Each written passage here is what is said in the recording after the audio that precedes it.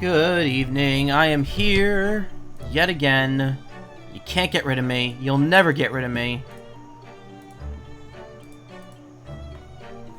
I am here to stream. So, another night of Ace Attorney ahead of us. Long night, because I started a half hour earlier than I usually do, so we'll get like a good 4 hours in.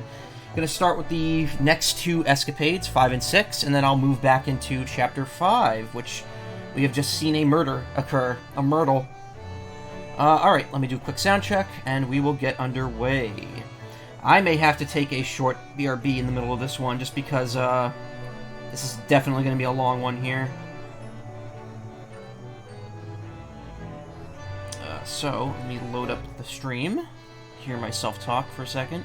Get underway. I may have to take a short BRB in the middle of this one. Okay, sounds good. We sound much goodly indeed. Alright. So, at Naruhodo's legal consultancy, an escapade in Naruhodo's legal... I almost said consultancy again. An escapade in Naruhodo's legal consultancy, where Susato appears to be rather irritated, because it seems Ryunosuke has been buying a little too much bric-a-brac, and now the whole place is brimming with things they don't need. And his latest purchase has really rocked the boat with Iris and Susato. So these two should be fine. These two take place before April, which is where the current case takes place. But I know that episode 7 takes place after. So the last two escapades we might save for after I finish Chapter 5. 5th March, 2:40 p.m. Naruhodo's legal consultancy. Hello? I'm back. Excuse me. Oh, hello, Mr. Naruhodo. Did you have a good outing? Hi, Runo. What's the matter? Your eyes are as big as dinner plates. Haha, Iris, I wasn't expecting to see you here. I've just made some tea, Mr. Naruhodo. Would you like a cup?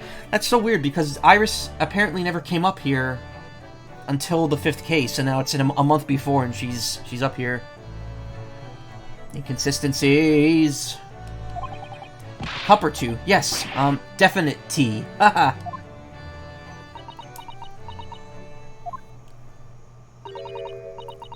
Alright, Runo, what's going on? You're acting extremely strangely.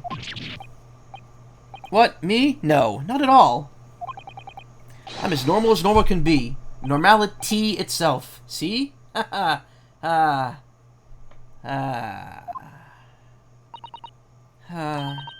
Not again, Mr. Naruhodo. Sorry, not what again? What do you mean, Susie?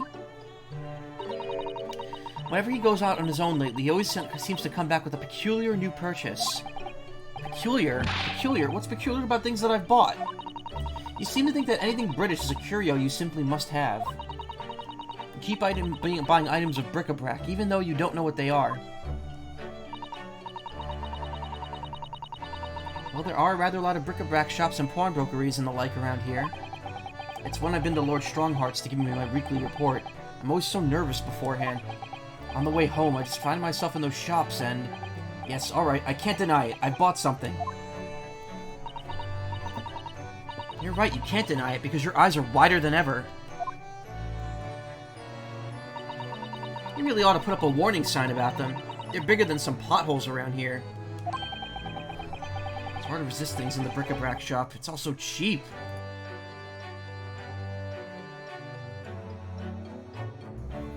Sorry, my nose was running. Had to blow it for a second. Mr. Sholmes has given me lots of useful advice about how to pick out the real bargains. You must remember, Runo, that Hurley likes to have fun with you. Take his advice with a big pinch of salt. Well, that's true. The thing he told me was a pot stand that wasn't a pot stand at all. But I never guessed it was a collapsible top hat. No, and I never did guess that you could fill up this once empty room so quickly. Honestly, it's overflowing with things we don't need now. I mean, look at those scales. Not once have you weighed something on them. I know, but ever since I first stood at the defense's bench in court, I don't know why, but I've just really wanted my own little set of scales. Let's see it then, Mr. Naruhodo. What have you come home with today?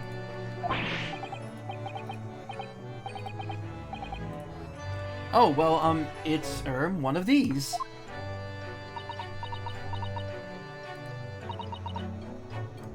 What is it?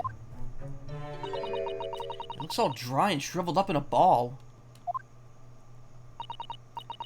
Really, Mr. Naruhodo, what is it? It's a sea anemone.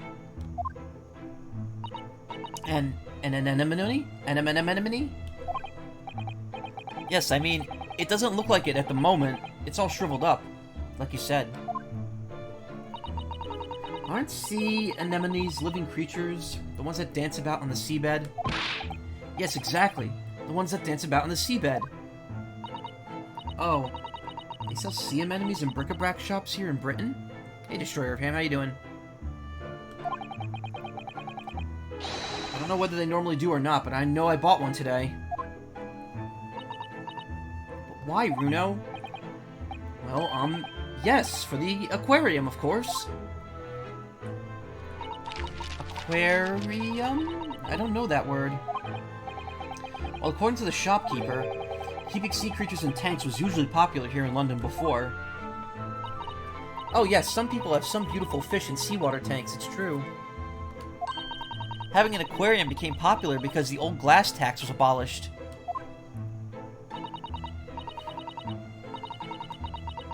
There it is again, rearing its ugly head, the subject of taxation. I'm doing pretty good. Better than the last few days at least. It was a real craze for a while. Everyone in London had one. For a while. Yes, it didn't last long. People's enthusiasm soon waned.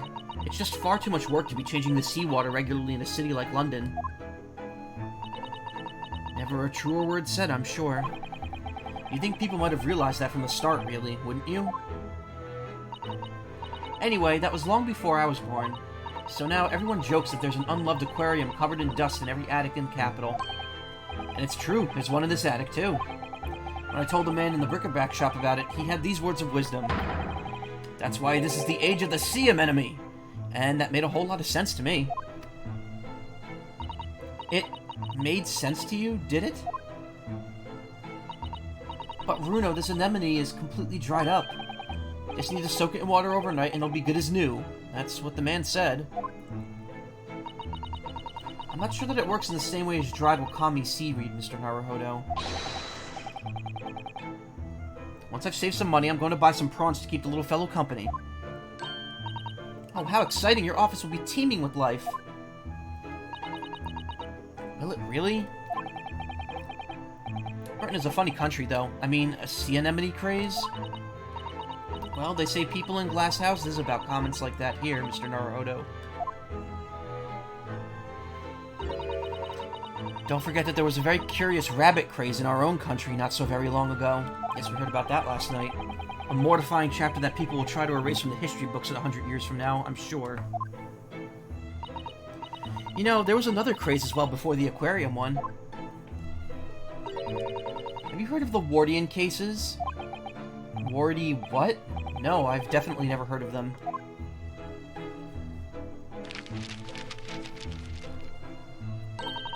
They were little glazed cases for growing plants indoors, I believe. Oh, I see. For plant lovers to raise their favorite tropical plants. That's right, like different types of ferns. Ferns? You mean those rather dull plants with lots of fronds for leaves? They're not dull at all. Ferns are lovely plants. I think people wanted to recreate the exotic foliage of the tropics here in their own homes. So they grew ferns? I mean, ferns, sea anemones, Londoners certainly have a knack for the obscure. Well, thinking about it... My grandfather loved the moss on his bonsai. He looked after it better than the trees.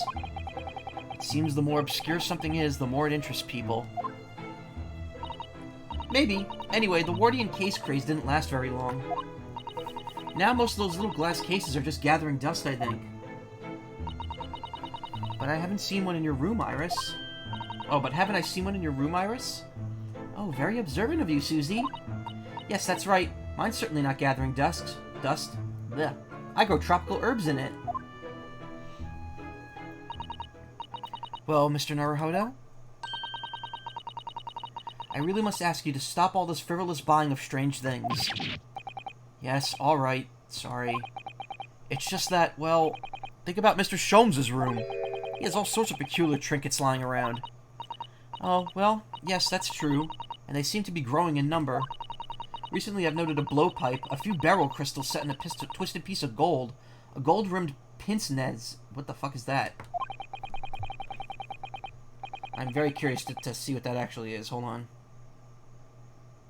Pince-nez. Oh, a pair of eyeglasses with a nose clip instead of earpieces. Oh!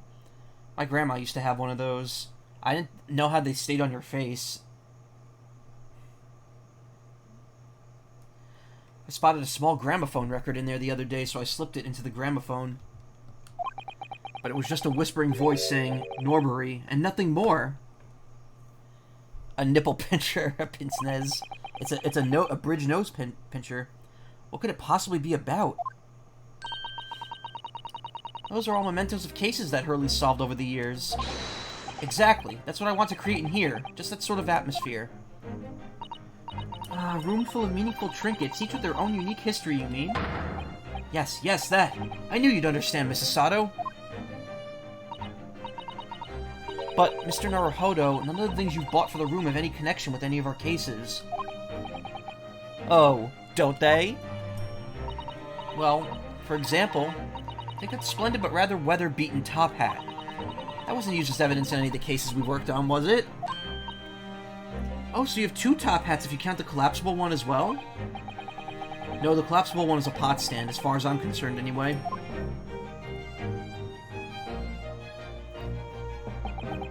But the other day when we were in court, they were everywhere, weren't they? Top hats, I mean. Well, here in Britain, of course, they're the mark of a true gentleman, so that's hardly surprising. If a man isn't wearing a top hat when he ventures out indoors, he'll be looked down upon. Unless you're Sherlock, of course. Gosh, it has very strict rules, doesn't it? The English Gentleman's Code. I've been wondering how I'd look in a top hat recently. After all, my university uniform is black as well, so I think it would be very in keeping. Oh, what a good idea! Go on then, Runo, try it on!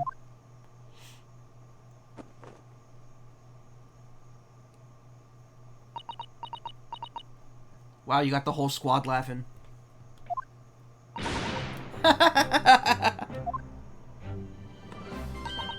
The lesson here, I suppose, is that the juxtaposition of student and gentleman is just so strange and wrong. Well, I'd rather it didn't suit me anyway. I mean, these hats are ridiculous. I'd be willing to bet that every foreigner who sees one of these for the first time thinks exactly the same thing. Why is that man wearing a chimney on his head? People in glass houses, remember, Runo? What do you mean? Well, what about Japanese chonmage top knots? Chonmage top knots, excuse me. Those haircuts are the height of ridiculousness. True. At least you could take a hat off. Once you have a chonmage, it's chon your head for good. I'd be willing to bet every foreigner who sees a chonmage for the first time thinks exactly the same thing. Why is that man wearing a cannon on its head? I suppose that's what it means to have different cultures, isn't it? Ba-dum-bum. On the subject of hats, the one Mr. Sholmes always wears his is really strange, don't you think? An extra word there. I beg your pardon, Mr. Naruhodo? What a thing to say! That hat is the very essence of Mr. Sholmes. Yes, without his deerstalker, the great detective would be unrecognizable. It's called a deerstalker. That's a surprisingly swanky name. It's the hat of a hunter, just like the flat cap. I made up my mind a long time ago to visit Regent Street and buy one for myself. I'm not sure it's going to fit over your hair. Well, I think it's perfect for a great detective who stalks his criminal quarry. What do you think is strange about it anyway? Well, you've seen it. It has two brims, one at the front and one at the back. Why do you need two brims on a hat? Surely one at the front is enough, no? One moment, please. If you ask me, it's just Mr. Sholmes' madcap personality coming through. I bet it's so that he doesn't have to think about which way around to put it on or something like that. Mr. Sholmes does not have a madcap personality. He always has a clear head. Deerstalkers were made for hunters who had to hide in thickets when they were stalking their prey. The brim at the back was designed to stop the stalks of the plants scratching the backs of their necks. Oh, so that's the reason. Thank you, Iris, for educating us. Mr. Sholmes doesn't spend a lot of time in thickets, though, does he? Well, no. That's true. I'm telling you, it's just his impetuous personality. Ugh. That's my theory, and I'm sticking to it. Firmly. Ah. Here you all are. Oh, good afternoon, Mr. Sholmes. I've not long since made some tea, Mr. Sholmes. Would you like a cup? I've seen it come at a good time, Miss Susato. Thank you. Now, I have something I should like you all to see. I've designed myself a brand new Great Detective's hat. What the? There's a brim at the front and at the back and at both sides. 4 brims in total. Your observation is quite correct, my dear madam. I'm a busy man, you see. But with this hat, whichever way I put it on, I shall always have it pointing the correct way. Oh! With my previous hat, I could, in an impetuous moment, wear it erroneously with the brims on either side. That's impressively clumsy, I would say. And I must regretfully say, I think your madcap theory was correct after all. But really, Mr. Sholmes, with brims on all 4 sides like that, wouldn't it just be better to wear a top hat instead? Oh yes, then however you put it on, you'd have a brim all around. What? So true, so true! How could I have been so blinkered to this fact until now? Well, fortunately, I happen to have 2 top hats here. If you just lift the pot off of it, you're welcome to try that one on over there. Indeed I shall, my good fellow. Much obliged.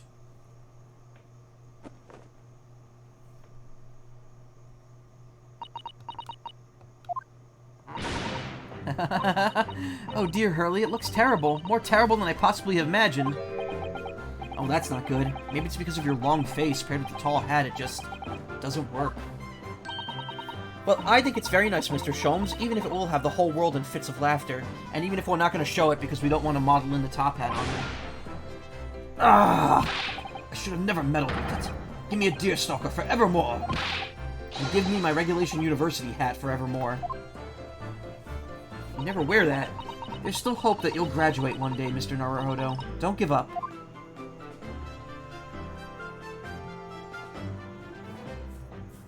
Naruhodo, yeah, Naruhodo, he seems to take a lot of pride in the fact that he's just a student, for some reason. Why is this... What is going on here? Alright, there we go. Why is it saving and loading multiple times? Alright, we could do episode 6, and then these 2, I think, are going to be after the 5th case, because they take place, past where the current case is. In this escapade in Mr. Natsume's room, it's revealed that the Japanese scholar was once a teacher of English. He has much to say on cultural differences between Japan and Britain, as well as on sentimentality, Shakespeare, and cycling. Ugh. Wait, I like cycling. I just don't want another case. I just don't want another thing with Mr. Natsume in it. Damn it. I had enough of that, man. 23rd February, 6:09 p.m. Mr. Natsume's room. So this is still before... I thought he left, like, immediately after the case. Which, wasn't that on, like, the 17th or the 18th? So I guess he stayed, like, another week before he left. So, Mr. Natsume... Yeah, here we go. Are you really returning home? To Japan? Yes, indeed I am. Everything is arranged already. We'll be sad to see you go. And after Runo worked so hard to prove your innocence as well. What a shame. It feels like it was all wasted effort. Don't say that! I know what you're suggesting! Now calm down, Mr. Natsume. It's all fine, really. You're in good company here, sir. If you fear the Reaper, you needn't hide the fact. I'm a proud citizen of the Empire of Japan. I'm not a scaredy cat! Talking of cats, Mr. Sholmes just casually threw one among the pigeons there. A man like me belongs in Japan, not here. That's what I've come to realize. I wonder. A mustache such as yours is eminently suited to London, I would say. Yeah, I thought he was, like, faking the Japanese thing. He didn't look like it. There goes Mr. Sholmes throwing another cat in. The The moment I arrived in the city, I noticed. Everyone in London laughs at me behind my back like hyenas. Hysterical hyenas ha-haing horribly. I'm sure that's not true, Mr. Natsume. Oh, but it is whenever I turn around and peer down the fog-filled streets, all I see are foreigners everywhere. Well, there's you, Runo, and Susie in here, so that's 3 foreigners out of 5 people. I take your point. Only the other day, I was taking a stroll through the fog as usual, when a young man approached me from behind. He was pale and gaunt, his back arched like a cat. Observing his wretchedness moved me so deeply. I thought to myself, I'm not the only one suffering in this hell. But do you know what? Can you imagine? It was just my own reflection in a shop window. A stunning, stinging, stupefying surprise. Don't forget slap in the face. Everyone started laughing at me, gentlemen thereabouts, ladies passing by. Even the men in the shop window. Ah, yes, and a certain great detective would like to be included among the mirthful. Ah, Mr. Sholmes is really going for Saseki-san today, huh? Well, I, for one, think you're a very handsome man, Mr. Natsume. There, did you hear that? This 10-year-old girl thinks you're handsome. Isn't that wonderful?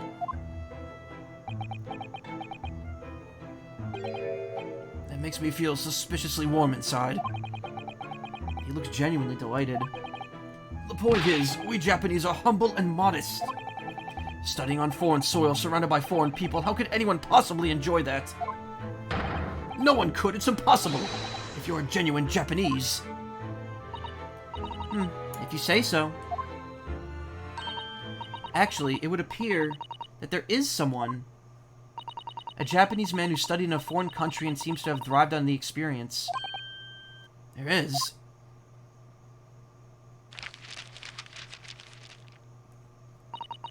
Mr. Ogai Mori. I believe he studied in Germany. Mr. Mori, pray, tell us more of the fellow. Well, today he's a very successful author in Japan. Oh, I've heard of him. He's the professor who wrote My Hime, isn't it? Isn't he? Blech. My Hime? I suppose in English the title would be Dancing Queen, maybe? Oh, I see. A tale of a woman who waltzed her way through the world, perhaps? You really needn't make up a silly translation, you know. It's already officially called The Dancing Girl in English. It seems Mr. Mori greatly enjoyed his time in Germany. He became close with a local lady while he was there. Close, you say? What a local lady? A compatriot's criminally contradictory conduct. Well, I suppose your experience of studying abroad depends on a large extent on your character. As they say, many men, many minds. Mr. Mori has an open mind, Mr. Natsume a closed one. Possibly a slightly black and white view, do you think, Mr. Sholmes? Well, anyway, if that's how you feel about being abroad, why did you choose to study here? Wasn't it to further our nation's understanding of the English language or something? Yes, that's right. So what were you doing in Japan before you came to Great Britain, then? I was a school teacher. Of English, of course.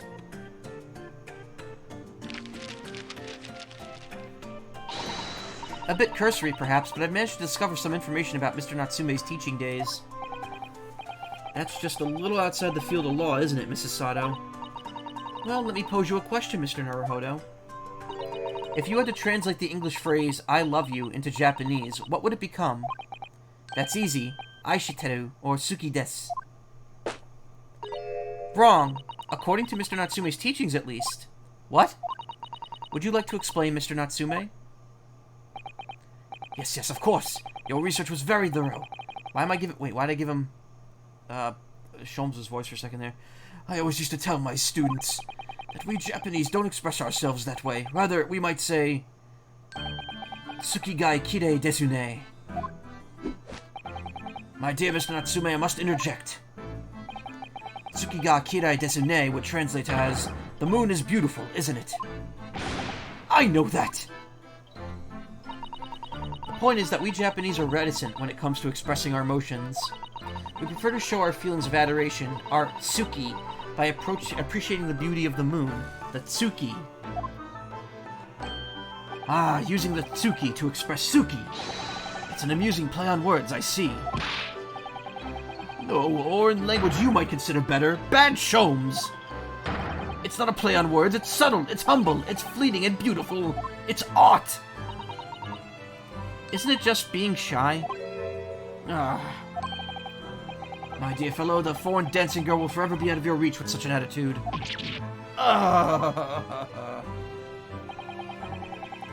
Imagine how the great Mr. Mori would act. He would win the lady's heart in a flash with a well-paced and unrestrained, I love you. Ah, that smooth Mr. Mori. Am I destined to live in his shadow forever? So what sort of man is he in that imagination of yours? The fact is, I just can't settle in this foggy London town with all its foreign inhabitants. I've lost count of the number of different lodgings I've tried before I found myself here. As it happens, I even lived on Baker Street at one time. No, really? A Sao scholar lives near there, a man by the name of William James Craig. His knowledge of Sao is unsurpassed. He's been a great inspiration to me over the... Forgive the interruption, but am I supposed to be familiar with this Sao of which you speak? It's Shakespeare, of course, Shakespeare, but in Japanese we write it as Sa and O. It's a phonetic representation using kanji characters, so England is Igiris, and America is America. Come to think of it, we use the same character as Ri in one word and Risu in another. Talk about confusing. So Shakespeare is Sao in Japanese. Presumably the Sa is a brutal attempt at the first Sha, which in this case is, where is the Shakespeare? How do you pronounce that? How do you pronounce that? Shakespeare? Kaspir?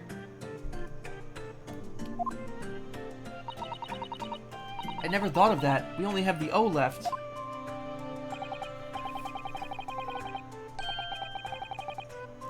Which could, even in the most charitable interpretation, only be a brutal attempt at an old man.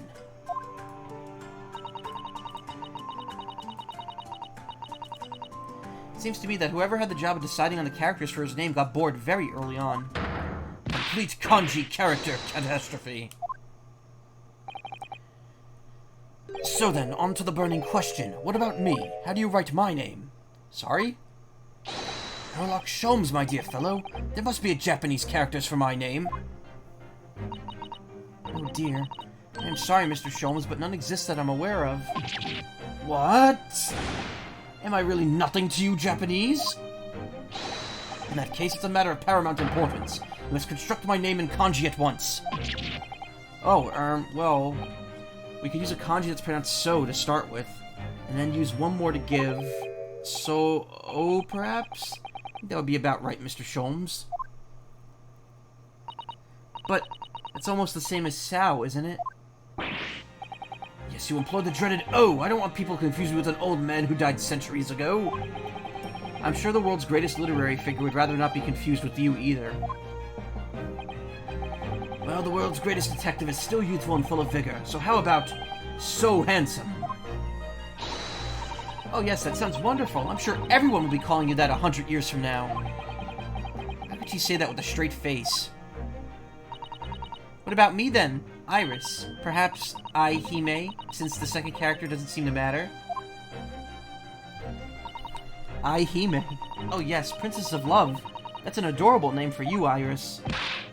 Stop, please, with a name like that. Mr. Mori is likely to turn up at any moment, and I rashly declare, I love you. This Mori-san has become quite a character in Soseki-san's mind. And you, Mr. Naruhodo? Might I venture Kurobozu as a fitting name for you? As in, the Dark Monk. Oh, that's very good. It describes you perfectly, Runo. So you think I'll be wearing this black varsity uniform for the rest of my days, do you? But Mr. Naruhodo already has a Japanese name. I don't believe he needs another. Well, anyway. We were talking about your life here in London, weren't we, Mr. Natsume? You should just get out and have fun. Oh, the learned lady has said as much to me, too. Mrs. Garadeb? But it wasn't fun at all. It was all frightful. Whatever do you mean? A cycle incident! An incident? On a bicycle? Oh yes, come to think of it.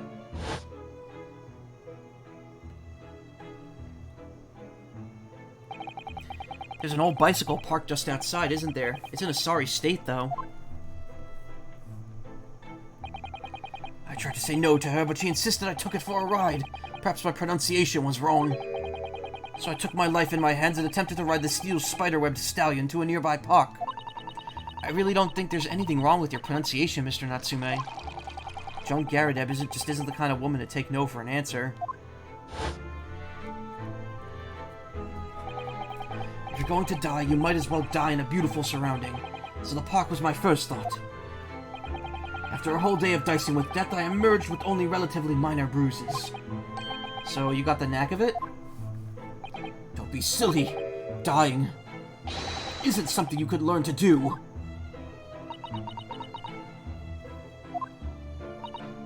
Mr. Natsume, you keep talking about dicing with death and dying and so forth, but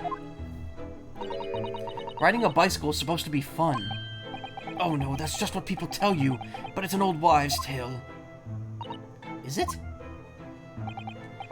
I mean, just consider the real name of the vehicle. It's not called a dicycle for nothing. How anyone expects me to use such an aptly named vehicle to move forwards is beyond me. Pedal power promises pain! I didn't think it was possible to get worse with practice. I'm lucky to be alive. Although, I must say, after looking death in the eye for a whole week, I did at least manage to mount the steed reliably. And notwithstanding a few wobbles, I found I could make progress in the forward direction. Ah, what a triumph. Deduction is much the same. When first presented with the problem, the mental exertion of trying to solve it leads only to a bitter disappointment. But after a week of picking one's way carefully along the path of reasoning and thought, one begins to see results. So, is that why all of your off-the-cuff deductions always seem half-baked? What a wonderful insight into your extraordinary mind, Mr. Sholmes. Unfortunately, after wobbling down the street, I noticed there were little stones everywhere. Death traps. Not that way, I said to myself. But the wild vehicle wouldn't listen. It wobbled on me down the street. On and on down the street. So of course, I hit one of those deadly stones and the crazy colt threw me. It's just my luck. Dicycles are the epitome of my pitiful life. I wish I could disagree. On the same subject, I'm sure there's a famous American author who's written about having similar experience. Oh yes, I've read that essay too, Iris. Some of us are better read than others. Well, no more dicycles for me. Oh, Mr. Natsume, at least you have an interesting anecdote to take with you back to Japan, if nothing else. You always manage to put a positive spin on things, don't you, Mrs. Sato? Personally, I haven't mounted a bicycle for quite some time. No, me neither. That's good. So how about a jaunt? Shall we all ride out together? Huh?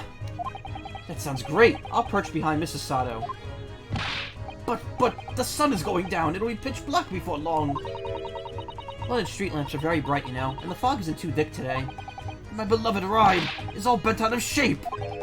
My dear fellow, if you are bound to topple the vehicle anyway, it's fitting that it's already bent out of shape. It's settled then. Come along, Mr. Natsume. Shall we go?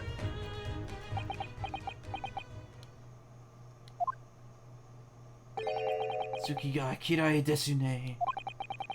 Don't tell me that's his translation of no thank you as well. Indeed, Mr. Natsume, the moon is at its most beautiful at precisely this time of the evening. Oh. We're not Japanese. You can't beat around the bush with us. What a weird and wonderful world! Okay, now we are truly done with Mr. Natsume. Thankfully. Well, for now. I have a feeling he's going to show up in Part 2.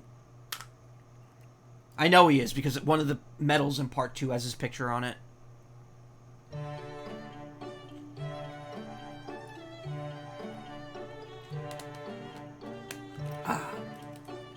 Very sweet Arnold Palmer. Alright. So we are 6 escapades in. This one takes place after the case we're on, and I'm guessing this one does too? I'll load it up, actually. Let's see when this one might take place. Considering it uses Van Zeeks, I'm not... date unknown. Okay. We might want to wait on that then.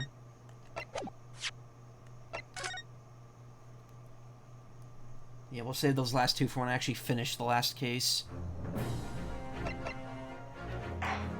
Oh wait, no, not select adventure. What am I doing? Oh, the auto-saved in the escapade. Okay. Adventure of the Unspeakable Story. Investigation Part 3.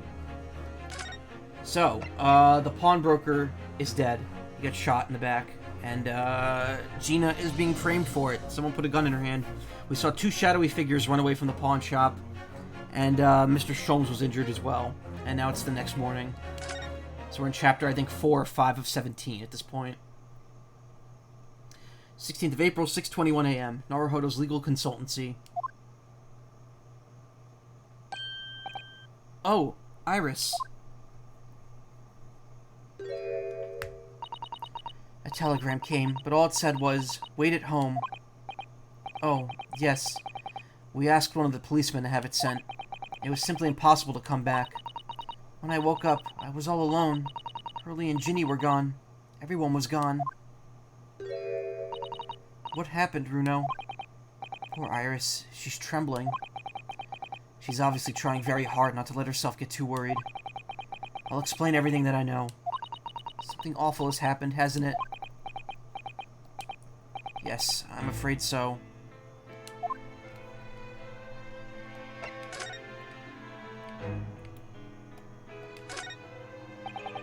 That spade has been in here since we started renting the place. Bruno, that's not a spade, it's a shovel. You're a shoveler, aren't you? I had a feeling you'd pick me up on that. Oh no, a pick is something else entirely. Now I've dug myself into an even deeper hole. Wasn't that for an achievement?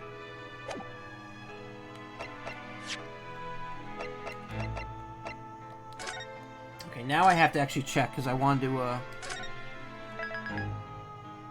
maybe I have to check it later. I did nothing off-stream, by the way. Not that there's really much you could do off-stream in this game.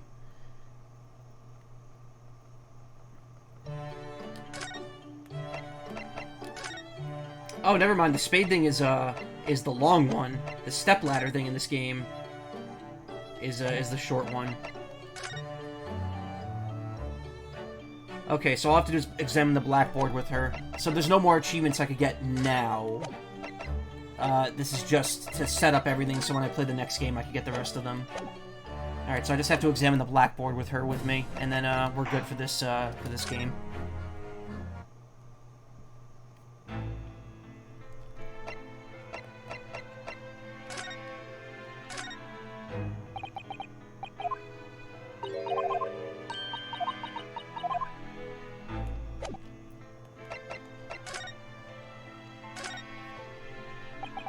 Sorry to have to tell you this, Iris, but Mr. Windybank is dead. He was shot. We discovered it in the early hours of the morning. Oh, yes. I had a feeling. You did? I saw all those police carriages pulling up outside his shop, so I knew something must have happened there. When we entered Windybank's in the small hours, we disturbed a gang of 2 thugs. They ran out onto the street and I chased after them, but they got away. So it was one of them who shot old Mr. Windybank, I suppose. I don't know, but that's not what the police believe at the moment. Oh, why not? They've arrested someone else as their prime suspect, you see. Gina. Ginny? But why? Well, the thing is... No, Ginny wouldn't do something like that. I know. None of us think she did it. Then why have they arrested her? I'm sorry. There was nothing I could do.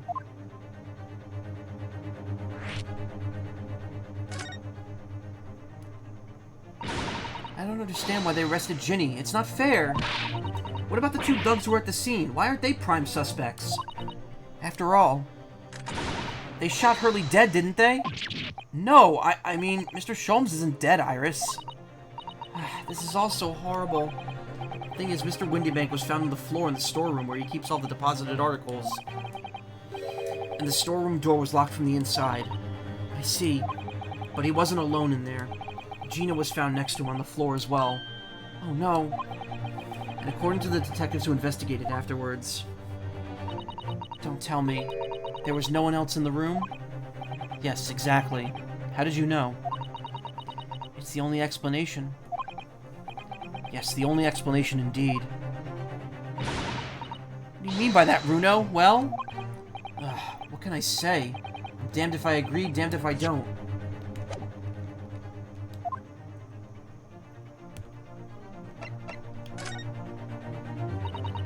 So where's Hurley, then? Is he still there investigating the scene? He really ought to have some breakfast. It's not good for him to miss meals. I don't want you to worry, Iris, but I have some news about Mr. Sholmes. He was taken to the hospital this morning. What? Well, when we entered Windybanks, a gun was fired, and he took a bullet. Hurley? Was shot? I was supposed to read that before the last topic. No. No. It's alright, his life isn't in danger. Really? Are you sure? Where is he? Which hospital? He's at St. Sinner's. They're tending to him there. I must see him. At once. I'm sorry, Iris, but you can't. Why not? That's not fair. I'm a family member. I should be allowed. No, I mean, nobody could see him at the moment. He's not allowed any visitors. They're preparing to operate, you see. To operate? Oh, poor Hurley.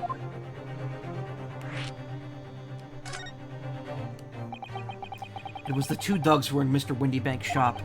They shot Mr. Sholmes when we disturbed them, you see. It was pitch black inside the shop at the time. My mind went totally blank, I'm afraid. I just froze. After them! Go! After that, I ran out into the street, but... well, they were long gone. I shouldn't have hesitated. I'm so sorry. It's my fault. I let them get away. I think that's a very good thing. Sorry? Well, if you'd seen which way they went and chased after them, you might have been shot as well, you know? On top of everything else, I couldn't bear that. Oh, Iris. Where's Susie, Runo? She's still at the police station. Oh, why? I expect she's still being questioned. The police said they wouldn't be finished for a while. Why aren't you there, then? Well, I didn't get a good look at the criminals anyway, so they weren't questioning me for long. And Mrs. Susato stayed behind at the scene to tend to Mr. Sholmes, so they didn't get started until later. Ah, I see. Besides, one of us had to come back to be with Iris. I'm glad Inspector Gregson agreed to me leaving early. You should have let me know, and I would have come to the station.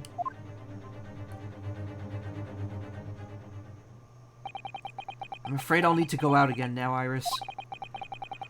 Excuse me, there's not much I could do at the moment. I've been tired all day today, I don't know why, and I got a decent amount of sleep, too. But I can at least try to find out how Mr. Sholmes and Gina are getting on. I want to go, too. Take me with you, Runo. I can't stand just sitting around here waiting. I'm not sure how I feel about taking a 10-year-old child to the scene of a murder. But I don't want to leave her all alone here, either. Alright then, Iris. Perhaps you can help me? Oh yes, I'd love to.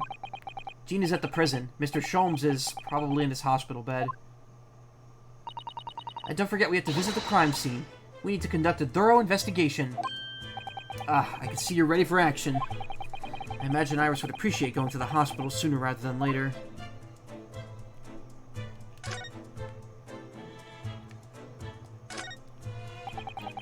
It's spring at last and the weather is warmer now.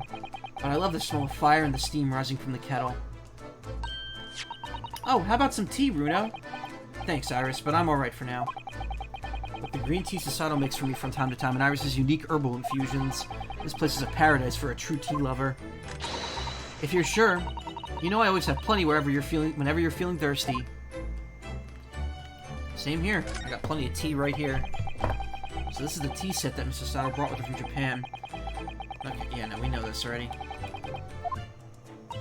Susie's lovely green tea has quite an impact on me, on Hurley, and it's quite an impact on Hurley, you know. He stopped putting milk and sugar in his coffee, even. And Hurley is normally bitterly opposed to bitterness.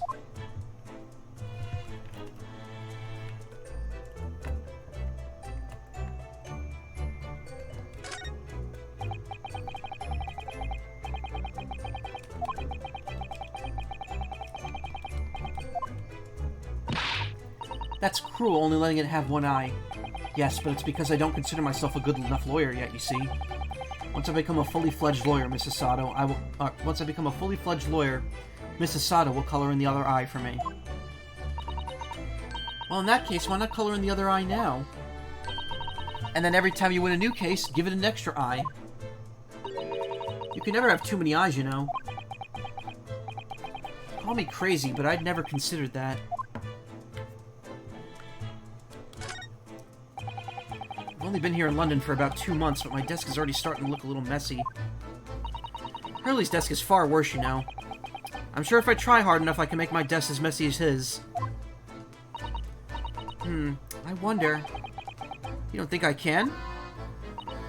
Well, it takes a certain genius to reach that level of disorder, you know? Path to true mess is long and arduous, it seems.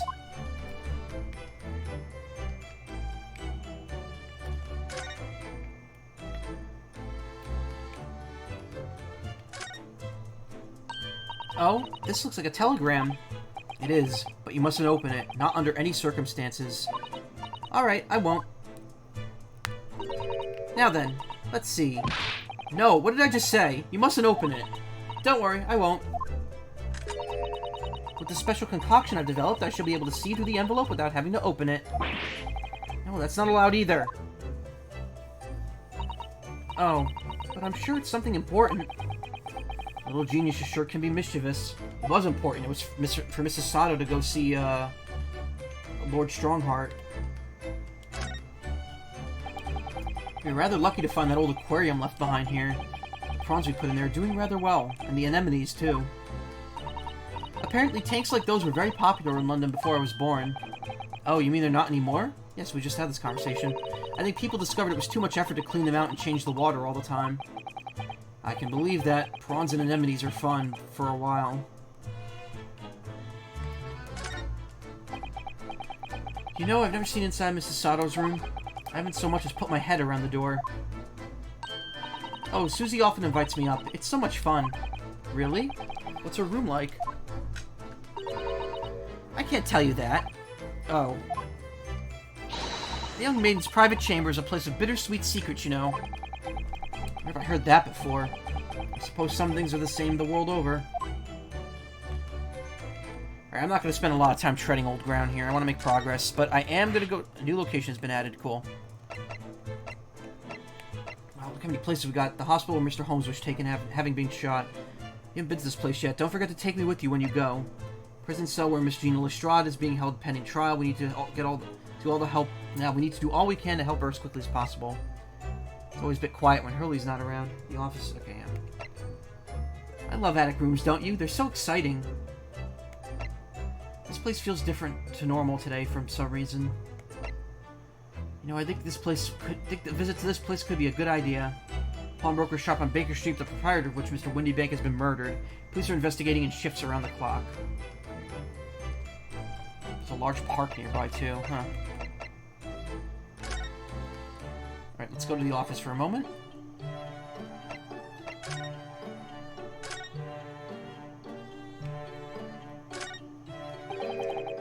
Mr. Sholmes' desk, it's completely clear.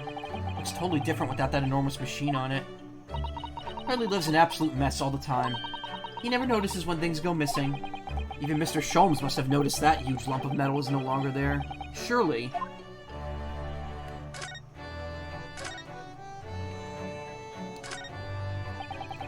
This is where you note down ideas, isn't it, Iris? Let's see. What does it say today? Ah, the Boscombe Valley Mystery. We visited Boscombe Valley recently for a picnic, you see, but I forgot to bring the tea. So when Hurley became thirsty, he decided to drink from Boscombe Pool. He gave himself an awful tummy ache. Oh dear. Hurley sat there, miserable as can be in that field of flowers after that, just like when you saw him yesterday. That really is an unsavory tale.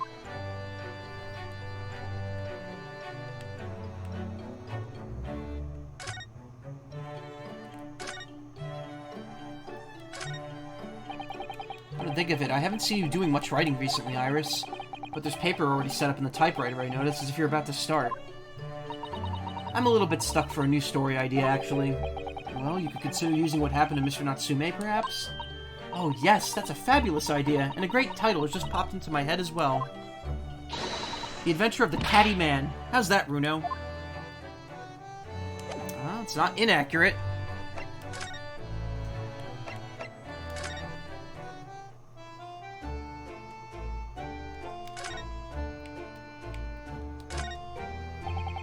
There's still a Scotland Yard carriage outside Windy Banks. I never imagined we'd be investigating a case so close to home. Poor Iris. She's very upset by all this. I'm sorry. I was there.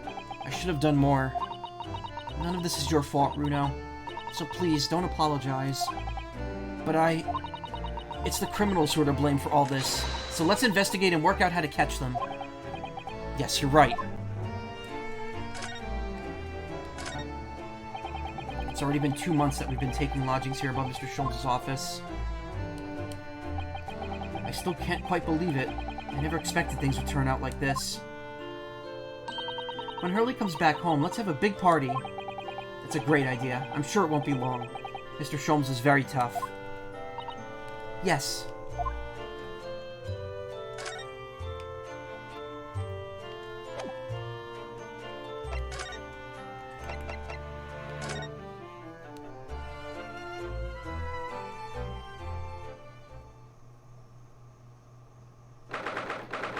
April. Windy Banks Pawnbrokery.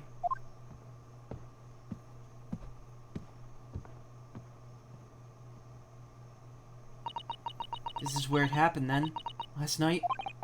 That's right. The two thugs I told you about were obviously ransacking the place, looking for valuables. But, apart from the policeman in here, you wouldn't know anything had happened. There's no sign of a disturbance. No, you're right about that, actually.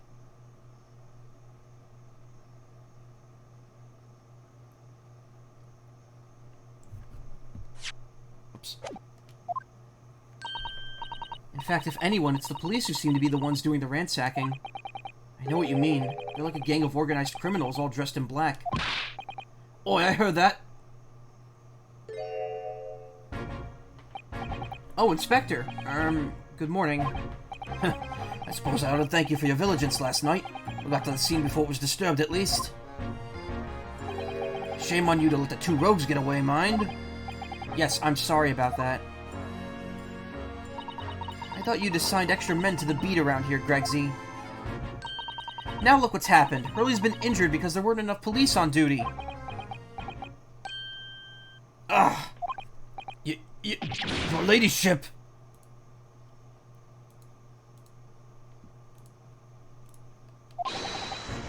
No one told me you were coming.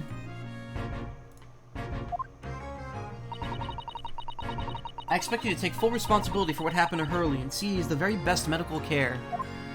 Of course, your ladyship. The very best doctors in the capital are tended to him as we speak. And I don't think it's Runo's fault that the rogues managed to get away, is it?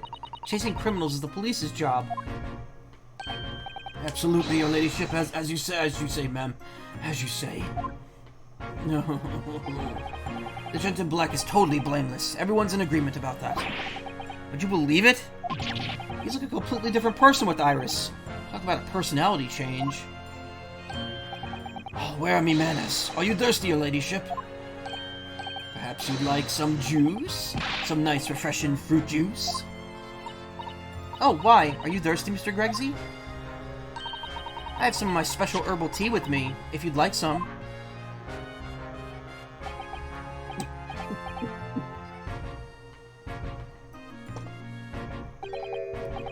Ah, lovely. Ta, very much. Really hits the spot, your ladyship.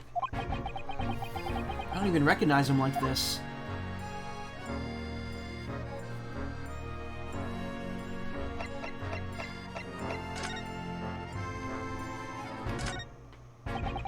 Police are scouring every inch of this place by the look of it. Instructions from the auditor to examine every article in the shop and every ledger and book of accounts. Every article? But that's a ridiculous amount of work, surely. We've been hard at it ever since the shop was declared a crime scene in the early hours. We're sifting through it all in shifts at least, but still. We'll be working through the night, that's for sure. And even then, we'll barely scratch the surface. A crime in a pawnbroker's. Must be every policeman's worst nightmare. It's every cop's worst nightmare, you know? A crime in a pawnbroker's. And he just teleports back. What's this on the floor over here? Like, why can't I examine it? Alright then, let's see what we can uncover. Oi, what do you think you're doing, Sunshine? You can't touch anything in here. Oh, but we were hoping to investigate. This is a crime scene for Pete's sake, no touching! What's the problem, Gregsy? Bruno's a lawyer, you know that. Oh, I'm ever so sorry, your ladyship. Ever so sorry. The rules and regulations are a thorn in my side. Of course, if Mr. Naruhodo was to have properly appointed by the accused, that'd be another matter. The accused? If you could show me some representation papers, I'd be only too happy to let you nose around. Did you hear that, Bruno? You need Ginny to sign some representation papers. Looks like presenting the detective here with the correct paperwork is the only way. So I just noticed, something curious here. That is a statue of the Thinker, which, as we know, plays a very important role in the very first two cases of the first Phoenix Wright game. So, that's a neat little, I'm sure that was intentional. I'm absolutely sure that was intentional. Trying to see if there's anything else here that might, like, tie into the future, but I don't think so. Whoops. Did not mean to hit that. That just looks like a Pinocchio doll. That looks like the woman from the first case, though. That blonde-haired girl. Who we still don't know who she is or why she killed Iris's father.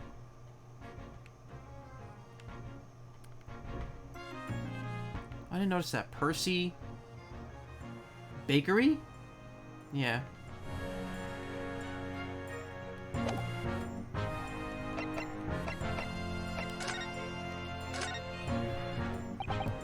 So, how's the investigation going, Inspector?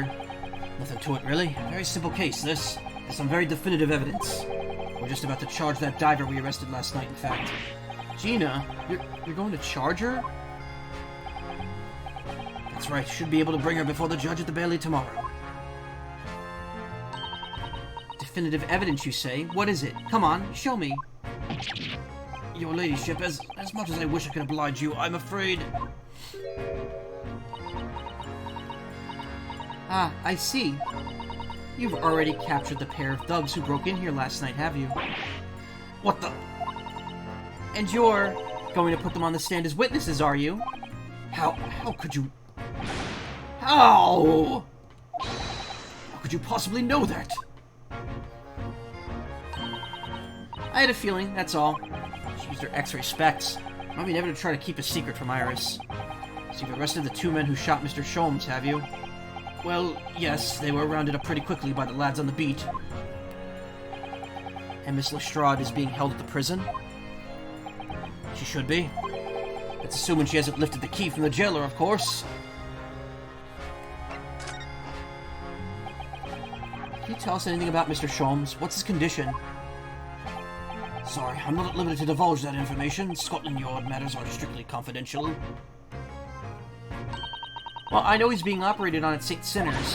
Why can't I see him? I'm family, you know. I'm terribly sorry, your ladyship. It's the hospital's policy. No visiting at all. Oh. The bullet must have hit an artery in his midriff. He lost a fair bit of blood. Oh, no. He didn't seem too bad in the first hour or so, but a hemorrhage like that is sure enough to make even the one and only Sholmes pipe down. Mr. Sholmes is a human like the rest of us, you know. Well, anyway, he's having emergency surgery right now. They've got to stop that bleeding. But he will be alright, won't he? They'll be able to make him better? Of course, your ladyship. He'll be right as rain before you know it. Really? How do you know? How do I know? Well, because of course. Yes, because Mr. Sholmes is such a great detective, that's why. You better pray the doctors have a better grasp on what's needed to make someone well again. Yes. Oh dear, please don't die, Hurley. I'll report to your ladyship the moment I hear he's out of the operating theater.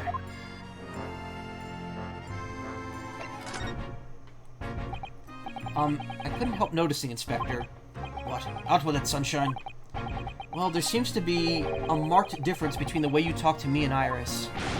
Watch the sauce, Sonny. I'm a copper, and we don't go in favoritism. For favoritism, excuse me. But he's right, you do treat us differently. It's because of those adventures of Sherlock Sholmes stories. That's why. Oh. I crop up in him, don't I, Inspector Tobias Gregson? Oh, well, yes, because you're an acquaintance of Hurley's. What'd you write about the Inspector, Iris?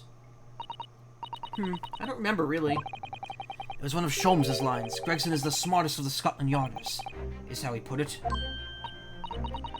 Oh, did I write that? And you know what that one line did for me, eh? The very next month, my pay doubled. Doubled, I tell you. Oh, that's amazing. All because everyone at the Yard reads them. They read all the Sherlock Sholmes stories. I almost said Sherlock, I don't know who that is. They've even set up a fan club for me. Of course, that explains everything. It was around that time that you became such a toady to me. Can you blame me? All it takes is one bad word from you and Sholmes could change his tune about me. Gregson? No, the great detective will say, he's getting quite overrated these days. What will happen to my salary if that came out in print, eh? The whole thing gives me the willies. I can't tell you how many nights of sleep I've lost to worrying about it. That would never happen, Gregsy. Every month when a new Ranced magazine comes out, my hands are trembling as I turn the pages. Oh, how awful for you. Here, have some of my tea to settle your nerves.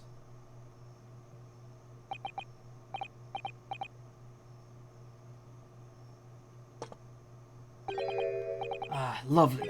Ta very much. That really hit the spot, your ladyship. Teetotal. Oh, yes. I just pulled this food out of nowhere. There's actually something I was supposed to talk to you about, actually, Mr. Naruhodo. Yes, what is it? I've got an important message for you. I clean forgot about it until now. An important message? I wonder what it could be.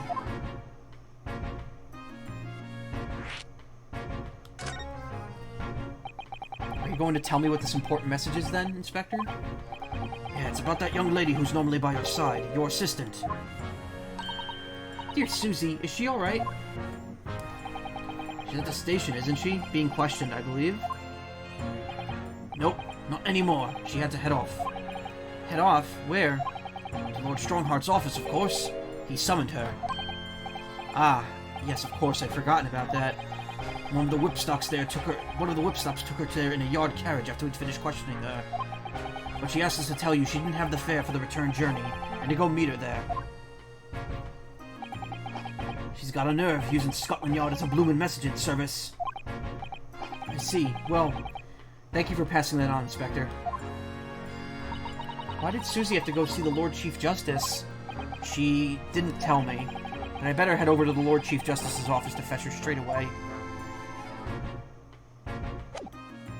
Bup. Another new location has been added.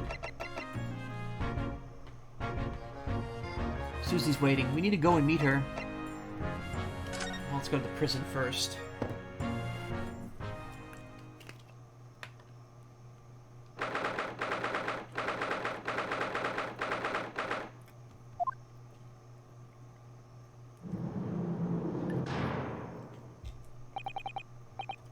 Hello, Gina. Why does she still have that? Why did they not confiscate that from her?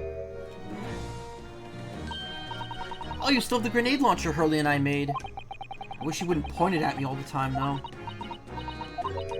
What are you here for? Ginny, I have a feeling it's because of us that you ended up in trouble.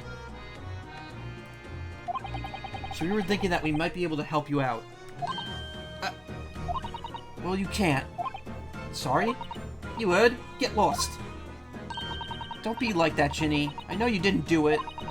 You never shoot someone. I just know you wouldn't. You think you know me? Pull the other one. Oh. You ain't got the first idea about the likes of me. I'm a thief. I pinch people's purses when they're walking down the street. That's how I get by. And if I saw me chance, I'd sneak into a pawn shop any day of the week. Just to see what I could lay me hands on. Get it? That's the kind of person I am. But Ginny... I'll be in court tomorrow, they said. Some cove came by before and said he'd be a lawyer for me or the like. Said it was my right or something. But I told him to get stuffed. I don't need no lawyer. I don't need no one. She couldn't be staring at me any more obviously if she tried. Why are you being like this, Ginny?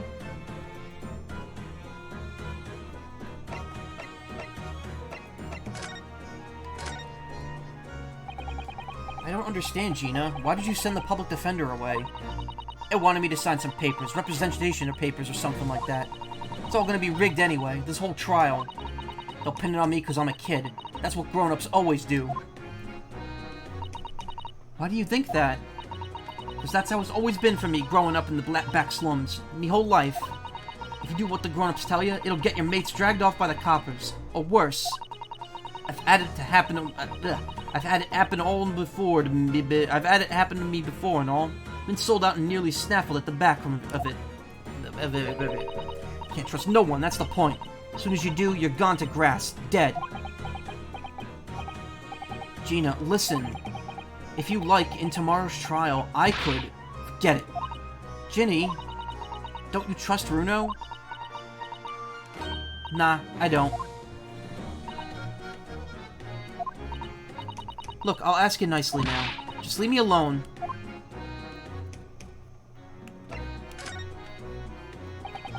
Will you at least tell us what happened, Gina? Last night at the pawnbroker's. There's nothing to tell. I figured it'd pay me, so I broke into the place and started going through the storeroom. But the old bloke walked in on me, and you know the rest. But why, Ginny? Why would you do that? Ain't it obvious? This is full of stuff I could sell for a shilling or two. Diamond ain't easy, you know. It's a lot of work, and half the time you don't even get nothing. Is that really why you broke into the place? What? Are you sure the true reason wasn't something else? Give it a rest. What would be the point anyway, eh? Nothing I could say would make a blind bit of difference.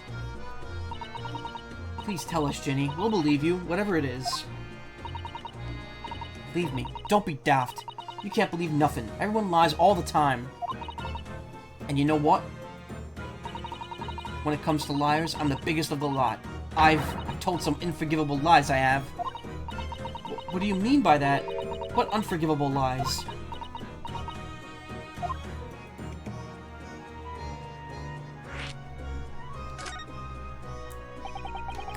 What'd you mean by for? What'd you mean before, Gina, when you said you were the biggest liar of the lot? Why don't you tell us these unforgivable lies you've told are? Maybe we could help.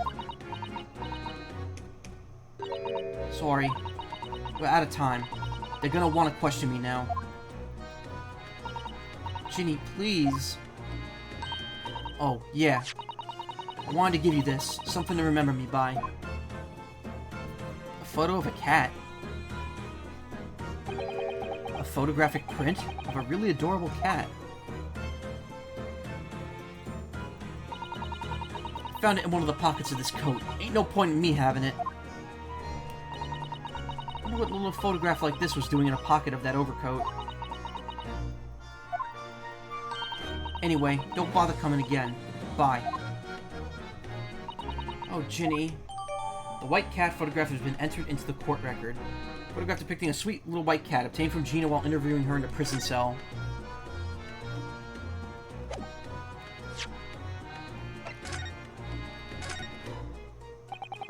This is an adorable little cat. I think it looks a little like Wagahai.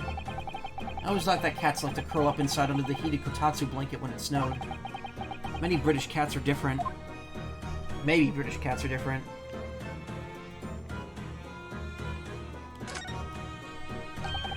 Look on the back of this print here. There's something written on it. 13th February, 9 p.m. Article deposited, 1 small box. Loan amount paid, 10 shillings. Redemption deadline, 13th of April, 9 p.m. So this photographic print is a redemption ticket? 13th February. That could be significant. It was just 2 days before the murder on the omnibus, wasn't it? A small box. That doesn't tell us much about it, does it? Bruno, if Mr. McGilded still had the ticket, then presumably he never redeemed the article. So do you think the box might still be present somewhere in the shop? Ah, yes. If it's something Mr. McGilded deposited, we need to investigate. Redemption ticket issued from the pawnbrokery owned by the victim, Mr. Windybank, in the form of some handwritten notes on the back of a photograph. Why do we never look on the back of things? Would you ever look at, strange. Where's my armband gone? What's the problem? Something wrong? Don't suppose you're looking for this? Yes, but how? And when? And how again? I got talent for it, haven't I? Diving? That's bordering on black magic. And it makes what I was about to say about my armband seem a little dull. So, what do you want to tell me about it, then? Here, Gina, look at this. No, Tom. I wasn't saying you could have it. Oh, weren't you? Well, when someone says I can't have stuff, it makes me want it, see? So you better hand it over now. No, I'm not giving it to you.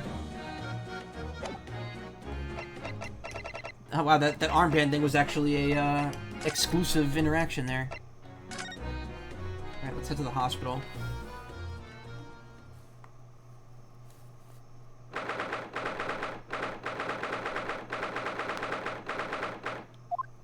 St. Sinners Hospital, Ward 3. Hurley! Oh! He's not here. No, that's strange. The nurse definitely said he was in the bed by the window, didn't she? Oh, I know what's probably happened. Hurley was being a big baby, and the bullet wound wasn't that bad after all, so he's been sent home. I'm not so sure about that. Baby or not, there's no questioning that it was a fairly serious injury that Mr. Sholmes suffered. Oh. Hello, hello, what have we here? This water's off limits, no visiting. So what are you doing in here, eh? Well, I'll have you know, we're Hurley's next of kin. Oh, you're begging your pardon then, ma'am? Sir. A little lady and her curious Eastern gentleman. The great mystery solver has a mysterious family, eh? If that's how you see us, Tom, sure. Where is he, Constable? Where's Hurley? I believe he's currently in the operating theater, ma'am, undergoing an extensive operation. Extensive? It's been several hours since he went in. Oh dear, is he going to be alright? Well, it doesn't appear to be working, you see. The anesthetic, that is. Oh. I've heard a report that the gentleman claims he may have had a little too much to drink last night. Coffee, that is. Anyway, I think it would be fair to assume that he won't be back here for several hours yet. I see. Thank you, Constable. Perhaps we should leave and come back later. Oh, poor Hurley.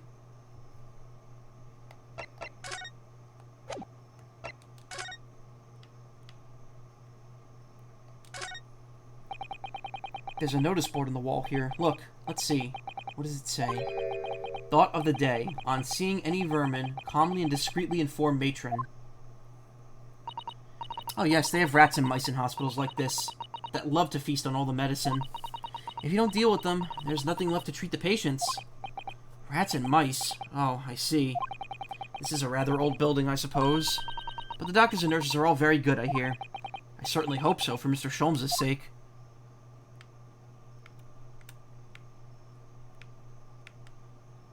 Not a whole lot to examine here.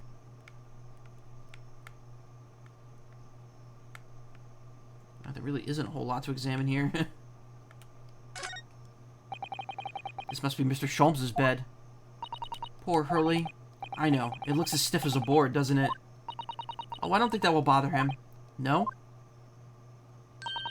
I often find him asleep face down on the floor, completely dead to the world. I think I'd call the police if I discovered someone like that.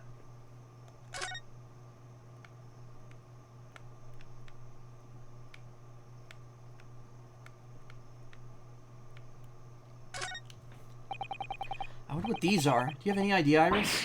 Oh, haven't you ever seen crutches before? Let me explain. They're for people with leg injuries, to help them walk. You hold one under each arm, you see? Ah, right. Thought they were weapons of some sort. Why would there be weapons in a hospital? I thought maybe a fighter had been injured in a battle contest and been brought here along with his weapons. That's surprisingly plausible.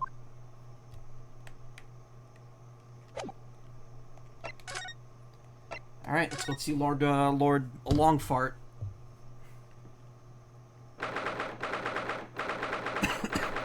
6th of April, British Supreme Court, Lord Chief Justice's office. Yes. No matter how many times I come here, I always get the same sense of oppressiveness somehow.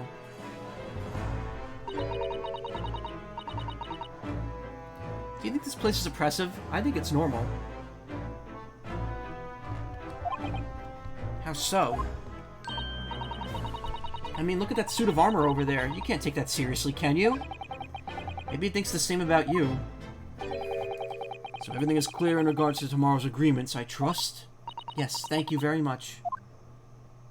There they are, Susato-san and Lord Strongheart. I wonder what they're talking about. They both look very serious. Very good. There's nothing further to discuss. You may return to your lodgings. No doubt you have much to do in preparation for your return to your homeland. Wait, what did you just say? Your return to your homeland? Susato-san!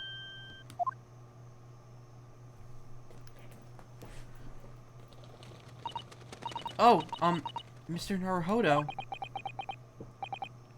What was all that about?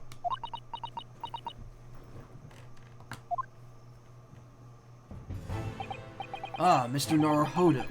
Thank you for coming to collect your colleague. What's all this about? Why are we talking about Mrs. Sato's return to her homeland? And tomorrow?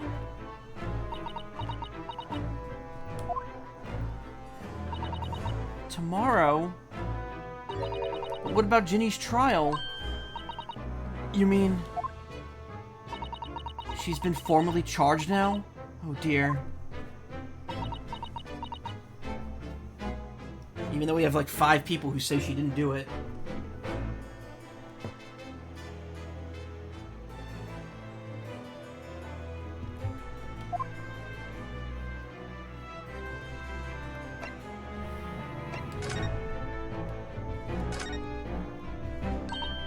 Well, I've always dreamt of sitting at a huge desk like that and looking important. Why don't you try it then?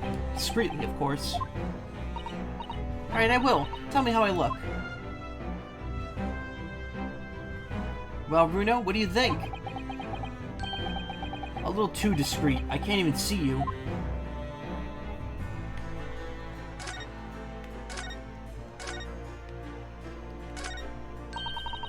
Oh my goodness, just look at all these books! Yes, there are books about the judicial systems of all different Western nations.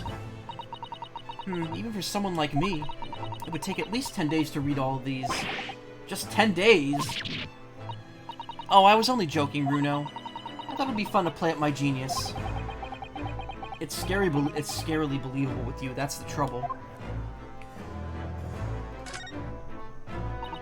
I love clocks and their mechanisms, don't you? The way all the hundreds of pieces fit together and work as one to move the hands of a single timepiece. Yes, I can imagine clocks are just your cup of tea. When I was little, I used to dream of one day living inside a clock, you know? You must be envious of Lord Chief Justice having his office in a place like this, I suppose. No, not really. Oh. Well, I mean, that's a dream for when you're little. It'd be silly now. I want Lord Strongheart hear you talking like that.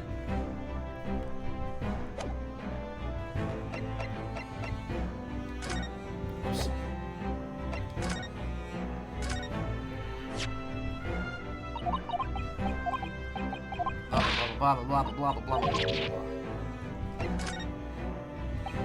So about this... Wait, I must have more time to examine it thoroughly. Really, there's no need. If that's not relevant to the moment, you could just say so. Susato-san takes everything so seriously.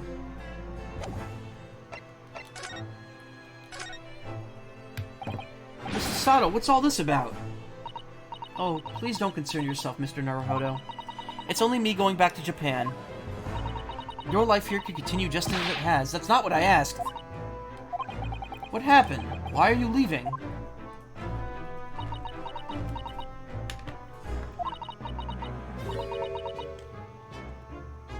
It's my father. He's fallen ill. Oh no! I had a feeling it was going to be something like that. Professor Mikotoba.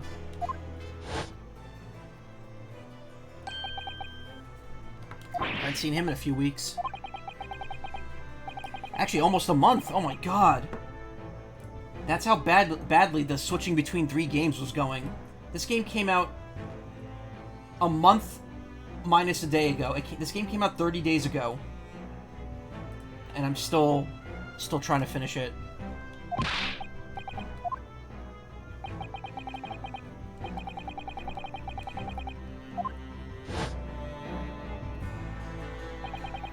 We received an international telegram from the Empire of Japan informing us of the news. 10 days ago, Father collapsed with a fever. The cause is apparently unknown, and it seems he grows weaker day by day. I don't believe it. As you are aware, the voyage from here to your country's capital, Tokyo, takes some 50 days. I thought it would be prudent to hasten Mrs. Sato's departure as much as possible. Yes, absolutely. Why do I have the feeling that it's not true and that's a lie? I will leave London first thing tomorrow morning. I can't believe this is happening.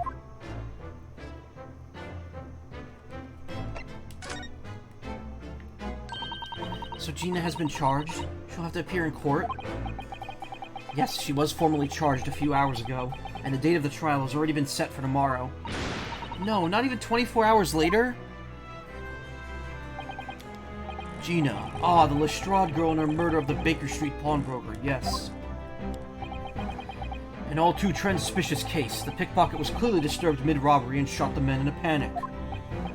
No, the yard is overstretched as it is without wasting time on these open and shut cases. It's not wasting time. Ginny would never do something like that. Mr. Naruhodo. Oh, yes, Lord Strongheart. In deference of your fine services to date, I shall overlook this young girl's insolence. But I have no recollection of admitting a child into my office. Leave, now. Of course, Lord Strongheart. Criminals will tell the most palpable lies in order to evade justice. The police can ill afford the time it takes to unravel all their untruths. Meanwhile, more crimes are perpetrated. We have far more serious matters with which to contend. Serious matters? Didn't Gregson mention something like that yesterday? Yes, Inspector Gregson made a similar remark yesterday. It's no concern of yours, though I'm sure I need not remind you of that.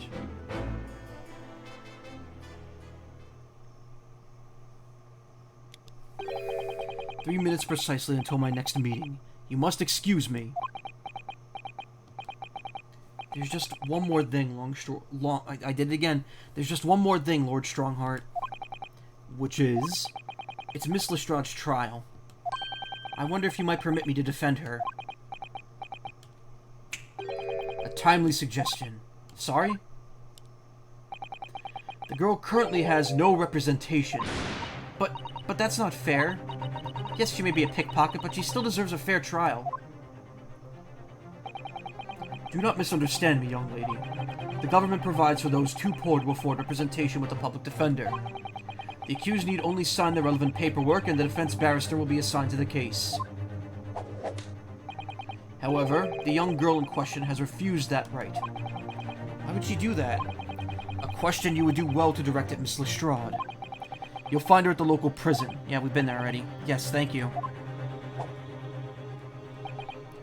Now then, it's time I was leaving. Good day to you. What a day. Gina charged with murder, Susato-san about to leave.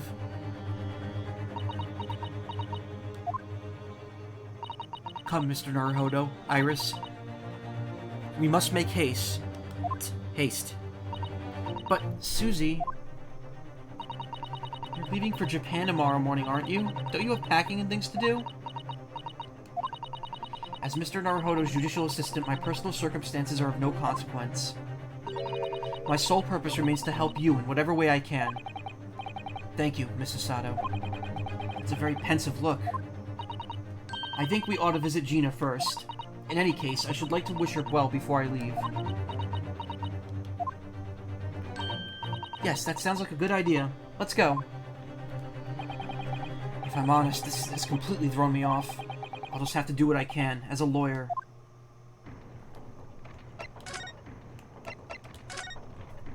Back to the prison.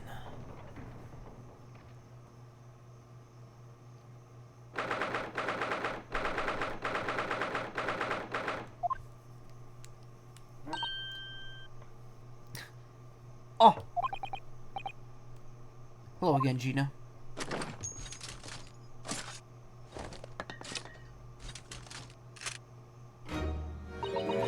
What are you out here for now? To have the muzzle of that grenade launcher shoved in our faces yet again, obviously. I think I need to improve the way you load the ammunition into that thing, don't I? Look. Come at me as many times as you like, but I ain't got nothing more to say to you.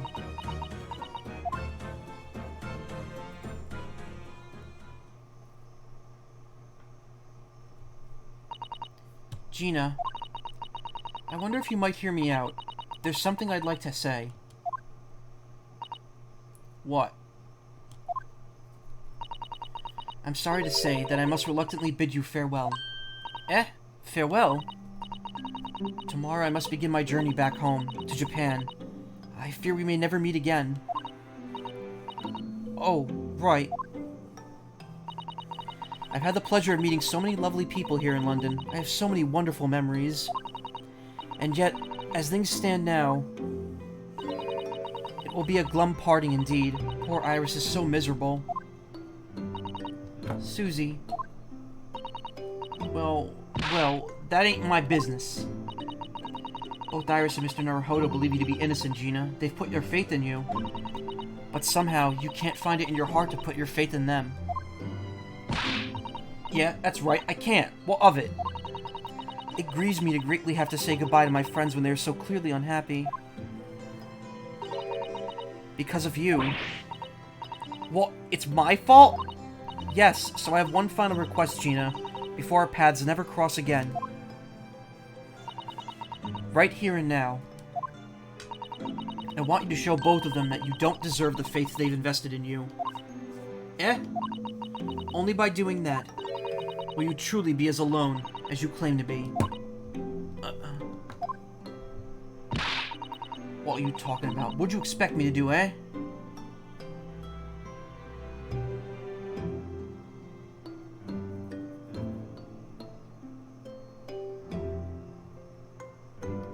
Sorry. You told us that everyone lies. So prove it by admitting one of your own untruths.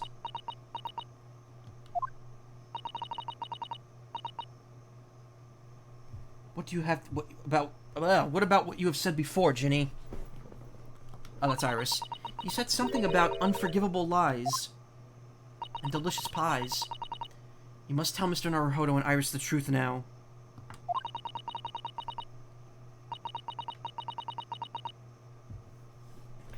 That is my last request before I leave. My last request as a judicial assistant. No, I can't. Whatever these lies are, they're obviously weighing very heavily on Gina's mind. Gina, I could be wrong, but is it something to do with what happened 2 months ago? Something about the trial? The one in which Magnus McGilded was acquitted?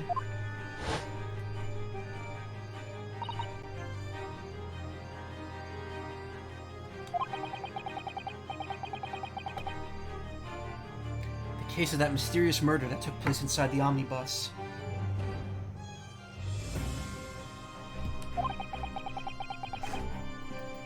You were called as a witness by the prosecution. Is that what this is about? Yeah, you're right. Because in that trial, I lied. I lied like you wouldn't believe. Will you tell us about it now? Oh man, finally we're gonna find out about what happened in Chapter 3. Like you said, it all happened 2 months ago. The coppers got a hold of me and shoved me in the witness stand. And based on your testimony, Mr. McGilded was declared innocent. Yeah, well, the thing is, I lied about a whole bunch of stuff. I knew it. What sort of thing did you lie about? I was hiding under the seat that night. That was the truth. It was pitch black in that little cubbyhole. Couldn't see a thing. And then I heard that loud thud, like someone falling on the floor. There's only 2 rules in the shop. It's either shop or bishop. I guess. Buy shop. And that's when Mr. McGilded discovered you? Yeah. They pulled me out from under the seat and sat me next to the dead man. They weren't much light to see by, but when I looked at me ends, I had Cove's blood all over him. I was so scared, I couldn't even speak. You had his blood on your hands. In other words, it was Gina that the witnesses on the roof deck saw to the skylight. Meowdy. Hey, sour cream. Then, Mr. McGilded started asking you questions, I suppose? Who you were, and why you were hiding under the seat. Whoops, how did that happen? Sorry, just a second.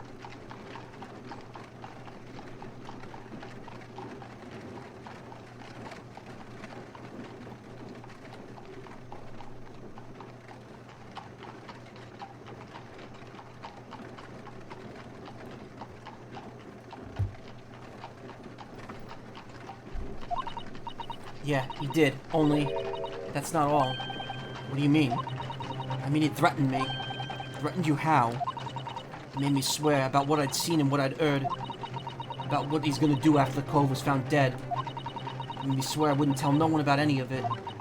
If I did that, he said he'd let me scarper before the coppers showed up.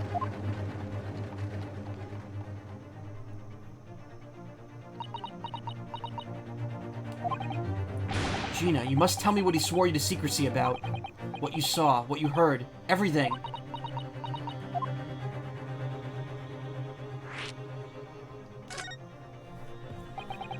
You said McGilded made you swear not to tell anybody about what you saw. But you were in the pitch-black compartment under the seat the whole time, weren't you? Yes, with Mr. McGilded sitting above your head, if I remember correctly. Yeah, that's true, but it was when I heard the thud of the Cove hitting the floor. I let out a little scream, see? Couldn't help it.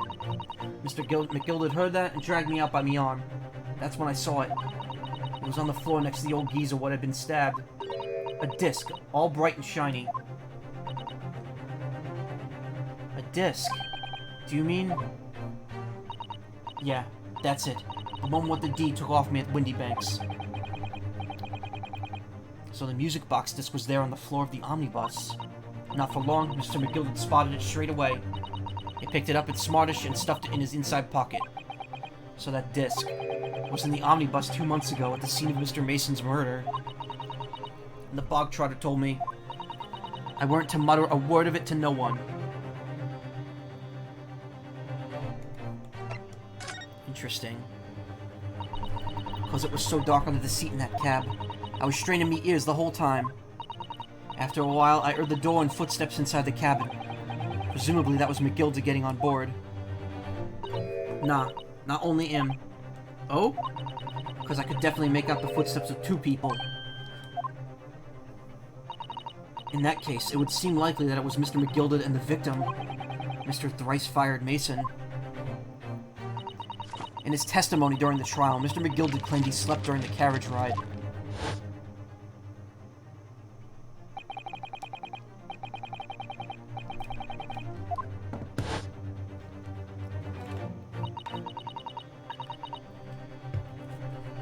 And your own testimony, Gina, supported his. I gotta say, I'm getting better at being able to speak long periods of time without getting my throat too sore. I've definitely, this week I've definitely been less sore after extended periods, while on the same amount of hydration, so that's good.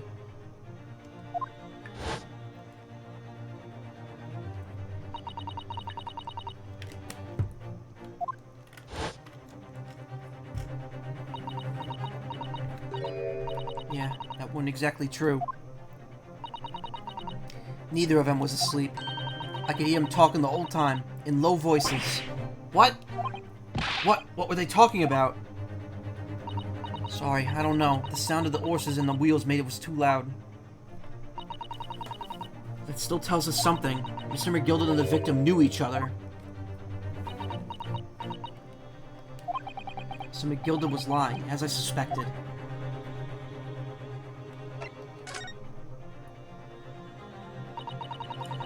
I knew it wasn't going to take long before someone raised the alarm and the bloke had been killed. The bloke had been killed. Yes, you were quite right. The other passengers on the roof deck noticed very quickly. So when the cab came to a stop, McGilded told me to eye back under the seat again.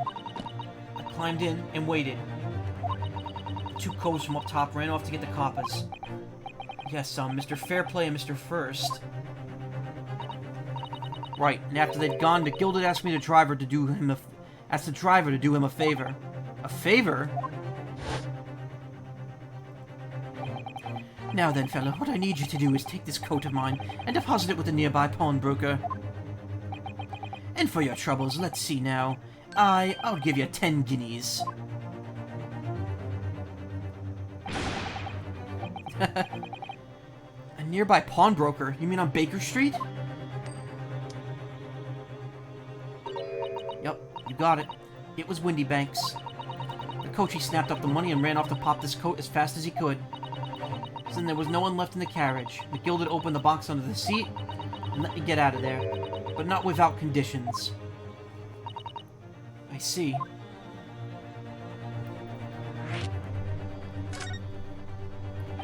What were Mr. McGilded's conditions, then? For letting you go free, I mean. Not telling a soul. Not for anything. Not about what I saw and what I heard. And there was something else as well. There's more? Yeah. This is the most important thing, he said. I like this art style. It reminds me of Leighton. I'm sending the coachman on a little errand for me with some small change in his hand. Now then, did you hear what I asked of him? Did you see anything at all? At all? You asked him to go pop your weasel, right? Aye. The fiend's taking me overcoat to deposit with the pawnbroker's whereabouts. Would you miss? Well, Gina's in jail for what happened at the end of the last stream. Susato is being sent home to Japan because she got an international telegram saying that her father is ill, which I kind of doubt, but I can't prove. The characters don't doubt it, I doubt it. And now, we're getting Gina to tell us about what happened 2 months ago at the trial of Mr. McGilded. Or at the incident. And I want you, lass, to take the redemption ticket for it, do you understand? What, you want me to have the ticket? That's right, and I'll come fetch it from you later, sometime within the next 2 months. You're to hang on to it till then, is that clear? And whatever you do, don't lose it. Alright then. In case it might happen to be delayed at all, you're to go to the pawn shop, Windy Banks, so it is, and you're to extend the loan after 2 months is up. If you forget, the article will be forfeited and any old fiend could come along and buy it. Yeah, but I ain't got that kind of brass. Here's £5. That should be enough. We understand each other, lass. Don't try anything funny now. If you go against me. Yeah, I get it. Good. And one more thing. In a few days from now, you'll be visited by the police, I've no doubt. coppers? Aye, they'll come be asking you to take to the stand in court. Okay, so Gina got arrested and Sus got sent home because her father is sick, yes. Well, she's getting sent home tomorrow. Aye, they'll come asking you to take stand in court to testify as a witness. So let's just say we have a wee chat about that, shall we? What is it that you might say, and what is it that you won't?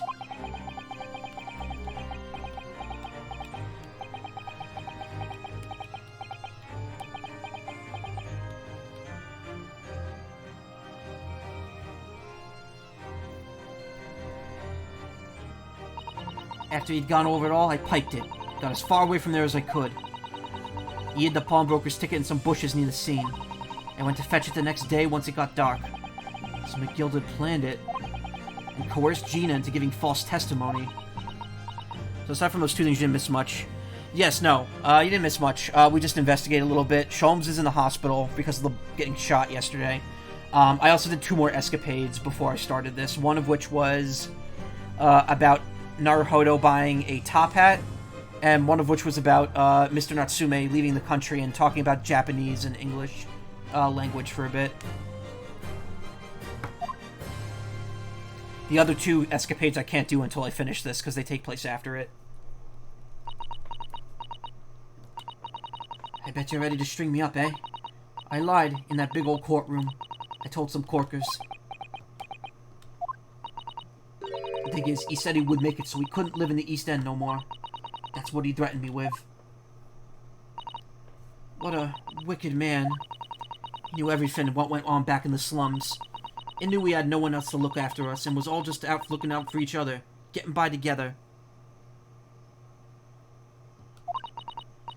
So you mean Mr. McGilda would have, in an heartbeat, he could have had a lot of us chased out of there if he wanted. And then where could we have gone, eh? Nowhere, that's where. So, I didn't have no choice. Thank you, Gina, for telling us everything. But, I'm for it now, eh? Go on, admit it. You must be livid. Well, you can make amends by doing a simple favor. Favor? What? Sign the representation papers for tomorrow's trial. Eh? If you don't actually want me to represent you in court, you could rip it up later. But we need that paperwork or we can't investigate. The police won't let us.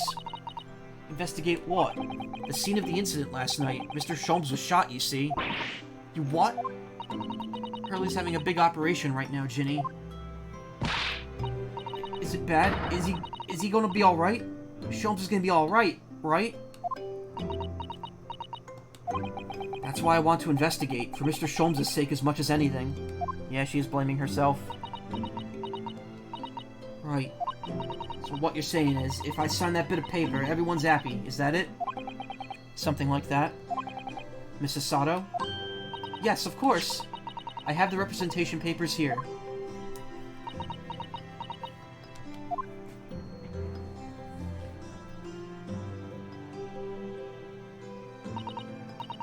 I don't need no one to stick up for me, though.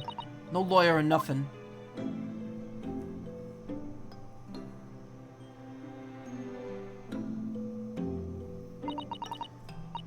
Poor Ginny. She seems so lonely.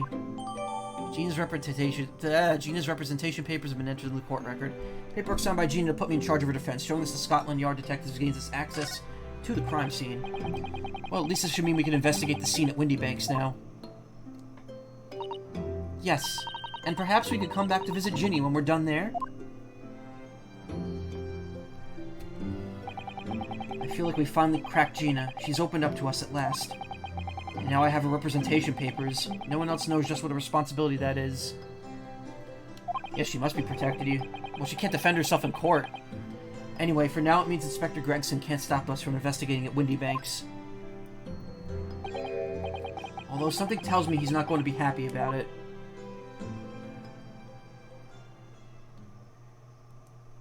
To be continued.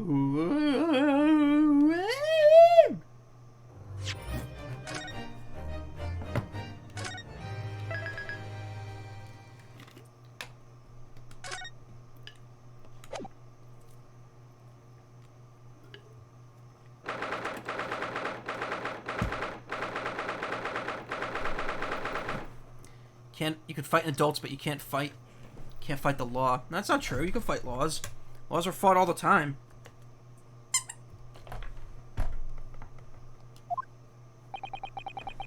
Here we are again at the scene of the crime. I gotta thrust these representation papers in Gregson's face and see what he makes of them. Hello again, Inspector. Do you have a minute, please? What is it now? You should go home and get some rest. Here you are, Gregsy. Here are the representation papers. Your ladyship. Wow! I don't believe it. How the devil did you get that stubborn old little ragabash to sign that? I salute you. That is good work, that is. I can see you've been very busy here as well. How about some tea? It's a special blend designed to relieve fatigue. Oh yeah, and we found out that because of how much Gregson's life is improved because of what's written about him in the stories. That's why he's so subservient to Iris. Like, we kind of figured that before, but he straight up admits it when Iris was there. Ah, lovely. Well, let's see now. Yes, I hardly feel tired at all. I'm fit as a fiddle, your ladyship. Would it be alright if we investigated the scene of the crime, then? Do as you please. You know where it happened? Through that door behind the counter. You're imagining a dog in my stream with that chew toy. It's a squeaker for like a fursuit, but I don't know how it works. Oh shit, it's the pipe. It's what's his name's pipe. The one that isn't a pipe when it's drawn. Yes, the storeroom. That's where I discovered Mr. Windybank and Gina. Alright, well, I'll be getting back to business then. Will you be investigating in the storeroom as well, Inspector? If I'm perfectly honest, we need to wrap this up before long. Can't afford to spend too much time on it. But there are so many articles to go through, it's taking forever, even with the lads working around the clock. Which is a problem, because there's another case the Yard needs to investigate urgently. That must be what Lord Strongheart meant by far more serious matters before. Interesting that there's another case going on here. I wonder if that's going to be important. Of course it's going to be important. So what I'm saying is, don't get under my feet, Sunshine. Come then.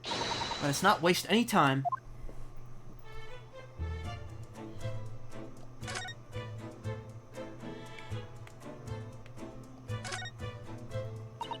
That's a music box. Do you have them where you come from, Runo?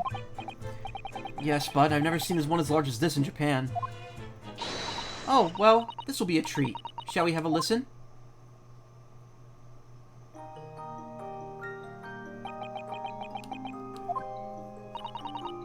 Get you to do a creepy laugh. You know, that's what the squawk acting thing is for. That's what you should be using those points on when you do squawk acting. What do you think? Isn't it a pretty sound? It's a beautiful sound, yes, but it's a little hard to enjoy when all the policemen are in the room giving you fierce looks.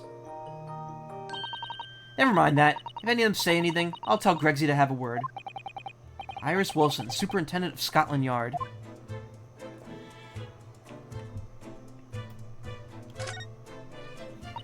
These shelves are where the pawnbroker puts articles that have been forfeited on display for customers to buy. Yes, it really is strange miscellany, isn't it? I mean, who would buy this horse statue, for example?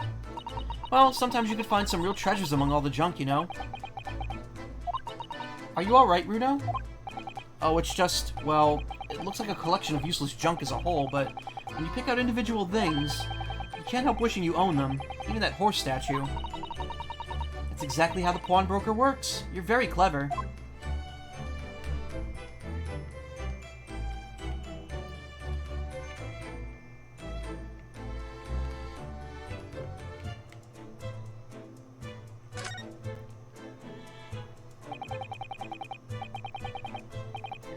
There's an article ledger here in Mr. Windybank's notes and... What's this? It looks as though someone has left a little photographic print behind. Oh, I have that! Oh, look on the back. There's some writing. Is there? Oh, show us, Susie. Show us. There's a blood print on that. 15th February, 10:30 p.m. Article deposited, 1 gentleman's overcoat. Loan amount paid, £1. Redemption deadline, 15th April, 10:30 p.m. A gentleman's overcoat pawned for £1? Clearly, it was a very fine coat. In fact, I think... Yes, this must be the ticket for the overcoat that Ginny redeemed yesterday. And is still wearing, which belonged to Mr. McGilded. I'm not doing the B-movie script joke. Come on. That's really low-hanging fruit.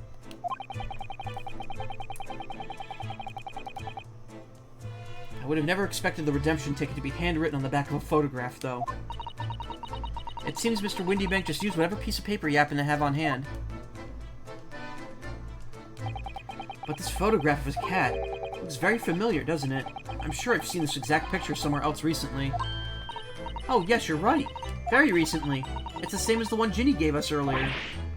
Of course, I was forgetting that she gave us that print. Well, what are you waiting for then, Mr. Naruhodo? Get it out. Hey, the shiny, thank you for the raid.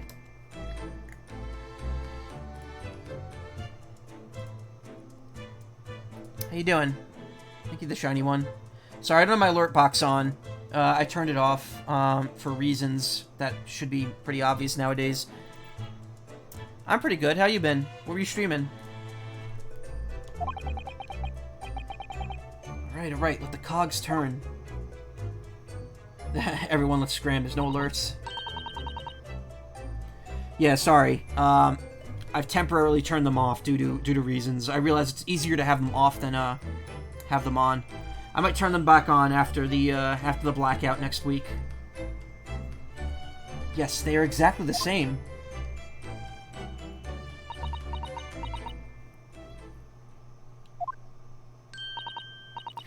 I've got it. These two photographs had an amazing secret. Oh, they're two sides. Let me guess, because they're looking... I could tell just by the way they're looking. Secret? What does she mean? You must tell us, Iris, at once. Do you really, really, really want to know?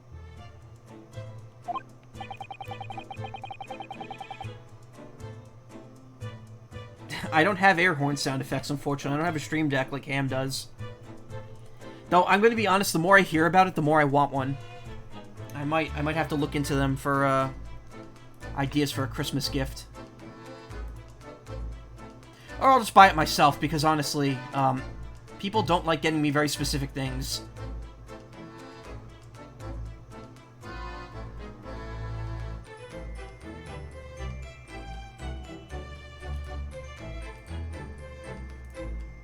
What the hell? Whatever. Yes, we need you to tell us all you know about this pair of photographs.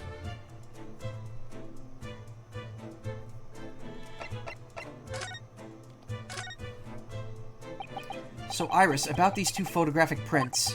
The one we found here on Mr. Windybank's counter, and the one Gina gave to us before. If you look, the snowman is slightly to the right on the second photo, and also the cat's looking at slightly different directions. Meaning, what I think you're supposed to do is put these in that 3D picture viewer, the viewfinder, and it makes a 3D image, which probably doesn't play out very well on the Switch because this game was made for the 3DS. I'm really liking this game. It's slower paced than most Ace Attorney games, but I know it's kind of two halves of just one whole. That said, after I finish this case and adventures in general, I'm going to be taking a break before I do the second game. Because this is a lot of reading for me to do. And I have a bunch of other games I have to play, including No More Heroes 3, which comes out in 2 days. Or a day at this point. It comes out midnight tomorrow. And I'm going to get it in the mail on Friday or Saturday. But I won't be here this weekend. And I still have to beat Fuga and World Ends With You as well, which I completely put on hold. What is this amazing secret you mentioned that's hidden between these two identical prints? You like my quips and such? I don't really have quips. I just... stream of consciousness, that's why I don't speak very well. Actually, that's not quite right. Sorry? If you look carefully, the two prints aren't the same. Not exactly. They're not. Have a little look at them now. Also, there's definitely less quips for this game, since I'm reading all the time, versus other games. Can you see that they're just slightly different from each other? I think so. It's very subtle, though. But what's the reason for the subtle difference between the two prints? Ah, well, it's because they're a set, you see. No, I don't. This pair of photographs is meant to be used in a stereoscope. Everyone in London is raving about them at the moment. Ah, stereoscope. Why do I feel as though I've heard that word before recently? Literally yesterday. Oh yes, that's what Mr. Sholmes showed us yesterday. Whoosh. You see? There it is, just over there. Ah, yes, of course. That magical machine that makes pictures look almost real enough to touch. Well, actually, it's quite possible to see the same depth in pictures even without one of those contraptions. What? Really? Do you know how a pair of flat photographic prints can appear to have any depth in the first place? No, I have no idea. Oh, wonderful. Then I'll be able to tell you. She's over the moon, bless her. Should we let her explain, though? We really need to carry on investigating the scene. I, for one, simply have to know.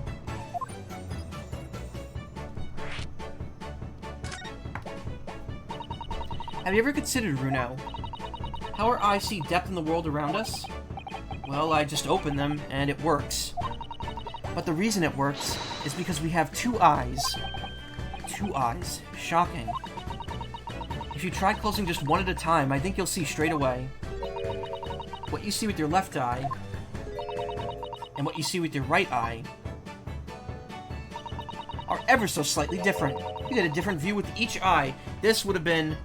This whole, like, bit would have been way better on the actual 3DS.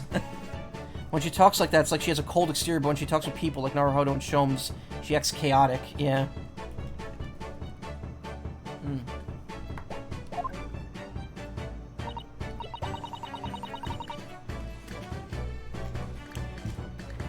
Yes, the position of objects seems to shift slightly.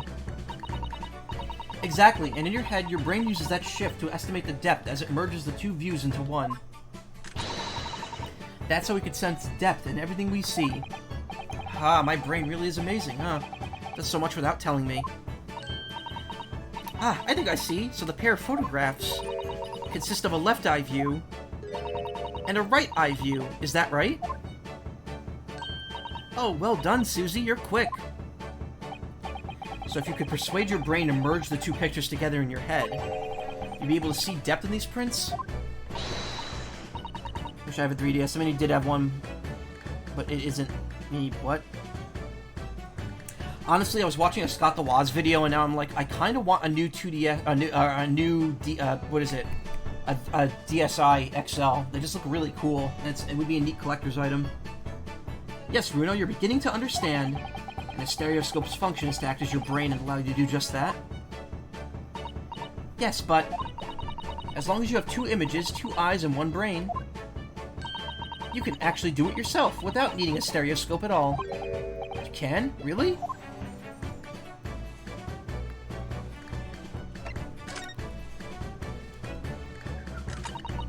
Let's try it. Let's see if you could view this pair of prints without the help of a stereoscope. Oh yes, I'm dying to have a go. Susato-san really loves this kind of thing. You need to be able to cross your eyes. That's the main thing. Can you both do that? Cross-eye technology. Hell yeah. Cross my eyes. I think I can. I bet... Well, here's the thing. Remember, this is the 1890s. They don't realize optical illusions are like such a huge deal. I'm wondering if all this dialogue about crossing eyes isn't in the original version, because you just have the 3D slider, and they're just telling you, oh, you gotta cross your eyes to see this in 3D. Watch me, and see if you could copy. Make your eyes do this.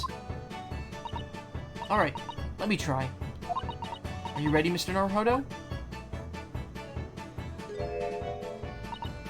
You both look silly. There, how's that?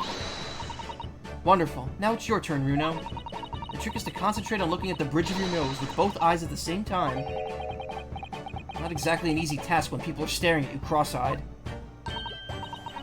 Alright, that's enough practice. Now let's try looking at the prints. Start by staring at one print and slowly crossing your eyes. You should see two overlapping images like this. Oh, they're doing it for you, okay. You try it now, Runo. I'm just going to have to give it a try, I suppose.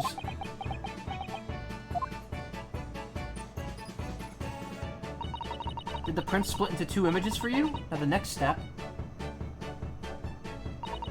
is to put the pair of prints side by side like this, and then try crossing your eyes again. The prints should now slowly merge together until...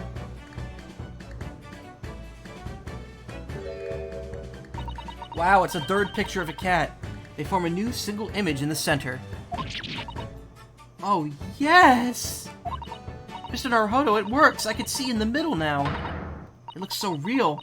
Oh, I could look at it all day. I wouldn't advise that. Your eyes might start to hurt. Your turn, Runo. Why are we doing this? Pretend you're looking through the two pictures and slowly cross your eyes. Keep adjusting the position of your eyes until the two images overlap exactly in the middle. Like, this is it?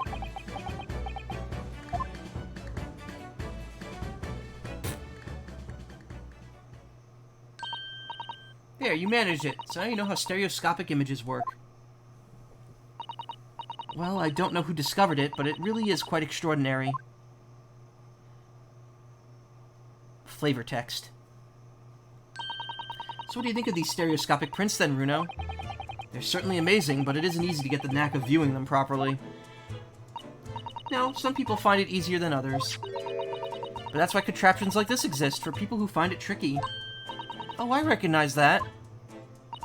We saw one over there yesterday, didn't we? If I remember correctly, you press this little knob here, then set the pair of photographs in the stand at the back, and it's still amazing, even though I know roughly how it works now. Well, Lillian seems to agree with you. Stereoscopes are very popular at the moment. You could find one of these folding contraptions in lots of households around the capital currently. But these little machines are so affordable. Surely there's no need to go around staring cross-eyed at pictures like you hate them.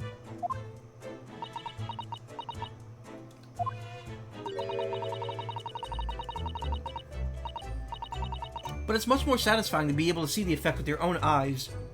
Well, I think so in any case. Stereoscopic pictures. I never even heard of them until yesterday. You've certainly learned a lot about them.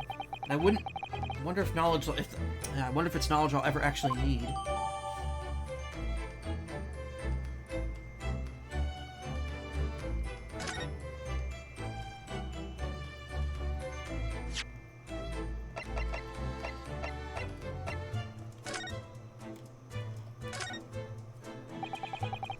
So this is the second of the two photographic prints of the cat, and it really does look like Wagahai. Expose the truth, Sherlock! Persona! We're apparently going to get the Persona 6 announcement next month. Or something. I know the Persona, like, anniversary stuff is going to start next month, and 6 seems to be, like, the big finale for it. So we might get that before the end of the year. Also, Morgana is going to be in Super Monkey Ball as a DLC character, a paid DLC character, which is like, I'm not feeling that. Then again, I'm not getting Monkey Ball in general, so it doesn't matter to me. Looks exactly the same as the first photograph at a glance, which I guess is so compelling. I suppose it's what's so compelling. Actually, now we have both pictures. I could have another go at viewing them as a stereoscopic image. So I need to cross my eyes and try to get the two cats to merge in the middle as one. It's such a hard thing to do. Whoever thought of this in the first place was to spend a long time staring. Yeah, no, actually, I haven't played any Monkey Ball either, to be honest, and I was considering getting it just because this seems like a best of. And I know the general premise of how Monkey Ball works, but at the same time, I'm just kind of like, I don't know if I'm in the mood for it, and that's also the same time Metroid Dread's coming out, and I've already got like 4 other games to catch up on. So I might pass on it and just buy it later. Like, it might go on sale at some point, and I'll get it digitally. But, we'll see. This is the ticket that Gina brought in here yesterday. Yes, having been entrusted to her by Mr. McGilda 2 months earlier. Article deposited, one gentleman's overcoat. And the other redemption ticket was in the pocket of that coat. Yes, for a small box deposited 2 days before the omnibus incident. Not into Metroid except for the Prime series. Yeah. I'm actually going through all the Metroid games right now. Well, I went through the first 3. I went through, remakes. I went through Zero Mission, Samus Returns, and Super Metroid. And then, next month, I'm going to be finishing that up before Dread comes out. I'll be doing the other half of the marathon. Can I DM you art stuff or just animation? Yeah, you can send me stuff through Discord if you want. Does that have anything to do with all this? Look, this dark red smear here appears to have been made by somebody's finger. Do you think it could be blood? Do you see any red marks as blood, Iris? That's a bit morbid, I think. Or do you see any red mark as blood, Iris? That's a bit morbid, I think. But it's almost certainly blood, isn't it? 10-year-olds today.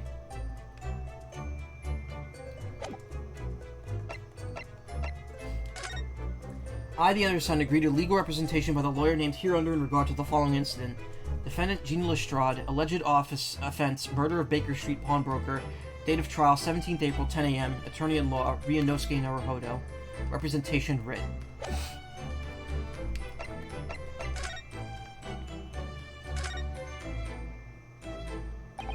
Oh wow, now we actually gotta zoom in on this.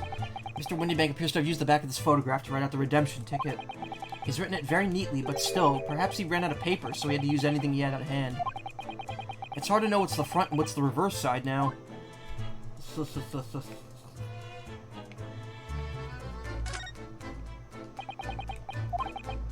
Okay, yeah, no.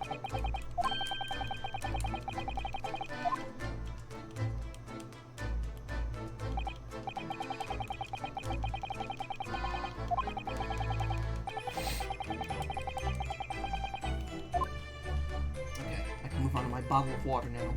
I have like the light hydration, and then I get the heavy hydration once I hit the halfway mark.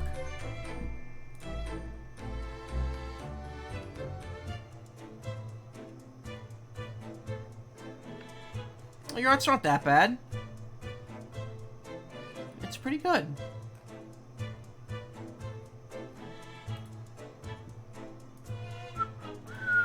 Sorry, give me a second. I want to take a short breather here before I continue on.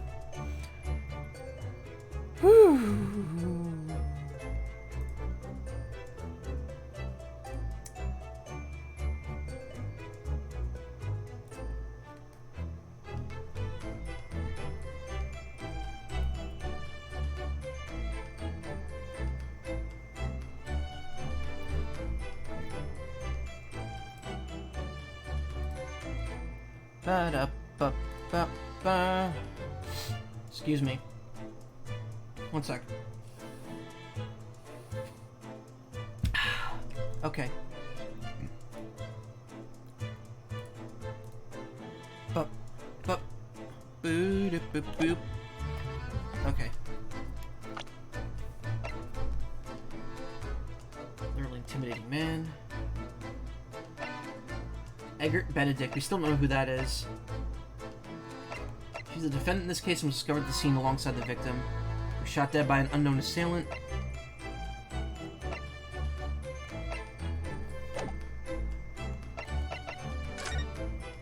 Okay, so we saw that. There's still more to examine here, apparently. That ledger that's open on the counter there really is enormous, isn't it? It must be an awful lot of work to keep track of all these hundreds of items in pawn.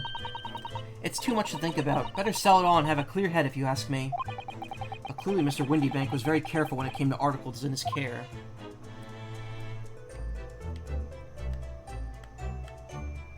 Except this down here. I still don't know what that is.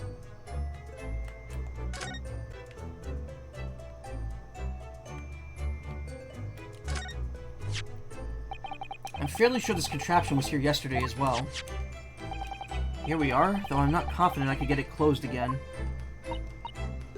Oh yes, it's a folding stereoscope. Really? This is a stereoscope? Yeah, we just had this conversation. Mr. Shom showed us a picture yesterday that you were supposed to be able to see in 3 dimensions. But for that, he used a great big contraption over there. Ah, well, that's for use in public houses and places like that. It contains a carousel with all sorts of pictures inside. But this little thing is a much simpler design for use at home. There are special shops selling prints you could use in them. I have a little collection myself. I wonder if I can make monies out of these in Japan. I would be keeping my toilet sparkling clean. It would beat keeping my toilet sparkling clean anyway.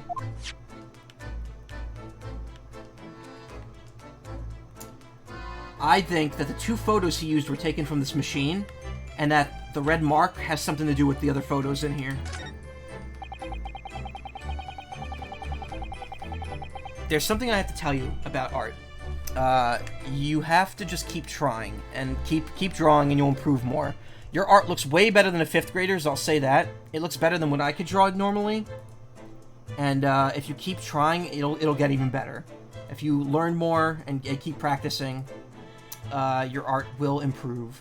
And I know this because my girlfriend is a professional artist, and I've seen art from, like, 2014, 2015 that she's done, and I thought the art was good back then. She's improved immensely since then and draws professional, like, people have compared her art to, like, Jim Henson stuff, and that's really amazing because I know she tries her hardest with it, and I'm very happy for her. And she's making music now too, and she learned that very quickly. But yeah, anyway, anything you're willing to put the time and effort into, you'll get better at. Which I should probably listen to when I keep talking down about how bad I am at voice acting. That is a strange contraption that lets you see pictures of things as if they're right in front of your eyes. It makes you think. When Mr. Sholmes gleefully showed it to us yesterday, we were blissfully unaware that any of this was about to happen. No, I want to look in there, though. This officer has been staring intently at the wall since before we came in here. Shh, keep it down. Oh, sorry. There's a major clue just here. Really? I must tell Gregsy at once. But as soon as I report it, that'll be it. I'll be stuck here even longer. Stuck here? What do you mean? I've been only 2 days already. I need another constable to relieve me and take over me shift. They really have a tough time, the British police. That doesn't stop us investigating, though, does it? No, I suppose not. I'm fairly sure it was the calendar he was peering at. Oh, there's like a broken frame with stuff on it. Ah, look here! Oh, it's the frame that the thing was in. Oh, a bullet shot it! Wait, there's blood on it. What the fuck? Oh, yes, a bullet hole. And I can see the bullet is still lodged in the wall. Presumably, Mr. Windybank wasn't practicing with his revolver in his spare time. Ah, well... Mr. Sholmes likes to practice in his drawing room whenever he can. He's very patriotic like that. Sorry? It's all there in the Adventures of Herlock Sholmes, you know. Isn't that right, Iris? Did I write something like that? Partly in jest, perhaps. In jest? Yes, in jest, like eat. Oh, he doesn't do it often. It is quite a dangerous pastime. He doesn't do it often. He shouldn't even do it once. Forget about that for now, Runo. Let's examine this bullet. Bullet. What's around that bullet hole? Is it blood? A suspicious red stain on the calendar. Aha! I may well be able to help with that. What? There's nothing like the sight of blood to get the blood pumping, is there, Runo? I have a feeling I'm not as bloody-minded as you, Iris. I'm afraid the sight of blood makes my blood run cold. There you have it, you see? When it comes to blood, we're all different types. Yes, what a scientific observation. So you need this. Himbo doggo. Sholmes is a doggo. Himbo doggo. Oh no, what is that scary looking thing? Hurley and I haven't actually come up with a name for it yet, but as soon as you see it in action, you'll understand what it does. Watch!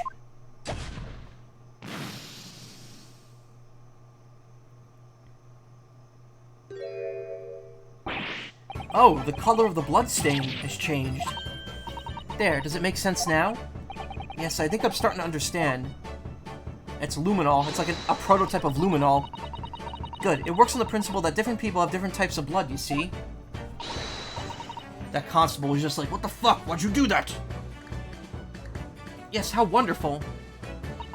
The chemical it fires combines with the blood and makes it change color. So you can identify whose blood it is that you're looking at. In a flash.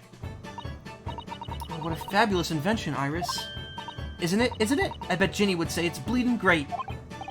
So whose blood are we looking at, then? I don't know. Well, all the chemical does is turn the blood a different color, so... just find someone whose blood turns the same color, and you'll know who it belongs to. In a flash. It's more like 2 flashes, really, isn't it? 1 flash or 2, this could well turn out to be a very valuable clue. We must make note of it in the court record. Sample of blood analyzed with a special chemical indicator developed by Mr. Sholmes. Different people's blood turns different colors. Oh no, we're home stuck in it. We gotta find the green blood. We're hive swapping. Let's keep testing and adding the results of any other blood analysis to the portfolio. As long as I have a reagent left, sure. Actually, there is a stain on the back of that one photograph, isn't there? I think perhaps we should see if that can tell us anything. If that can tells us anything? That's a typo. Green blood. It just seems wrong somehow. It's either Homestuck blood or Danganronpa blood, yeah. No, Danganronpa blood is pink. Like Iris's hair. Oh, there's all sorts of different colors. There are pretty pinks and purples too, you know. Like I said, everyone's blood is different. I wonder what color my blood would turn out. Actually, I don't want to know.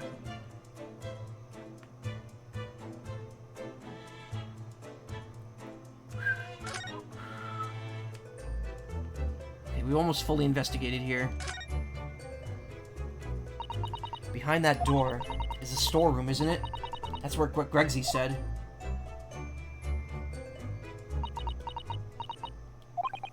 Yes, and that's where I saw that dreadful scene last night. Through the little window in the door.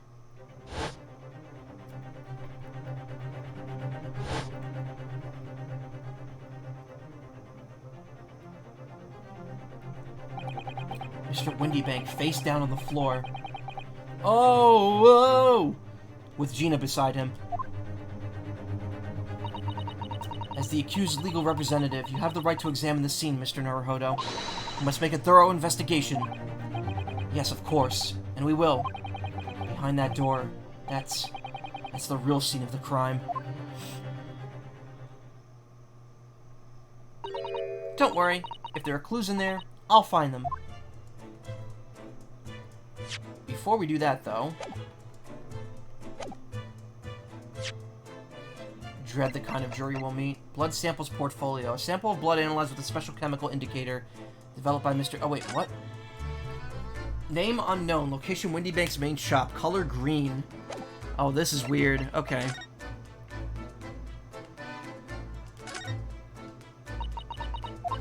Mr. Naruhodo, I don't know if you've noticed, but there's something rather troubling here. I have noticed. The red smear, you mean? Yes, it looks like blood, doesn't it? I wonder if Susato-san had picked up on that. Well, in that case, yes, we need Iris. We should show this to her before we forget. Okay, there we go. She knew about that, though.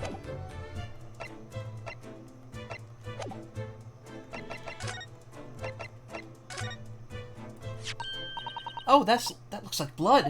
I just said that like 20 minutes ago. Yeah, essentially we have Victorian-era Emma. I would say it's from a gloved finger. Almost certainly a glove made of leather. Well, don't worry, Runo. You can leave the rest to me.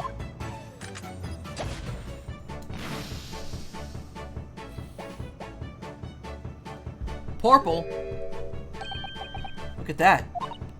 Yes, that's a color we haven't seen before, isn't it? They simply must add it to the portfolio of blood samples. It could be an important clue. Although, it would be nice to find out whose blood these different colors correspond to at some point. Well, this particular stain of blood... Oh, you have an idea, haven't you? Do you know whose blood this is? I think I do! Yes, I think I have an idea whose blood it is. Not from the color it turned, but with a little deduction. That's right, I think it's clear. Iris, you know as well. More memorable than modern Emma. Yeah, well, to be honest, she was just made to be a character that would show up in Apollo Justice afterwards. So it's like they kind of made her to be that way. Alright, I believe that this is the blood of Thrice Fired Mason. Thrice Fired Mason. You don't sound very sure of yourself, the way you trailed off there. Well, it was 2 months ago now, that case. And of course I never met the victim, so I'm struggling to remember his name. He was definitely thrice fired, though. Guess that one Haru has more screen time than you. The victim of the omnibus case? Yes, his name was indeed Mr. Thrice Fired Mason. But that would mean that his bloodstain was left on the ticket 2 months ago. Yes, I think it was. Gina brought this ticket here to Windy Banks yesterday. I'm suggesting that the bloodstain was already on it at that time. So it's a smear of blood from the time that Mr. Mason was killed 2 months ago. Something else is coming back to me now. Mr. McGilded was also wearing leather gloves that night.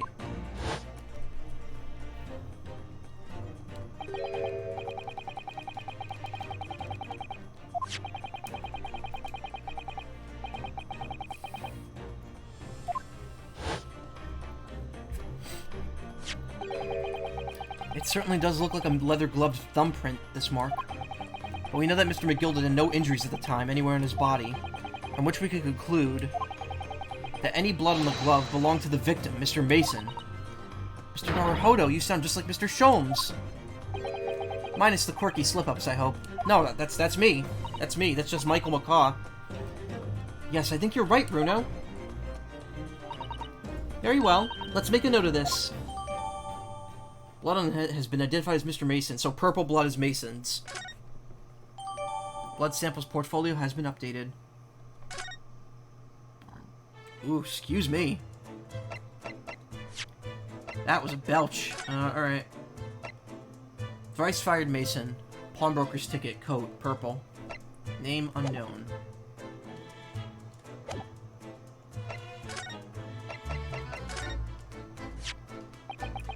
The way you can identify differences in people's blood like this is amazing. You really are a genius, Iris. I know. I am. If Hurley and I put our minds to it, we could really shake up Britain's chemists and alchemists. And you could shake up Japan's lawyers and judges, couldn't you, Mr. Naruhodo? Oh, for sure, even if I didn't intend to.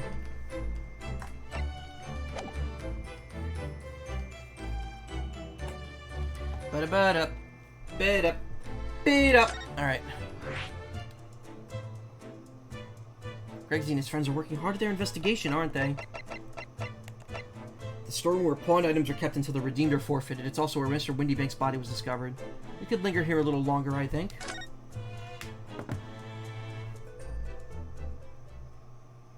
There's a lot less places to examine, but they're also more dense. There's a lot more dialogue in each one. Windybank's storeroom.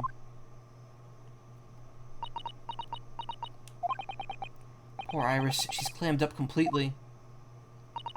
Iris is bound to find this difficult. After all, Mr. Windybank's life was taken in this very room only last night.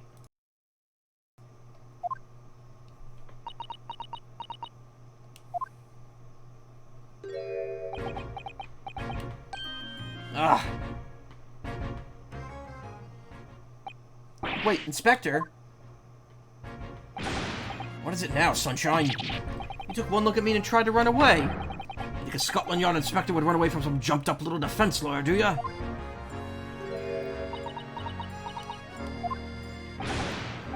Well... I've never seen her ladyship looking like that before, that's the thing. I didn't know what to say to her.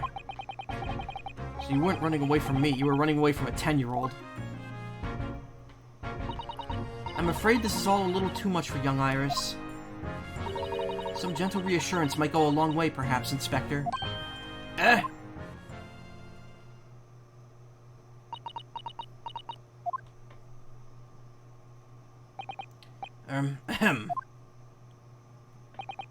Don't trouble yourself unduly, your ladyship. I mean, at least you're not dead, are you? Whoa, not the right thing to say to a 10-year-old. I don't think that went very well. Why? Look, I'm in the middle of an investigation here, Sunshine, and I told you not to get under my feet. we have investigating to do ourselves. Yes. They even have student loans of Victorian era? Probably not. College itself was way different back then. I'd like to hear more of what the socially inept inspector has to say. Oh, Hurley. And inquire into how Mr. Sholmes' operation is going.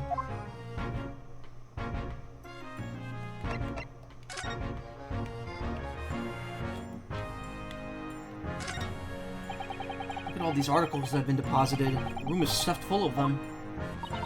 I can't believe how many there are.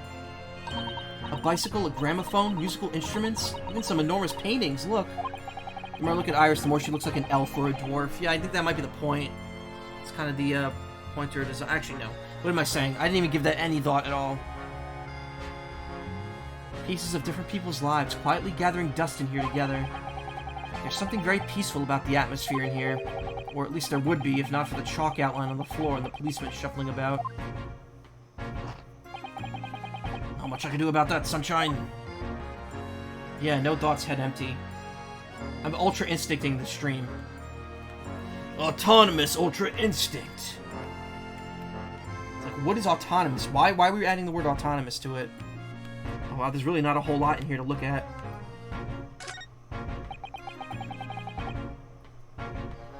Out of all the articles in this storeroom, this is the only thing that shows any sign of being ransacked.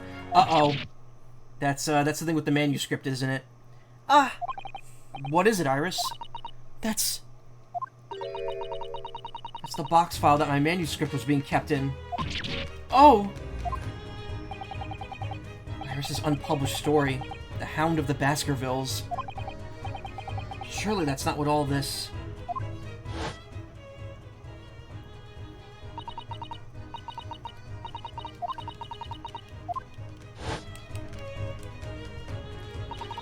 We must check inside the box. At once. Yes.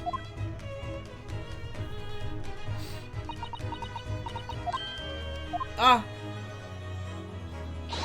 It was there. Iris' story was there. Really? It was? Well, that's good news, isn't it, Iris? Yes. I mean, of course I believed Hurley when he said he deposited it here, but still. It's a relief to actually see it. Really? Because that's not a very well-hidden frown.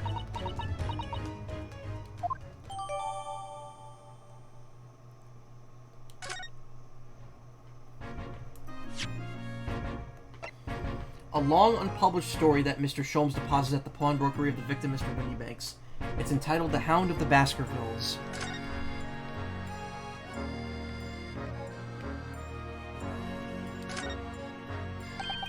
The Hound of the Baskervilles. How did Susato-san know the exact title of this unpublished story? I suppose I'll just have to wait until she's ready to explain it to me. I'm so sorry. That is a thick manuscript. With 3 C's. Oh, and there's nothing on the back. Wow. First piece of evidence where we don't have anything else to look at.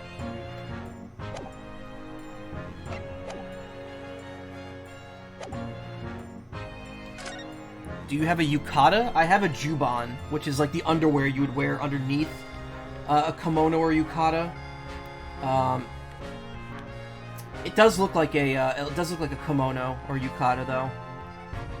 But to be honest, I think it's supposed to be for a kimono. It's not supposed to be... I don't remember the difference between them.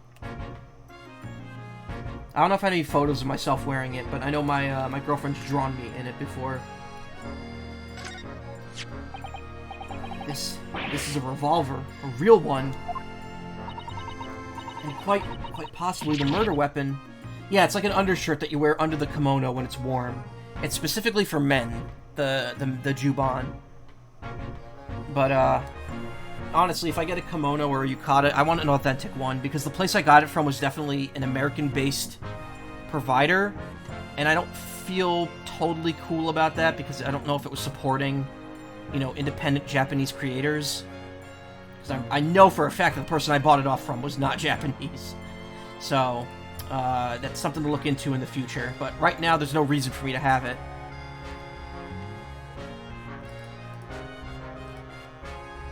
Sorry, I was flipping through stuff while I was talking about that. And quite possibly the murder weapon used to take Mr. Windybank's life. What's the matter, Susie? You and Runo look like you're about to faint. Well, it's just that I've rarely seen a gun in the flesh. And I've had issues with guns in the past. But anyway, we saw Mr. Windybank with this yesterday, didn't we?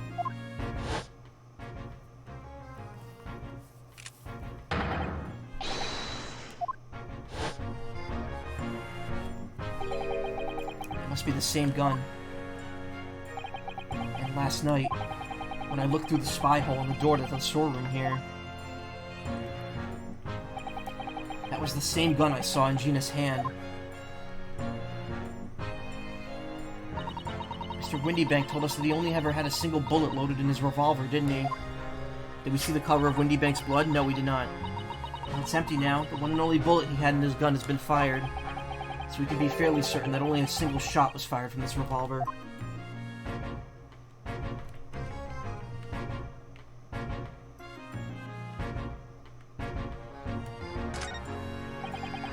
Your father had a revolver? I don't think we ever had any guns in my house. Unless I count the Airzuka that I have that shoots air bullets at people. But that's more of an annoyance than a danger. I also have a Nerf gun. A clear Nerf gun. Because there was a point where all my friends were like obsessed with them, so we bought them and started shooting them at each other.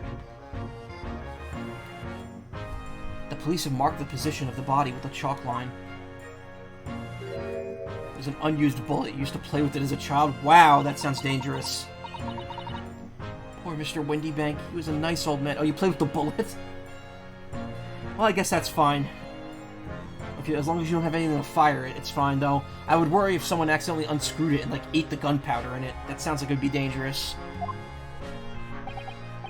Well, he was shot just once to the heart. And you're to blame. He gives love a bad name. Most likely the fellow died instantly. He wouldn't have felt a thing.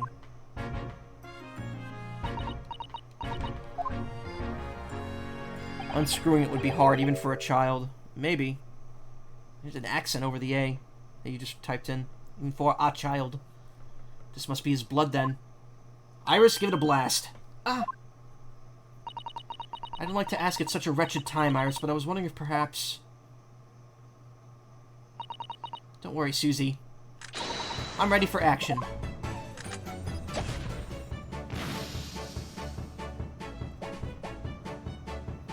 Blue! So now we know the color of the chemical turns when it reacts with Mr. Windybank's blood. And it doesn't match our analysis of the bloodstain we found in the main shop. No, but let's add the sample to the others we've already collected anyway.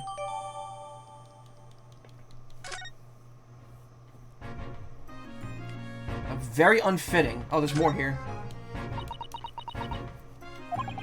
Iris? Don't worry, I'm alright. But we must find the true culprit. Yes, absolutely.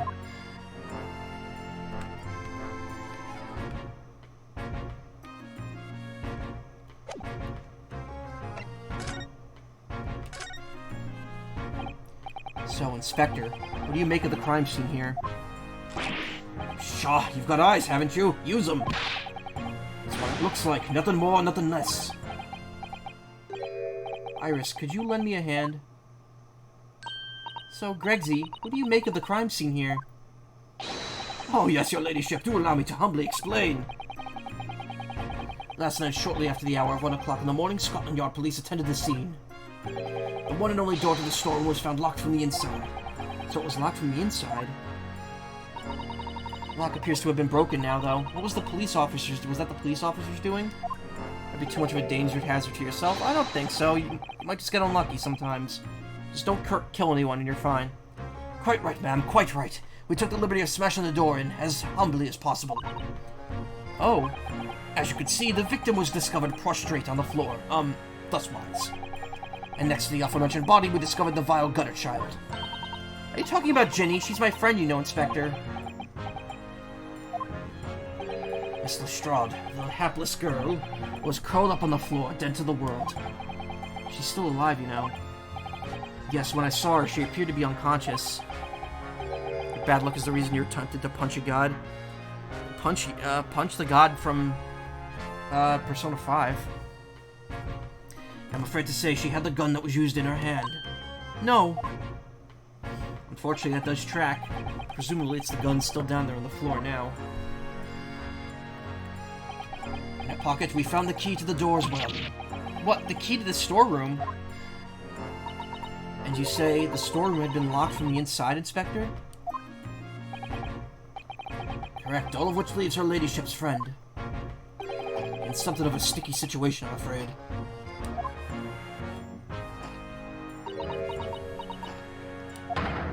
Obviously, my personal opinion is that this is all some sort of misunderstanding.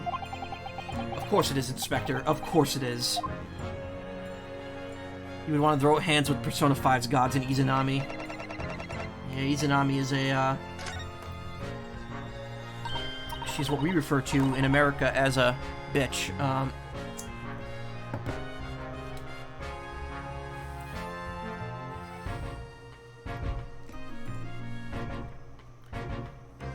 Never mess with Messiah.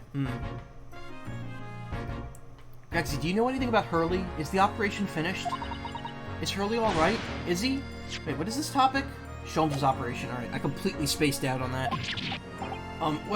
The thing is, don't miss your words, Inspector, please. You don't mean to say that Mr. Sholmes is... No, the operation's done and dusted. It's just that, well... Out with it! Yes, ma'am. They use something called a general anesthetic, and it's the latest thing. It renders the whole body insensitive. The whole body anesthetized? Is that even possible? It means the operation can be completed while the patient is fast asleep. Goodness, in the Empire of Japan, we could just manage to provide laughing gas for a tooth extraction. Also, lore-wise, I feel bad for Izanami. Izanagi just noped when he saw Izanami's ugly face. Oh, I mean, like, the actual Izanami, yeah. I'm talking specifically about Persona 4 Izanami. Trouble is, the latest thing isn't always the greatest thing, if you follow my meaning. They couldn't get the medication to work at first, so it took hours from the nod off. Or so I hear. And now that the op's finished, they can't get him to wake up, apparently. Oh my. No one knows if the anesthetic's still in the system, or if the bloke's just plain exhausted. But anyway, all I can do is stand back and watch until he comes around again. Hurley. The moment he opens his eyes, your ladyship, I swear I'll get the word to you. What a surprise, even in matters of life and death. Mr. Sholmes says they do things his way.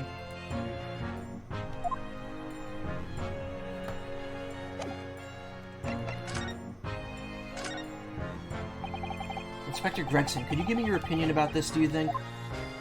We don't tend to share, Sunshine. Not with the general public. In that case, Gregsy, how about some herbal tea?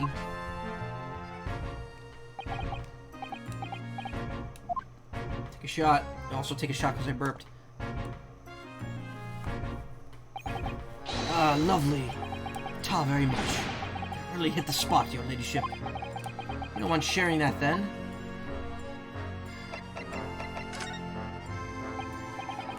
Inspector, what do you make of this? What do we hear, then? A redemption ticket for an article deposited here, is it? Looks like someone ran out of office stationery and wrote the ticket on whatever paper it was to hand. Yes, this is the ticket for Mr. McGilded's overcoat. One little diver turned up with yesterday. Oh, actually, no, it's not. Really? Think you know better than me, do ya? No, I didn't mean to, Bruno's right, Gregsy. It isn't the same ticket. Of course it isn't, of course it isn't. I never doubted you, your ladyship. So, what's all this about then, if I might be so as bold to ask? This is a second ticket. A second one? It seems that Mr. McGilded, in fact, had another article in storage here at Windy Banks. Is that right? I think we need to discuss this further with the inspector, Mr. Naruhodo. Oh, good, because he's ever so easy to talk to.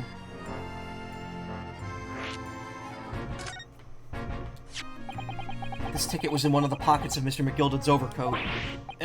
You mean to tell me? Yeah, exactly. Persona 4 Izanami was a bitch. Yes, there was more than just a music box disc, it seems. Should have insisted on the lads taking it back to the yard and examining it properly. Athena level bitch. Well, according to the details on this ticket, Mr. McGilda deposited another article here with Mr. Windybank. Yes, I can see it written here. A small box, was it? Do you have any idea where it is, Gregsy? Any idea at all? It's another article belonging to Mr. McGilded. It could be an important clue. Well, yes, I suppose it could be. Please, stop looking at me with those big turquoise eyes, all full of hope and expectation. It's too much pressure. I'll lose me marbles, I will. I'll go barking. Man, that must be some good fish. This is no time for dog impressions, Inspector. I wonder if there's any place that sells fish and chips that delivers here. I have to check DoorDash this Friday. That's enough sauce from you, sunshine. Either that or I'll have to get some from the New York Ren Fair when I go in a couple weeks. I'm definitely going on the 11th of September, I believe. There's one thing that springs to mind. According to this ticket, the redemption deadline's already passed, hasn't it? Oh, yes, of course. Articles are only held for 2 months. So the small box will no longer be in there, then. That's right. It's been forfeited. Which means it could be on the shelves in the front of the shop, where the forfeited items are offered for sale. Starting to feel a bit bad for this investigator, just a bit, though. Yes, the shelves in the front. We must search at once. You're wasting your time. Oh? There are dozens of little boxes out there. Hundreds, even. We can't possibly know which one might have been Mr. Gilded's. The information's not written on the ledger. Well, I think we should at least have a look, just in case. Of course, your ladyship, of course. Very sensible of you, I'm sure. This is getting old.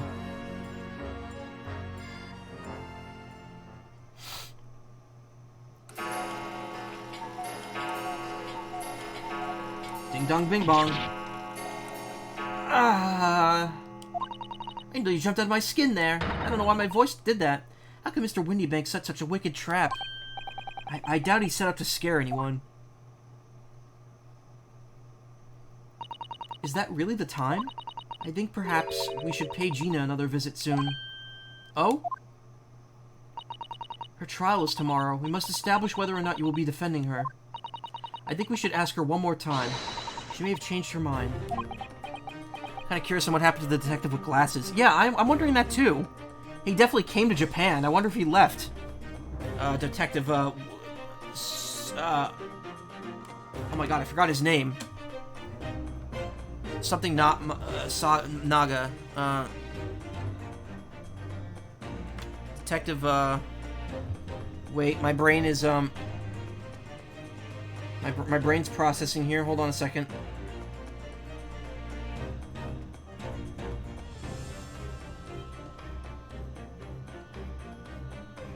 Isawaga? No.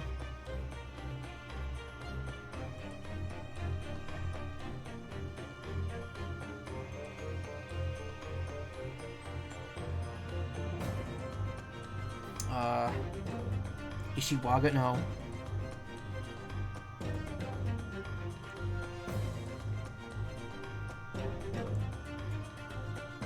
I don't know who the fuck it was. Wow, I can't remember his name. Oh my god. I'm so sorry to that character. Kusanaga?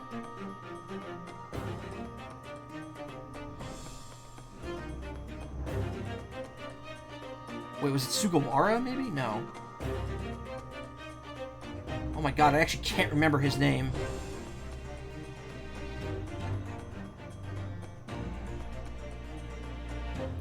Hosonaga, that was it. His first name is Satoru. That's why I kept thinking there's an S in there. Why it started with S. It's Satoru Hosonaga.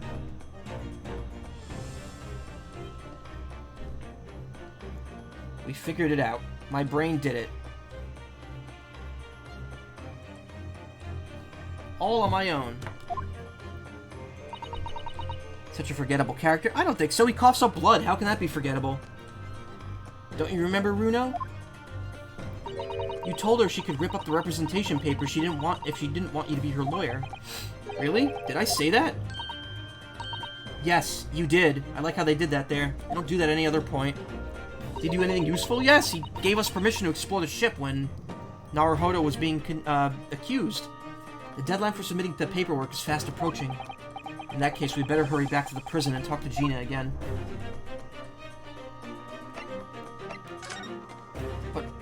about the shelves? Yes, this is where all the items that have been forfeited by their original owners are offered for sale. That's right. They've all got little price labels on them, but there are so many. I wonder if the small box this ticket was for is still on the shelf somewhere. The box that Mr. McGilda deposited here just over 2 months ago. Even if it were, finding it promises to be very troublesome indeed. There's so many boxes, it could be any one of them. Mr. Sholmes said that a pawnbroker's was the safest place to store anything. More secure than a bank's vault. Crime scene's also a free market, yep. So perhaps this small box of Mr. McGilda's contains something of considerable value. Something of very great value, excuse me. Well, if that's the case, he'd probably have kept it locked. So then, we need to find every box with a lock and break them all open. Yeah! That sort of misconduct will get you arrested. I won't let that happen.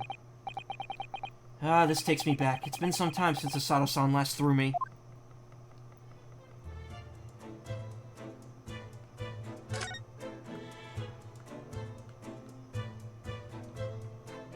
Alright, before I move to the prison, I'm going to take a short bathroom break, because I am going long tonight. It's been a running gag. We're almost at the end of this game. If we don't hurry, visiting hours will be over, and we won't be able to see Ginny! Alright, be right back.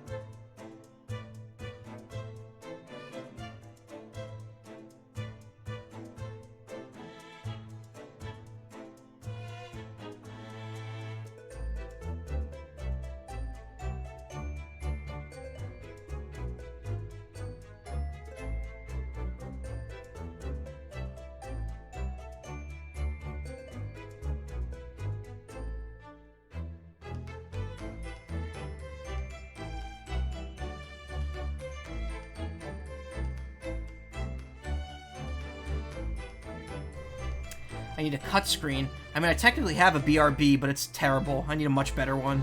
Where is it? There it is. I made that, like, 10 years ago, before I even, like, started doing regular streaming. Look how awful that looks. It's garbage. Also, the sprite is, bad, because it actually doesn't move properly. The edge of the hand should be moving up. Anyway, I could do way better than that now. Also, hey, I'm back. Bleh. Burp. Burp. Burp, burp, burp, burp, burp, burp.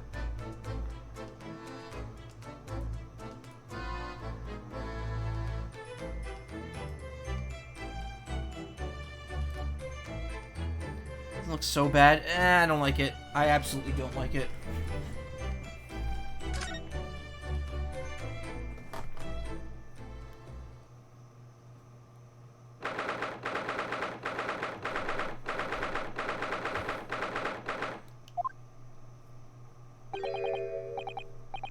Ah, Gina, good. You're back. Ah.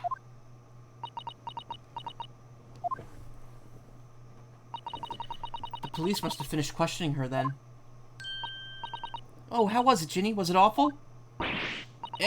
Oh, didn't bother me. Thank you for the papers you signed before. It meant we were able to investigate at Windy Banks. Oh, right.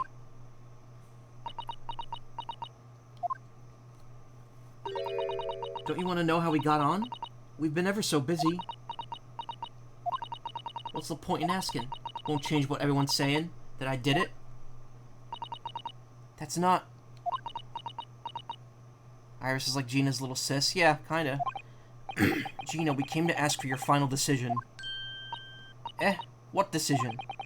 About tomorrow's trial. Will you let me defend you or not? I must submit the paperwork now if you'd like Mr. Naruhodo to represent you. Right, I see. She's really lost her fight all of a sudden. But I know what that feels like. The worry is just so hard to bear. Sorry to do this again. 1 second.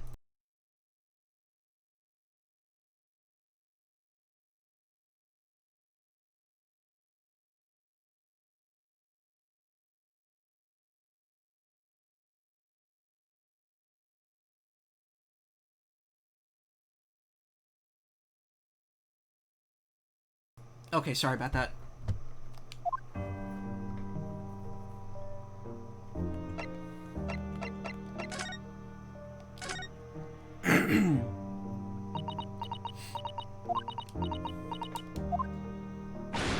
Well, alright then. Blimey, give it a rest with them eyes, Iris. So come on then, fill us in. Who done it? Unfortunately, we don't know that yet. You don't say. We don't know yet, Gina. But Mr. Naruhodo and all of us know that you are innocent of this crime. And while we haven't yet managed to work out who the real culprit is, there are a number of interesting facts that we have managed to establish. Yeah? Like what?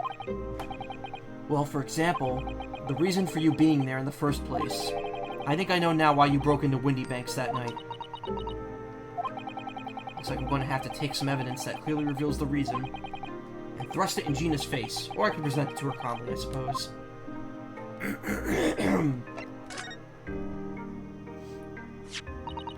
We already have the representation papers and other documents we need.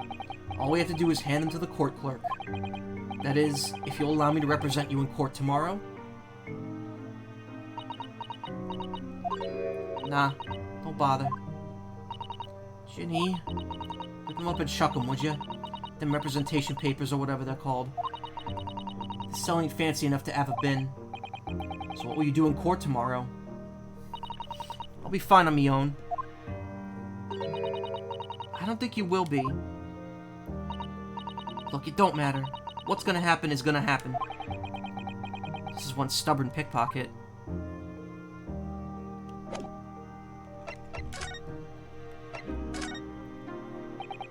We found this in Mr. Windybank's storeroom. The manuscript of Iris's latest story. Oh, right. Well, that's good then. Curiously, the storeroom at Windybanks showed no signs of being ransacked for items of value or the like. With one exception, the box file that housed this manuscript. It was you, wasn't it, Gina, who broke open the box containing this manuscript last night? You were determined to find out whether or not the Hound of the Baskervilles was really there. That's the real reason you broke into the storeroom last night, isn't it? Why don't you tell us what happened, please?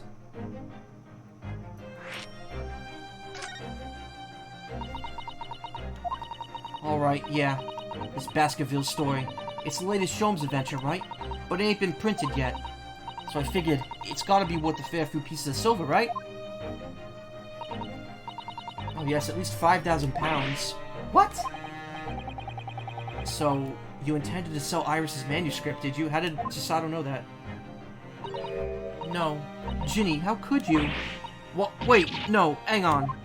Of course I weren't gonna sell it. All I wanted to do was find out if the manuscript, or whatever you call it, really was there or not. That's the only reason I was in that place. For Iris' sake. Isn't that right?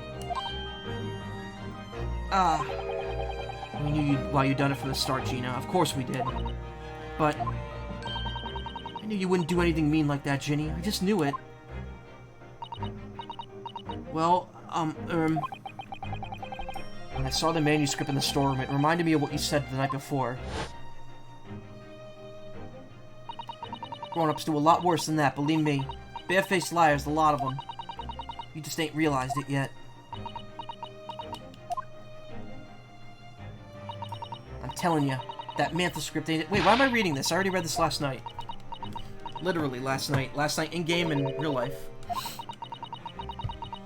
We have a haul of items from lawyers and prosecutors in the past, present, and modern. For example, Edward's chess piece, Iris's blood detector. Edward's chess piece was in his mind, though. His mind chess.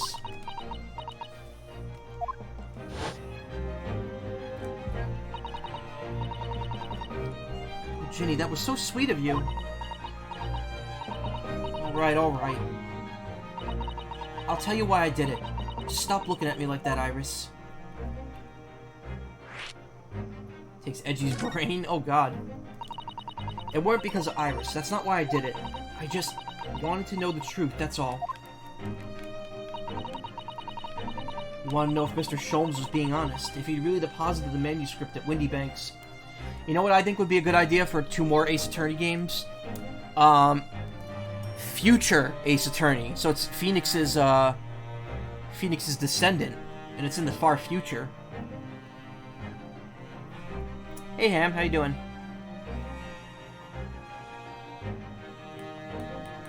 Wanna know if Mr. Sholmes was being honest? If he'd really deposited the manuscript at Windy Banks? Doing well? Nice. It's like I told you the night before. I never had a father. But Iris's lot ain't like mine. She got her dad, only she can't see him. Oof. And I reckon that's gotta be harder. That's why she writes her stories. They're about her dad, really. That's what it sounded like to me, anyway. Last night, when I was listening to what you were saying. Stories about Daddy? You mean they're not the adventures of a great detective, so much as the adventures of a great detective and his trusty partner? Was in here earlier, but yeah, I saw you. You were in here for a short time. Thank you for stopping by again, though. I always appreciate it. Well, that's how I see it, yeah? You're so thoughtful and so kind, Ginny. Yes, and we never thought any differently, did we? Look, give it a rest, will ya? I hate all this chummy nonsense. Do you hear me? I hate it. I don't trust no one, right? That's how I work, because if you don't trust no one can let you down. So leave me alone. Go on, Scarper.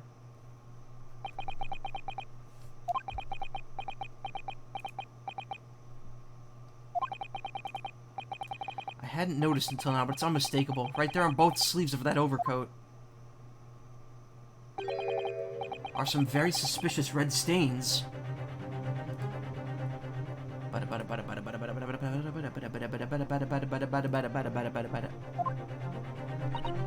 What? Why are you looking at me like that? I think it might be worth presenting some of our other findings in that area to Gina now. I have a spin-off Ace Attorney where it's in the future and where Trucy is the lawyer while Pearlie is a prosecutor. No, I'm talking about like far future. Like this is 100 and something years before Ace Attorney. I want a game that's 100 and something years after Ace Attorney. That'd be cool.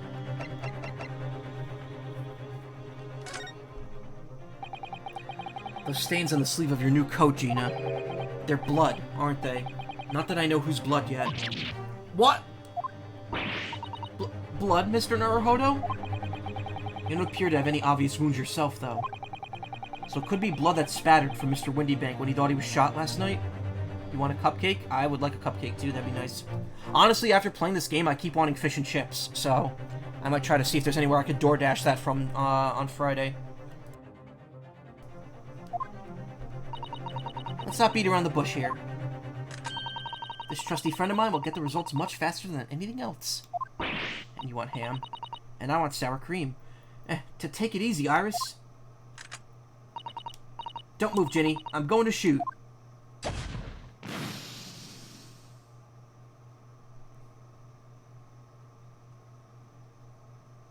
Purple. Oh. Oh my. What the? Forget the sleeves. The whole coat is covered in blood. Of course. The black color of the fabric was masking the stains. That's why we haven't seen them until now. And the blood has reacted with the chemical to turn a purple color, which matches one of the samples we already collected perfectly. Yes, now let's see. Who had the purple blood? Ha! Yes, it was the brickmaker, Mr. Mason, the victim of the murder case 2 months ago. I knew it. What are you all on about? DoorDash, they pay you for your door afterwards. Blacklight gun useful, yep. It's a chemical gun. It's actually reacting to the chemical agent and giving everyone's blood a different color. The victim? What'd you mean?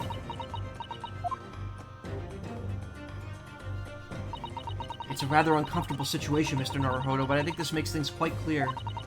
It means the omnibus case is finally solved. The truth about who really murdered the brickmaker, Mr. Mason, is revealed. Oh wait, would someone explain what's going on? Stop telling half a story! Yeah, it's basically a blood detector gun.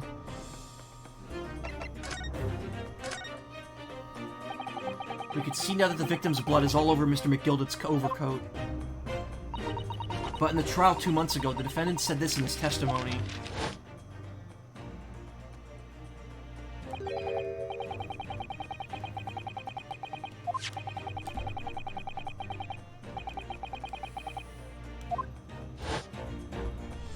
It made your old job a lot easier. But if you look at this overcoat now, it's clear. Well, I mean, it's kind of the joke, Sour Cream. She wasn't supposed to know about the gun. These stains couldn't have arisen from Miss Gilded trying to pull the victim to his feet.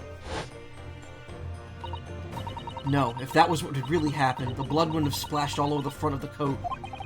The only explanation for this pattern of blood is that it splattered over Mr. McGildett's coat when he stabbed the victim in the stomach. I tried to run from the truth for long enough, but there's no escaping it now. The true culprit in that case, Mr. Mason's killer, was Magnus McGilded.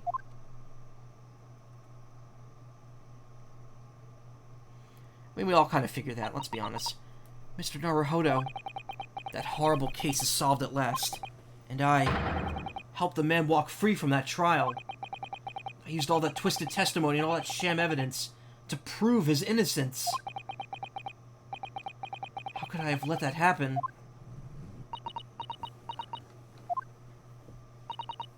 Bruno, did you believe him, though? Did you believe Mr. McGilda was innocent? Who killed Magnus? That's still the question. We don't know who lit the thing on fire. I believed, or rather, I think I was trying to believe. I wanted to, because believing in those you represent in court is a defense lawyer's greatest weapon. A weapon?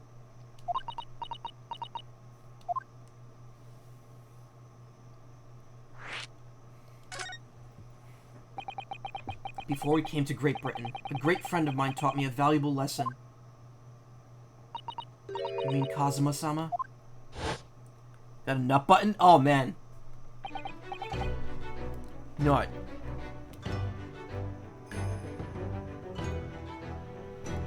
Listen, Ryunosuke. We lawyers are only human. We can't know for sure what is the truth and what is a lie. Which is why we must resort to our primary weapon. An unwavering belief in our clients. That's all we really have. Unwavering belief? And when we truly believe that our clients tell us, can we fight everything we have for their cause. In any battle, there can be no victory without faith. So I believe you, unwaveringly.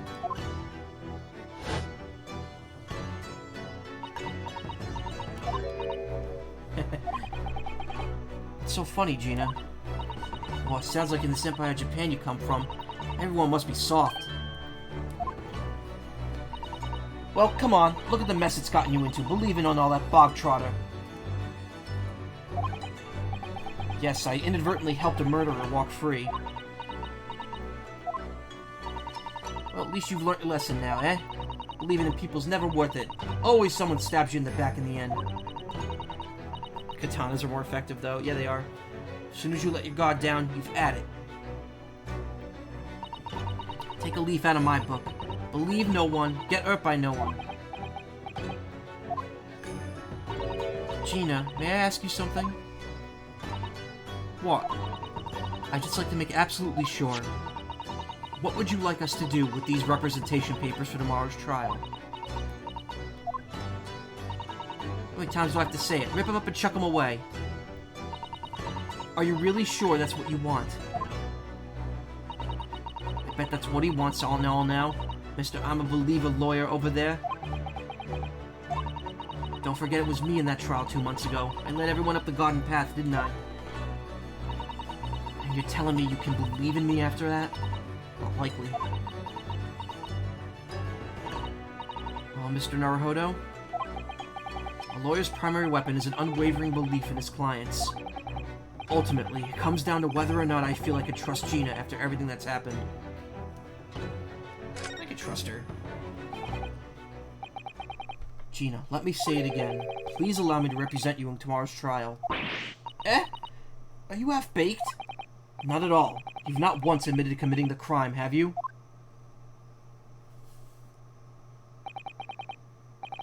An awesome 4K Skyrim background. Nice.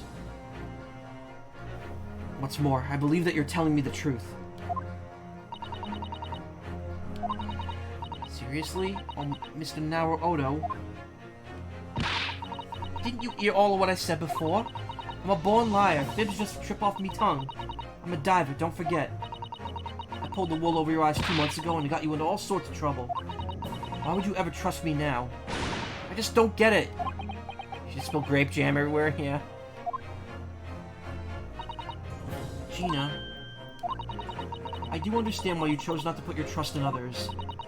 But I assure you, there's more to this life than you just realize. What do you mean? The world we live in is a simulation. Someone's playing a video game right now. It's full of people you would do very well to trust. People who won't ever let you down. Eh? It's true that I'm just a student of law, and I'm certainly lacking in courtroom experience. But I can promise you this. Whatever happens, and until my very last breath, I am completely on your side.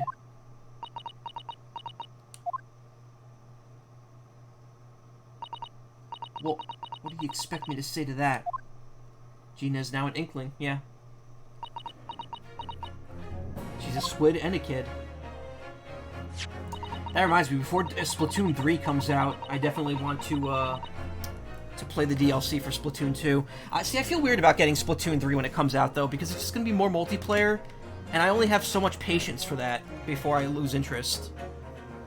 When Splatoon 2 came out, I had nothing but time to play that game.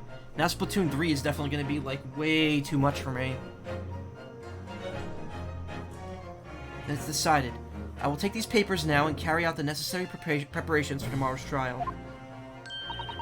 It would be a shame to throw them away now after it's been penned with your name so beautifully. Do what you like. Eastern Lot are... I don't know what you are. I don't get you.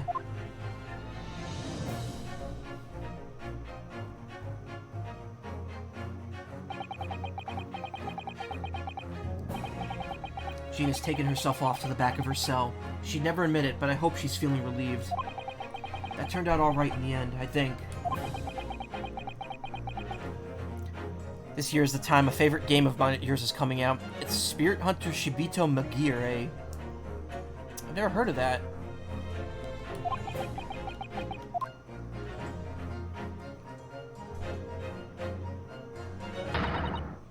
Whoever's hiding there, show yourself at once. Eavesdropping is the height of cowardice. Miss Susato? Somebody's there in the shadows. I could sense it. Somebody who wasn't there before. What?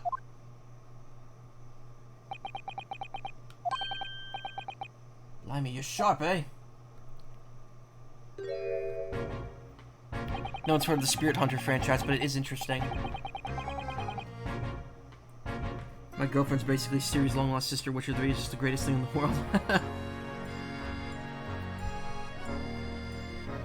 And my girlfriend is a Loch Ness monster. It all works out. Suppose you were using one of these mystic Japanese arts, like the art of stealth I've heard so much about. If anyone's being stealthy, it was you, Inspector. Gregsy. Oh, dear me, I'm most terribly sorry, Your Ladyship. I didn't mean to startle you. How long have you been listening in our conversation? Good grief, listening in? No, no, no. I just got word that there were some visitors who were refusing to leave, even though it was after hours. I assure you, Your Ladyship, I only just arrived this very minute. Minute? Minute, not a moment earlier. Sour cream, you'll find someone someday. Just keep an open mind. That's all it is, nothing untoward, nothing at all. After hours? Is it that late already? So then, I'll humbly excuse myself now, Your Ladyship. Ta-ta, toodaloo, cheerio, all the best. Bye and by the by. Bye and bye-bye. Bye and bye. There we go. That's a lot of farewells, and not one of them appropriate for her ladyship. Oh, but I wanted to have a chat. I'm terribly sorry, but time is pressing at the minute. Oh, I see. It's a shame. If I don't get this emergency at the Supreme Court dealt with sharpish, Lord Strongheart will... Well... Emergency? Lord Strongheart? Nothing. Forget I said anything. Anyway, I'm off. To be fair, I'm only dating my girlfriend because we've known each other since kindergarten. No, that's sweet. Childhood sweethearts. I have known my girlfriend since 2015. And, well, actually, no, I've known her before then, technically. But I started talking to her in 2015. And then, no, sorry, 2014. And then the situation got really weird between us, and then, eventually I started dating her. About 3 years ago. I didn't start dating her until 2018, and we've been together ever since. Mommy!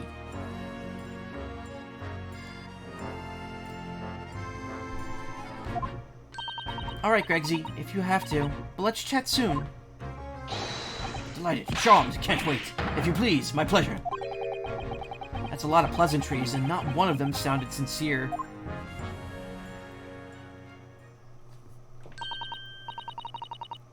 Best way to do an inkling impression is gargle water. I feel like this is going to make me choke. Oh. We will. That sounded awful. And that wasn't a gargle either. I don't want to gargle, because if I do that, it's going to make me choke. What? Greggy's so funny. He says such silly things. It certainly is entertaining to see Inspector of the Police fawning to a 10-year-old girl. But anyway, I wonder what this emergency at the Supreme Court is. Heck. I must attend the court clerk's office now before it closes. Yes, of course. Thank you, Miss Susato.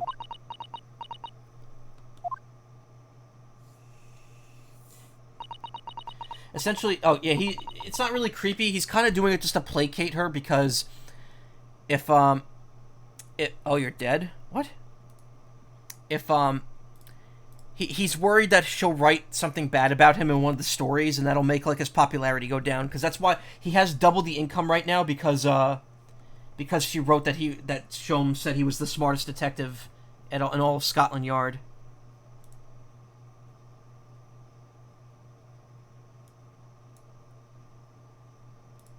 Huh. Sorry, I'm just checking a couple things here. He's acting like a plastic fanboy. Oh, like someone who fawns over PVC figures. Kindly escort Iris home now, Mr. Naruhodo. I shall meet you there later. Basically fake it until you're making it, Well, no, he is a diligent worker. He just, doesn't want his popularity to go down. My girlfriend and I's dating anniversary's tomorrow. Help. Ours is, October... I keep forgetting the exact number. 28th? No, it was a week before that. It was the 21st. Wait a minute. No, that's not right either.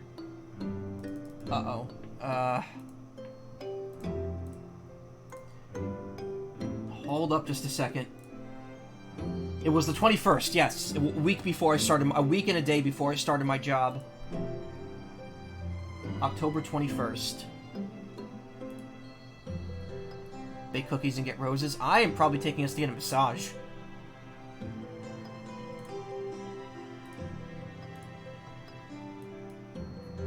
Actually, because there's a massage place near where she lives. Ugh.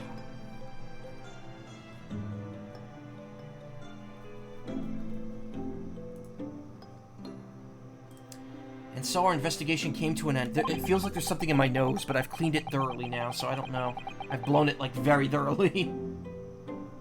Susato-san went to file the necessary papers for my defense of Gina the following day. Also interesting enough, I know how to do a massage. Really? Interesting. And then it hit me. I could no longer suppress the wretched feeling that had been gnawing away at my insides.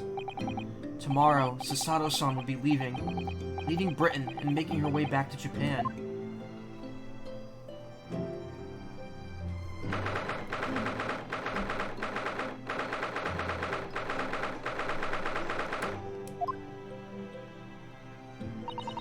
Naruhodo-san, it's been a very trying day, hasn't it? I do hope you're not too exhausted. What about you, Susato-san?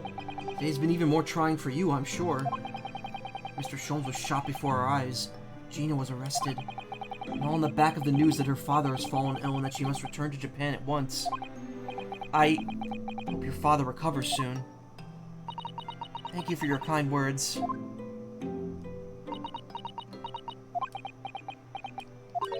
I wonder why it is that so many thoughts rage in my head like a storm, and yet I seem unable to find the words to express any of them. I know exactly what you mean. Anyway, I have one final task to complete as your judicial assistant. Once that is done, I shall make preparations for my departure tomorrow. One final task. Let's examine this again. What's the matter with me? Why am I examining things at a time like this? This is my last chance to talk to Susato-san before she leaves. Ah!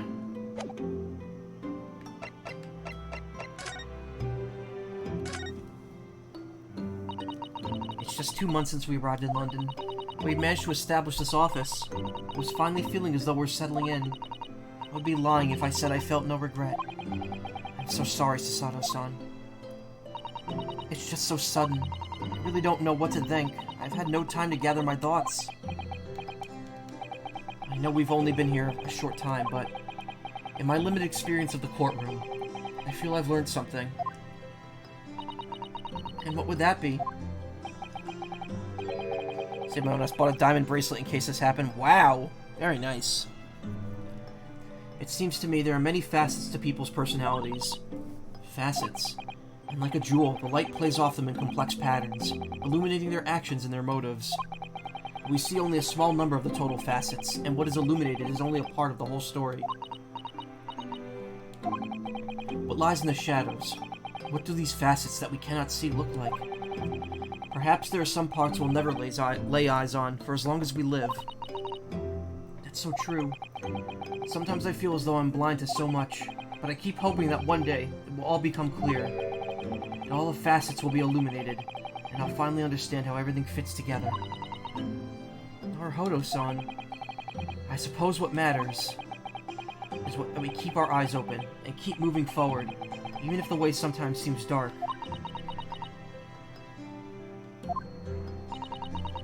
It's amazing to think it's been just 2 months. You've grown so much. Sorry? I've what? Oh no, it was nothing. Unimportant.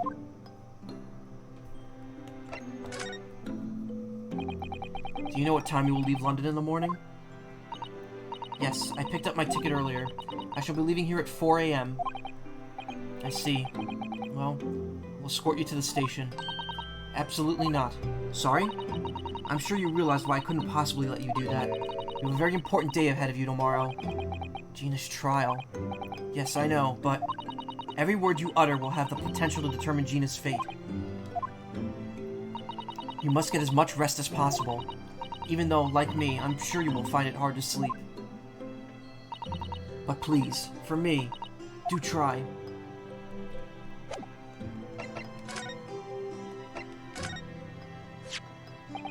The Hound of the Baskervilles, Iris's unpublished work. Yes, so Mr. Sholmes was telling us all the truth. He did indeed deposit it for safekeeping with Mr. Windybank. True, but then... it still leaves the question of how Susato-san knew the full title. I haven't read it myself, of course. Ah, no. I realized I spoke carelessly last night. It was a dreadful mistake. I know that you must have your reasons for not telling us anymore. I'm so sorry.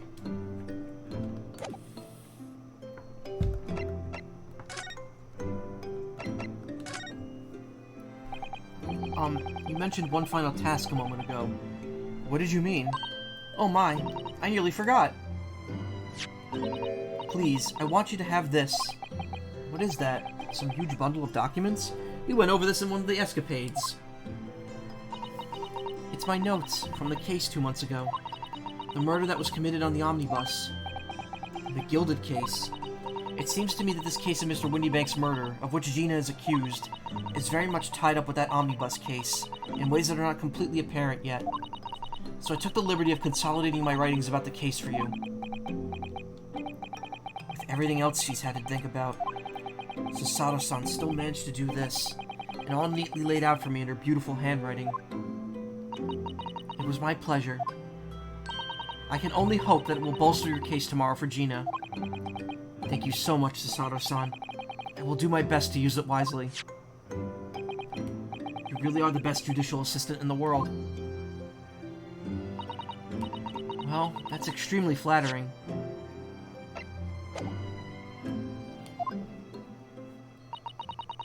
But I'm sorry to say that I've been a complete failure. Sorry, I didn't quite catch what you said there. Oh! Ignore me. I was just mumbling to myself. Notes collected by Mrs. Sato about the Mr. McGilda case that we worked on 2 months ago.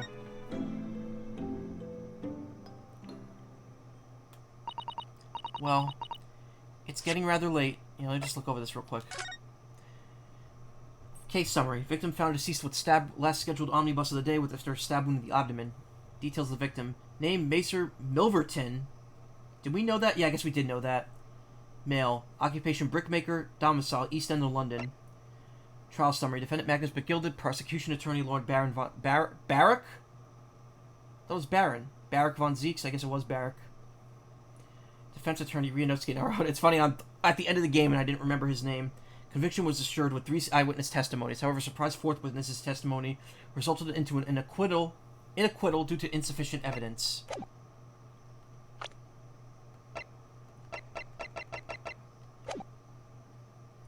It's getting rather late.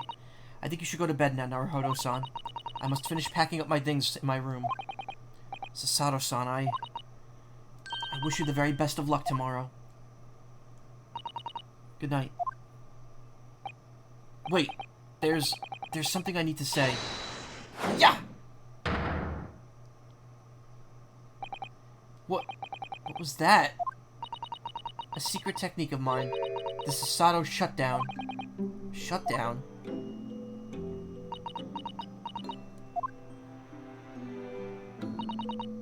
Please, I implore you.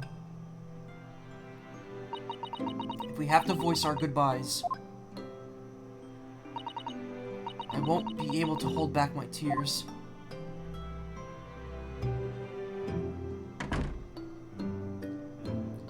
They're not even close to the same age, so don't worry. This is not a romance at all. Ryunosuke's 23. Iris is 16.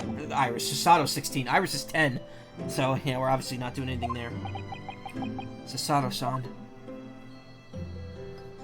Also, it's very clear that Susato had more feelings for Kazuma. Yeah. Even though he was also the same age. It truly had been a trying day. On our feet for hours, getting Gina to open up to us, and learning the truth about that nemesis of a case. Physically and mentally, I was exhausted, and yet the idea of sleep seemed impossible. But I forced myself to close my eyes, and as a cacophony of scenes of our lives here in London played through my mind. Eventually, my fatigue triumphed, and I fell into a deep sleep.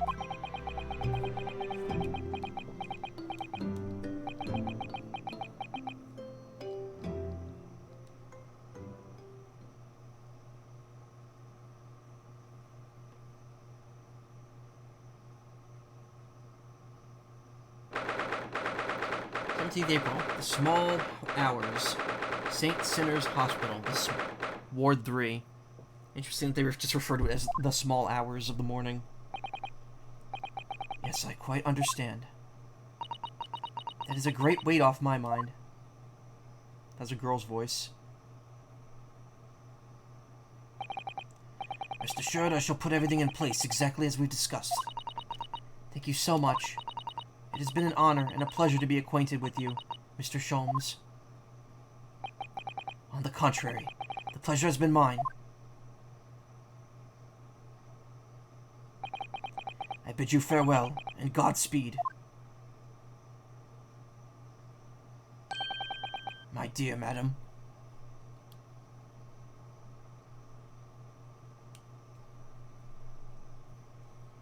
I wonder what's been put in place.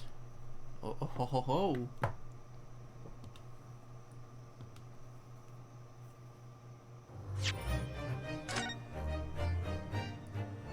She also just got friends. Come on. Sholmes is even older.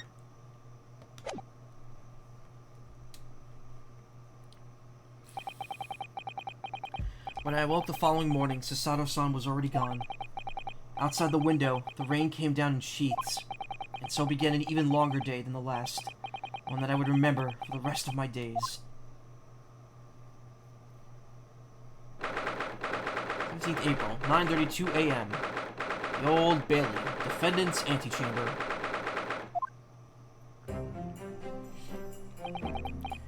Exactly Britain 100 years ago was weird.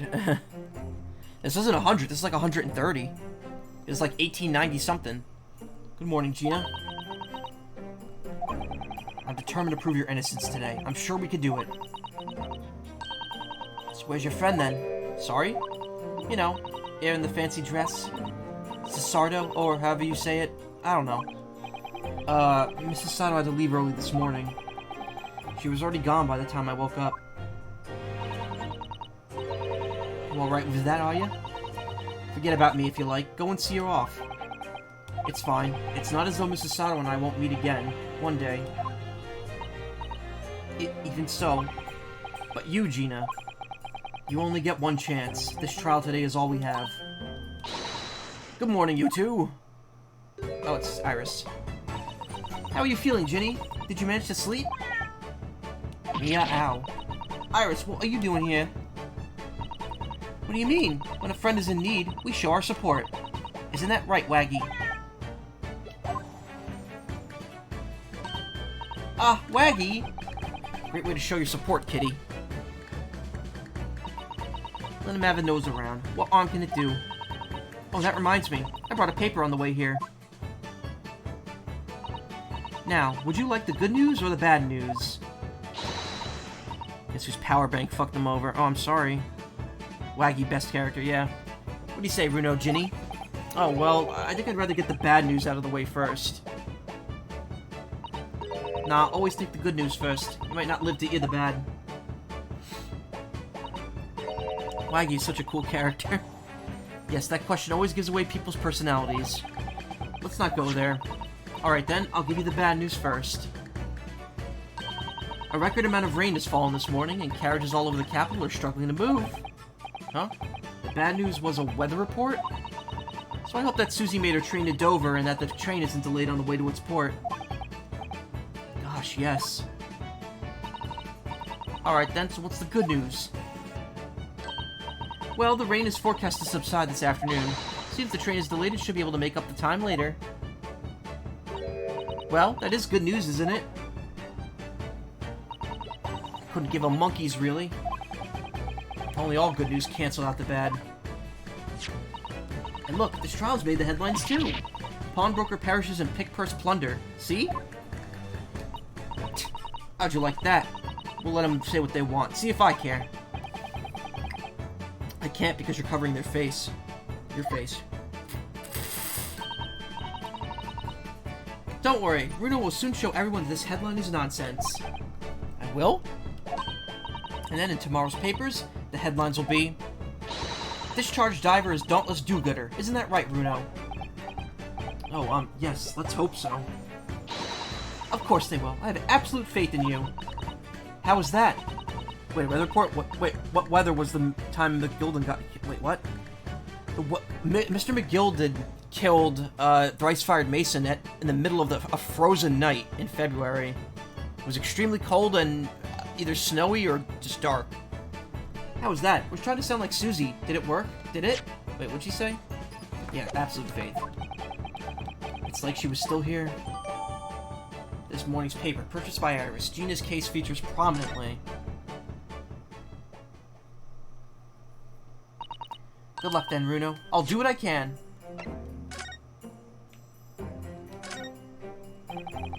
Can't find anything out of place. Pawnbroker perishes in pick-purse plunder. How awful. For Ginny, I mean. But tomorrow's headline will be "Discharged diver is dauntless do-gooder," right? Yes, something like that. If possible, I'd like to go even bigger. Bigger? How? Proud pickpocket protects planet post-trial, perhaps? Protects planet? Oh, I can't wait for tomorrow now. It's going to be so great.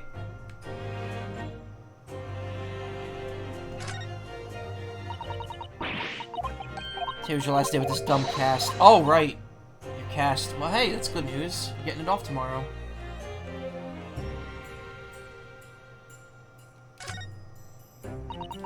There's a sensational story lower down the front page as well. Look. Oh, I wonder if this is the other case. Ministry Mole. Classified secrets may have been leaked overseas from Ministry of Justice.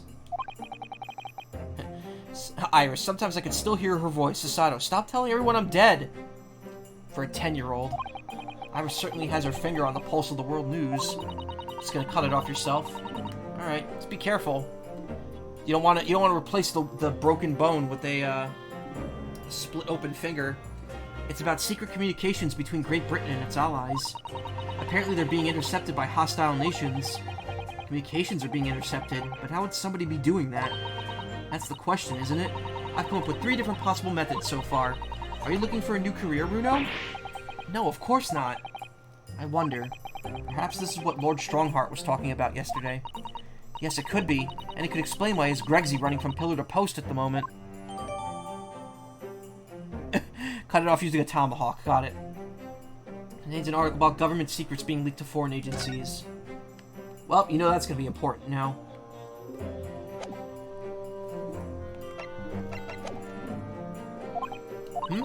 Obviously, I don't know the law like Susie does, but still. I'll be by your side the whole time, giving you moral support and encouragement. I'm not sure that big thing is as comforting as you think it is, to be honest, but... Thank you, Iris. That's very kind of you. Oh yeah, Iris. Yes, Ginny? Well, I was wondering is all about Sholmes. Did they fix him up alright? Yes, the operation was a great success, but Hurley still hasn't come around yet. Oh, that's a lie.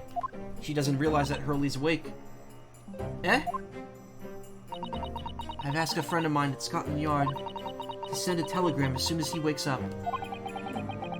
I'm sure Gregson will let us know the moment there's news. Oh, right. No Susato-san and no Mr. Sholmes. It's all down to me today, to prove that Gina is innocent of this crime. Miss Gina Lestrade, Counsel for the Defense, the trial is about to begin. Please make your way into the courtroom. It's time then. Yes, let's go, Gina. Iris. Lead the way, Runo.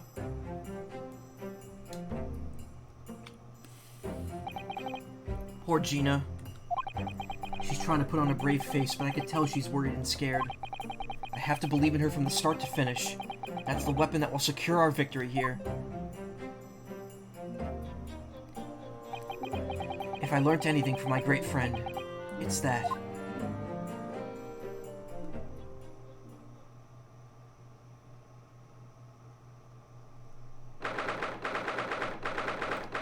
April, 10 a.m. The Old Bailey courtroom.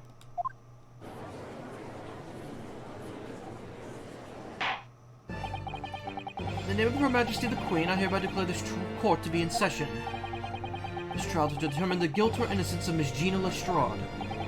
I now call upon the counsels for the prosecution and defense to declare their willingness to proceed. Prosecution is ready.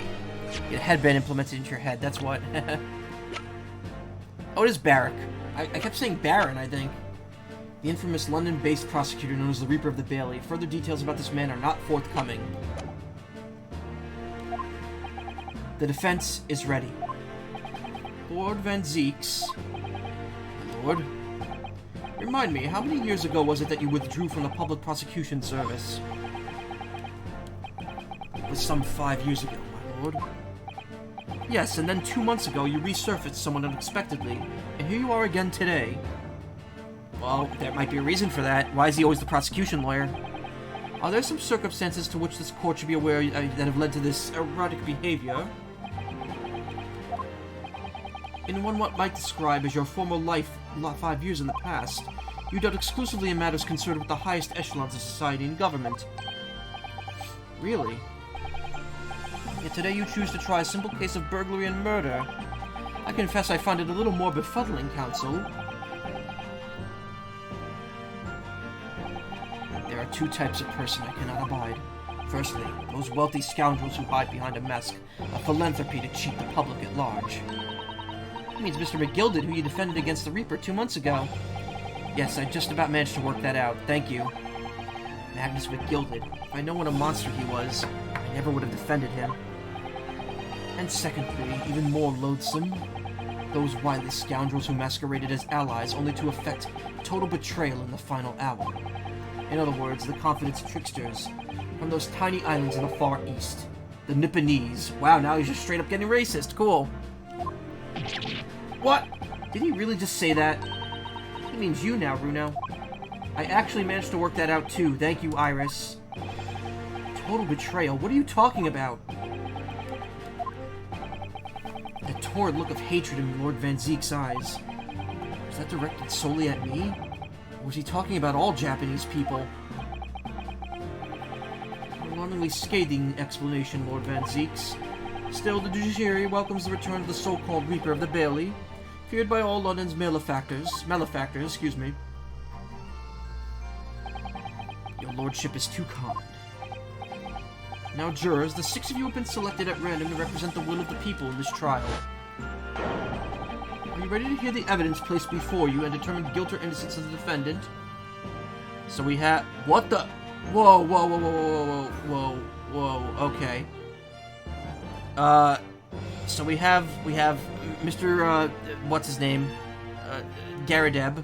We have the maid. We have... I don't know who that third person is. We have the old man. Yeah, the old man now wearing a doctor's outfit. We have the stenographer who's now wearing some sort of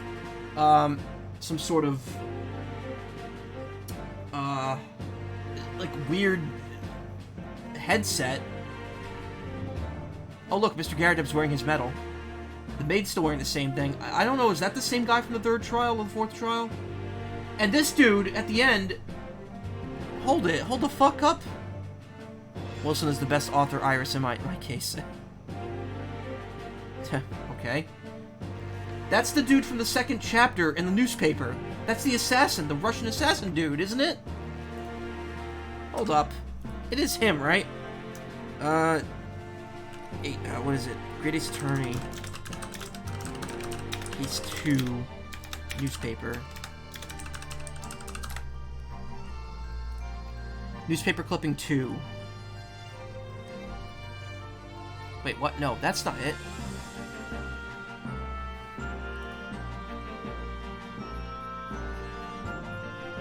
Damn it! Man, the internet sucks.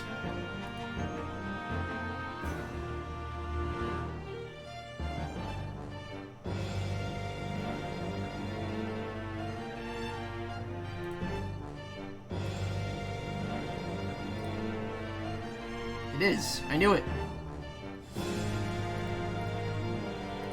It is indeed him. Yep. That's him, alright. It's the same guy from Case 2. Somehow here.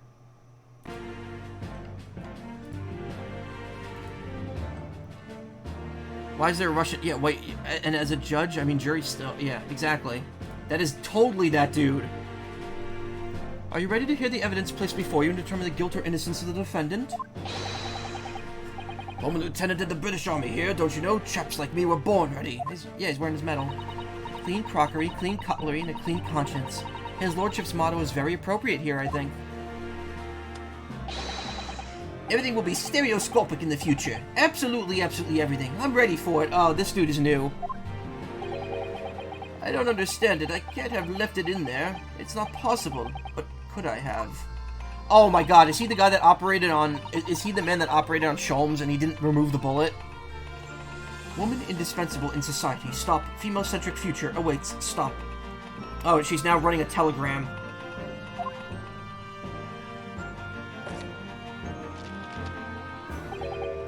Good day. I am visiting London for sightseeing. I would like to take bus to Crystal Tower, please. Oh, it's the guy. That's right, Sholmes said he was going to blow up the Crystal Tower. I wonder if he actually has an importance in the story, or if this is just, like, flavor. Is something wrong, Runo? Oh, not exactly. It's just... I'm fairly sure I recognize these jurors. Almost all of them, in fact. Really, funny coincidences like that do happen from time to time, don't they? But it is quite strange. The jurors are chosen at random from London's 6 million inhabitants, you know? So I've been led to believe, but something tells me I'm being duped. 1901, there's a population of about 31,000. Why are half the jury the same as last time? Well, she's saying there's 6 million. Very well. Now, Lord Van Zeeks. The court calls upon the prosecution to introduce the facts of the case. As you wish, my lord. Allow me to begin with a word of warning to the ladies and gentlemen of the jury. In short, there has never been a more self-evident case of cold-blooded murder. The victim, Mr. Pop Windebank, proprietor of a pawn shop on Baker Street, was shot from behind and died instantly. Yeah, the 1901 British census says otherwise. Well, maybe like 5,900,000 people just left in 1901. Guys, gals, and non-binary pals of the jury. I'm not a big fan of that. A lot of non-binary people don't like the whole, like, trying to force them into, like, a stupid gendered greeting. Which is, fine with me, I guess.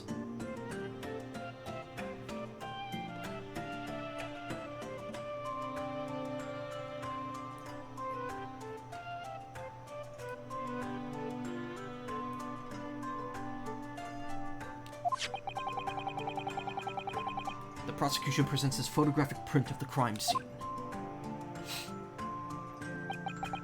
As the court will observe, there is a single bullet wound just below the gentleman's left shoulder. As the evidence suggests, that bullet pierced the man's heart, resulting in near-instant death. Moving on to the findings of Scotland Yard's coroner. His report states that the bullet entered the body on a rising diagonal trajectory. Where did he get that coat? Who? Van Zeeks? He's had it. He takes it off during the trial. And what's that supposed to tell us? It means the victim was likely shot by someone significantly shorter in height than himself. Someone like the accused, you might say. Oh! The prosecution wishes to present the autopsy report and crime scene photograph as evidence, my lord. Indeed, the court accepts. Hand them to the bailiff, please. Report prepared by the Scotland Yard coroner that confirms instant death due to a single bullet wound to the back. There are no other signs of trauma. Photograph of the victim found murdered in the storeroom, which shows a single bullet wound in the man's back. I now ask the court to turn its attention to this plan of the establishment where the incident occurred. Don't you dare update the autopsy report. No, of course they're not. They just presented it now. Details of victim. Name, Pop Windebank, male, occupation, pawnbroker on Baker Street, coroner, Dr. Stevens. Time of death, 16th of April, 1 to 1:30 a.m., reporting party, Rianoski, Naruhodo. Post-mortem findings, single bullet wound in the upper half of the victim's back, no other visible signs of trauma. Autopsy findings, instant death from a posterior anterior bullet wound to the heart. The bullet entered the back from the gently rising diagonal The bullet entered the body from the back on a gently rising diagonal trajectory. Bullet wound, blood, ass. Okay, we're good. We have everything we need here.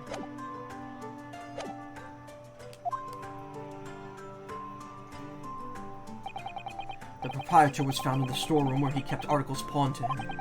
A windowless room with a single point of entry, a door to the main shop that was found locked. In this sealed chamber, there were only 2 persons present. The victim, Mr. Windibank, and the accused. Yeah, exactly. Assassin. It may further interest the court to note that when the accused was discovered at the scene, she had in her hand the gun used to fire the fatal bullet.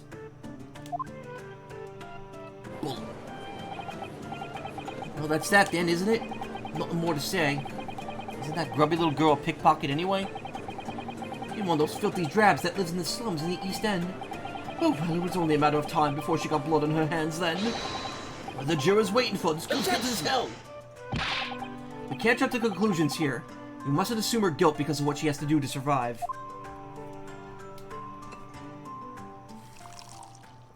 Is the bullet and the gun the same? I don't know. 1890 yoga pants. I learned Nipponese friend. It is you who mustn't jump to conclusions. The prosecution has barely begun presenting its case.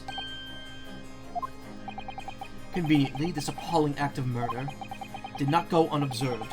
There were witnesses. Good gracious! After their testimony, this girl's true nature will be exposed. Pitiful pickpurse or cold-hearted killer. Here's to establishing the truth. The court will take the floor plan and firearm into evidence. Hand them to the bailiff, please, Lord Van Zeeks. At once, my lord. Plan of Windibank's pawnbrokery, the scene of the crime. It shows the relative positions of the main shop and rear storeroom. A gun belonging to the victim, Mr. Windibank, that Gina was holding when she was found unconscious. There are signs of a single discharge. This isn't good. I feel like the mood in here has turned very gloomy all of a sudden, Bruno. I think that's because it has. There it goes. Let us begin. Bring forth the witnesses to the foul murder of Mr. Pop Windibank on the 16th of April of this year. Might buy my girlfriend some of those 1890 yoga pants.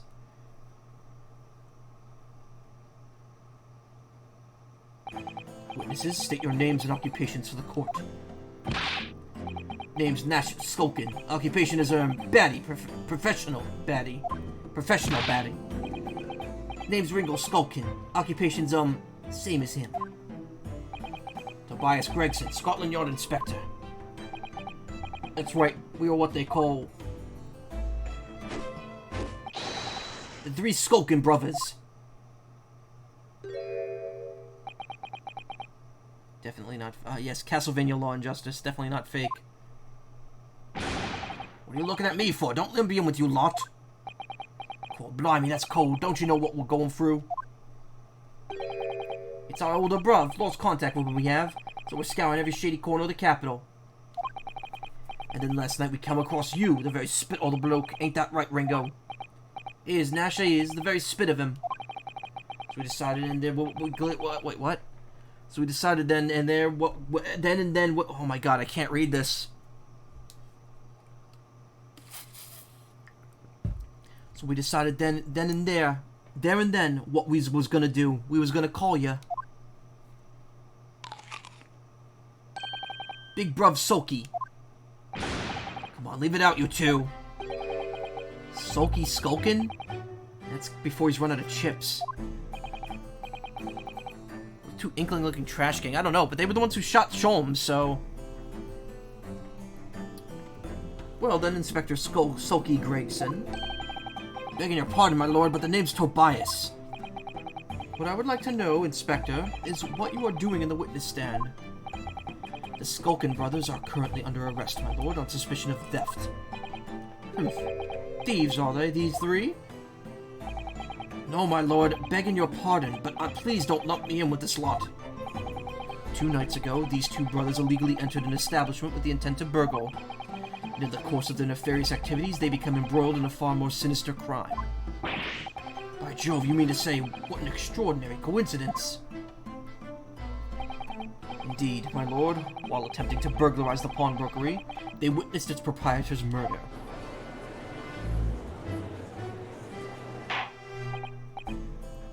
Order! Order! The various trespasses of these brothers is not the subject of today's proceedings, though they will naturally face trial in the very near future. With your lordship's permission, I'd like to remain in the stand to keep these gents on straight and narrow. Of course, Inspector. Skeptical as I am about the caliber of these witnesses, I will permit them to take the stand. Mr. and Mr. Skulkin, you will now testify before the court. Macaulay Skulkin. Describe the events of the night in question and what exactly you saw. Happy to. Because a Skulkin's never skulkin'.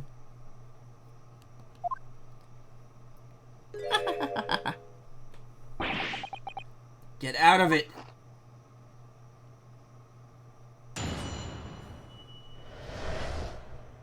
Illegal entry. We was? Like Scott the was? Oh shit. He just uploaded a new video today too. We was walking down Baker Street in the small hours and the Gav's door was ajar, see? It was like some kind of sign begging for us to go in, it was. Once we got inside, core blimey lummy, we heard a gunshot from the back room. We went to see what was what, but the door was locked from the inside. We never done nothing, governor. We never took nothing. We just left after that, nice and quiet.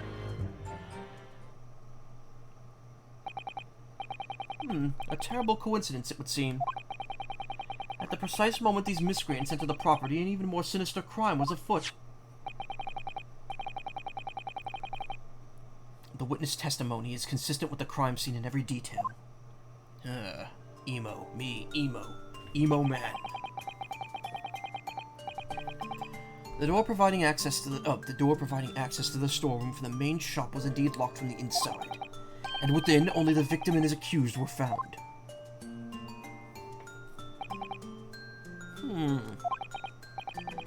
I must say, it does appear to be an overwhelmingly simple case. Still, the defense may cross-examine the witnesses now, of course. Counsel, if you please. Counsel? Yes. Ass me, 2021. What's the matter, Runo? Sorry, I was just stunned into silence for a minute by the blatant lies being told by that pair in the stand. I know that it's all nonsense because I saw it with my own eyes. I'll just have to expose their testimony for the pack of lies it is.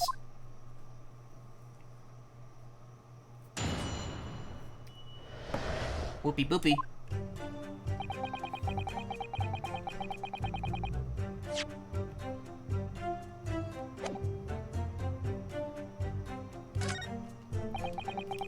Some kind of sign begging for us to go in, it was. Okay, so those don't matter. Once we got inside Core Blibey, we heard a gunshot from the back room. Went to see what was what, but the door was locked from the inside. We never done nothing, Governor. We never took nothing. We just left after that nice and quiet. Yeah, that ain't true.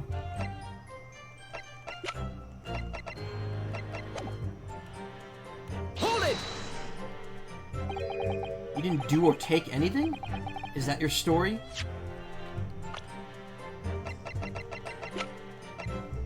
Nash and Ringo, a witness to the incident who broke into the Windy Banks on the night of the murder with his brother accomplice Ringo. He claims to be a professional baddie by trade. Oh, it's the exact same thing. 27 and 26. Me and my brother are, It's really hard to have a sibling who's 1 year apart from you. Unless you get pregnant, unless the mother gets pregnant, like, immediately.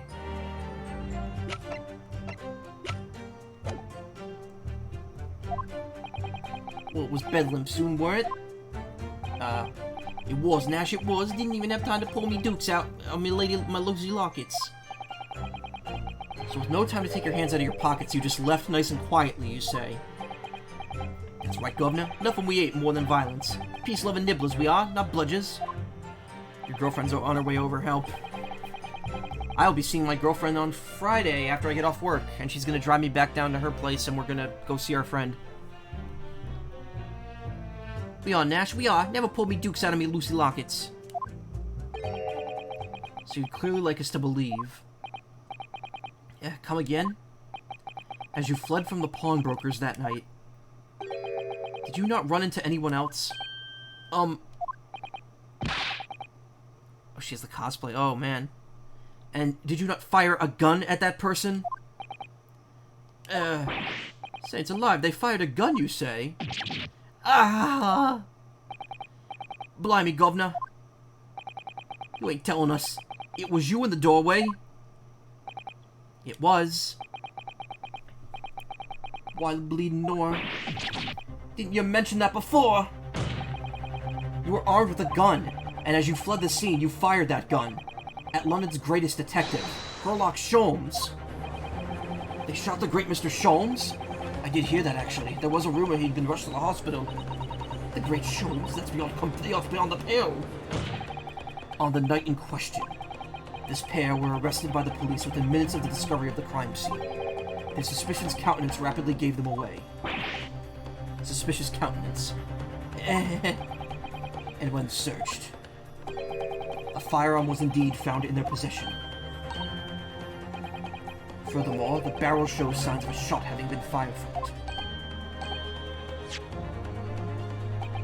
The prosecution invites his lordship to examine the firearm recovered from these brothers. Yes, indeed. Remnants of powder around the muzzle, as you say, counsel. The court will hold this weapon as evidence. Skulkin Brothers' gun has been entered into the court record. Hulk and Skulkin, Macaulay Culkin.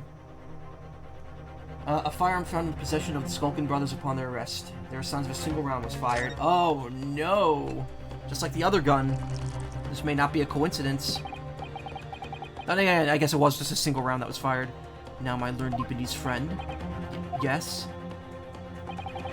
Here's to you successfully presenting the evidence. For yes, there are telltale signs of spent powder in this gun, and a single bullet missing from the cylinder. But the prosecution demands evidence that it was fired at the scene of the crime under scrutiny in this trial. Objection! Well, I don't need evidence, because I was there. Objection! However, the rest of us in this courtroom were not. If the defense fails to provide evidence in support of this rash claim, we shall have no choice but to toast your incompetence and move on. Evidence that these two fired the gun before they left Windbanks that night. Court demands that all claims are affirmed with clear proof. What evidence shows that these witnesses unloaded a firearm in the pawnbroker's shop that night?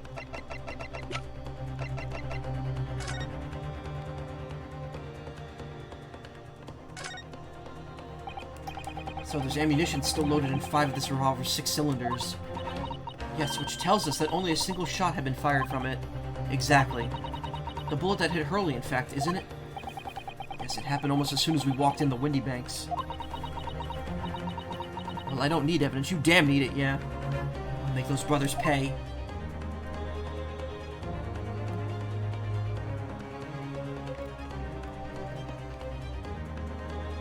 Nothing much to see there. Home Alone, but rated R. Boom, top of the charts. Yeah. Home Alone reboot. Gritty Home Alone reboot.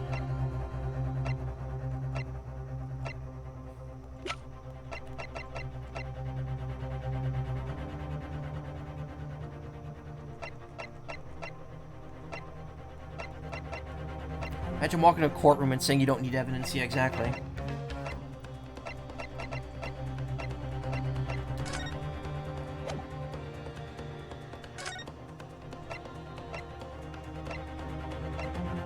Could it be this? Oh, yeah, this is it. Take that! The evidence is in this portfolio. What time am I streaming to? I'm going to stop in a few minutes. I think once we get to the next beat here, I'm going to stop. Because I've hit 4 hours of stream now. I've been really kicking it hard lately because I am not streaming this weekend. So I want to get as much done as I can today and tomorrow. I think Sunday when I come home, I might try to blast through the rest of this and finish it. So that next week I could focus on some other games. Again, I'm only doing to the end of Adventures. I'm not doing the second game yet. I'll save the second game for sometime later this year. What on earth have you there, Counsel?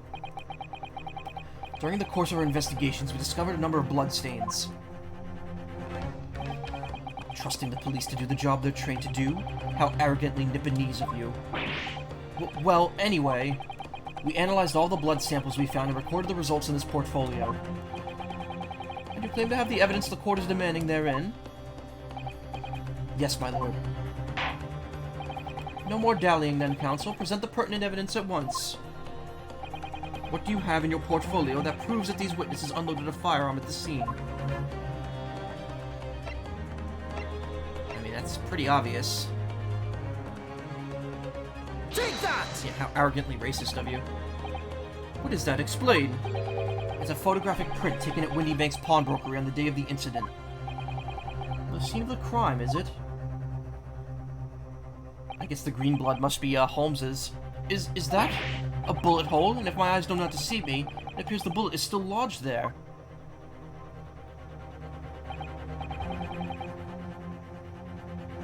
You're not doing those lyrics right, Sour Cream. Yes, as your lordship noticed.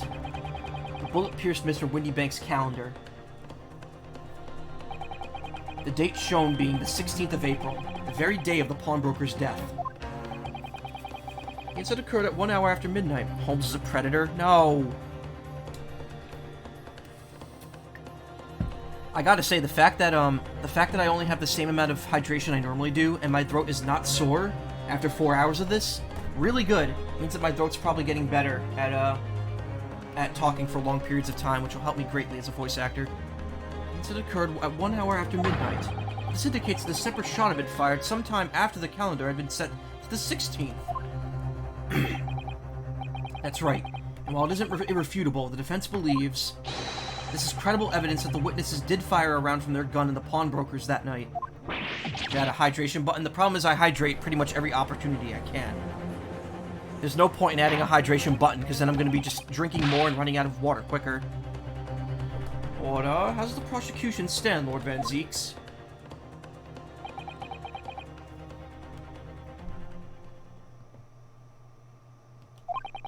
If that is the direction my learned friend wishes to take, the prosecution has no objection.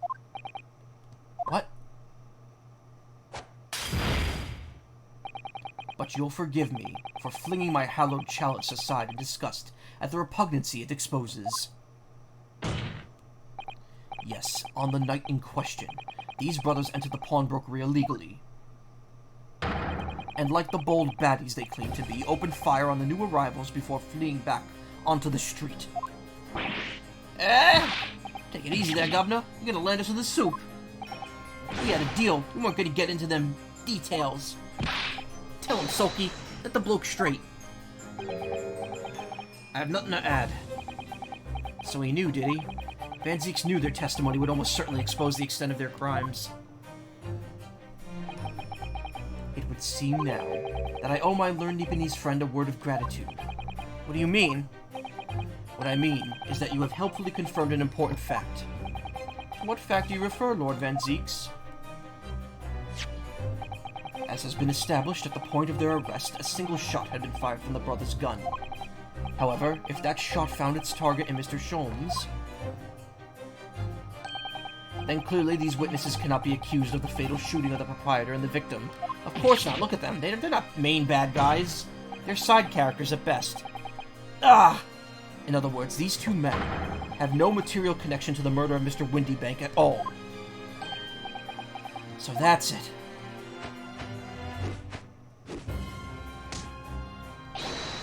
That's it. We didn't have nothing to do with it. We didn't, Nash. We didn't. That's what I reckon. Your crimes include unlawful entry, intent to steal, perjury, and let us not forget, attempted murder.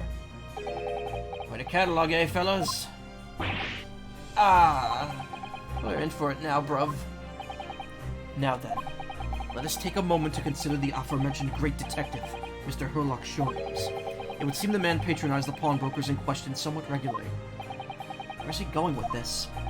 Mr. Sholmes appears to take pleasure in tinkering with eccentric machinery. Eccentric? Says who? Not me. Don't give me that look. He installed a pair of machines like this one in the victim's shop. Oh!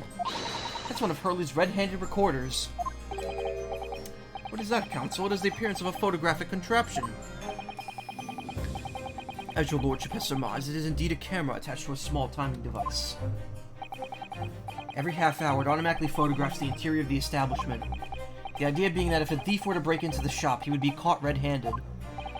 The prosecution has obtained the photographs taken by the device on the night in question. 8 p.m. 8:30 p.m. Are we going to watch all of these? 9 p.m. Yep. 9:30 p.m. As the court will observe, the copious amount of identical prints are produced in quite a desultory fashion. Rather prodigal, I feel. Okay, so people be saying that the prosecutor's the Reaper, but this guy, points to protagonist, surrounded by death everywhere he goes. Yeah, he's like, Jessica Fletcher from Murder, She Wrote. Everywhere she goes, people die. In fact, there are 2 such devices in the victim's shop, my lord. If I may refer to the court plan of the premises, their respective positions are here and here. They're like 2 Reapers of the court. You say these cameras produce a new print every hour, every half hour. I'm afraid I failed to see how that would help if the anticipated thief conducted his activities in one of many 30-minute intervals. One can only pray that the would-be criminal lingers, my lord. On the night in question, the witnesses currently in the stand were not caught on camera. That's a bit of Friar Tuck, is it, bro? Lady Luck loves a skulking. Witnesses, at what time did your trespassing begin? Must have been just after 1, right, bruv? Must have been, Nash, must have been. Yeah, just gone 1. I know you're fucking with me. Don't scare me like that, sour cream. I can prove that right now. That sour cream. That. I don't use my stream preview to test my sound levels because it interferes with the actual stream. I use my phone, but if I need to, I could just hit the unmute button on the stream preview. And there you go. OBS has it too. Yeah, but I don't test my... What I do is I load it up on my phone to see if my stream is running optimally, just to make sure everything's running properly. Because I usually don't have anyone here at the very start to tell me that, like, my sound's off or that something's too loud.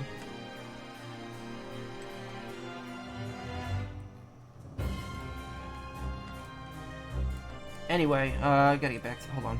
In which case, minutes before the brothers entered the establishment,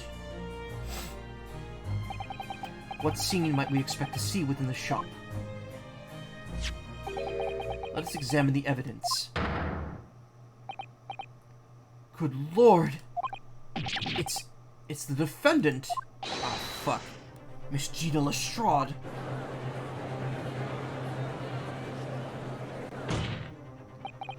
As the court can clearly see, the accused is pictured, gun in hand, facing the victim over the shop counter. No doubt coercing the proprietor to open the door to his storeroom.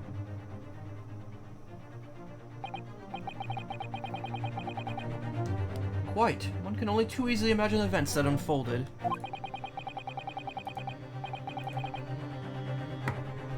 We have a few viewers here. Many of which are bots. I can already tell.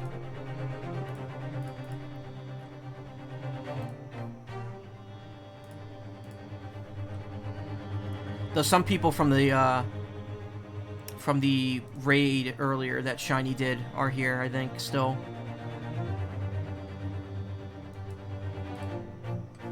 I've had my Twitch account since 2014. Speaking of, what day is it? Okay, so... No, I mean my girlfriend is watching over your shoulder.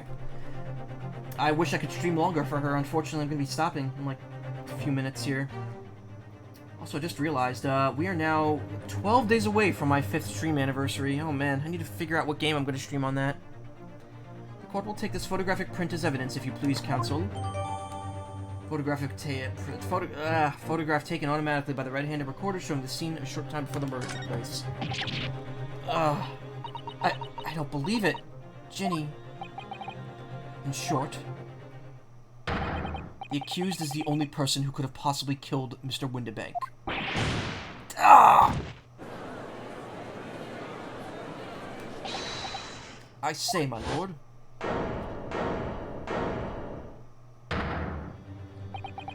if I might put into word at this point. Go ahead, Mr. Foreman. Took a badly bullet to the knee in the Battle of Maiwand, 1880, didn't you know? Decorated for all that, but forced to retire from service, sadly. Of course, a medal can never outshine the exploits of chaps like us on the battlefield. Yes, Mr. Foreman, and what exactly is your point? Carried on the battle after retirement, you see? The battle of daily life, if you like. And here I am now, leading this small squadron. 6 men, all good and true. And we'll all go down together. You mark my words. One and for all, and all for one. Turns out your Twitch lagged. Oh.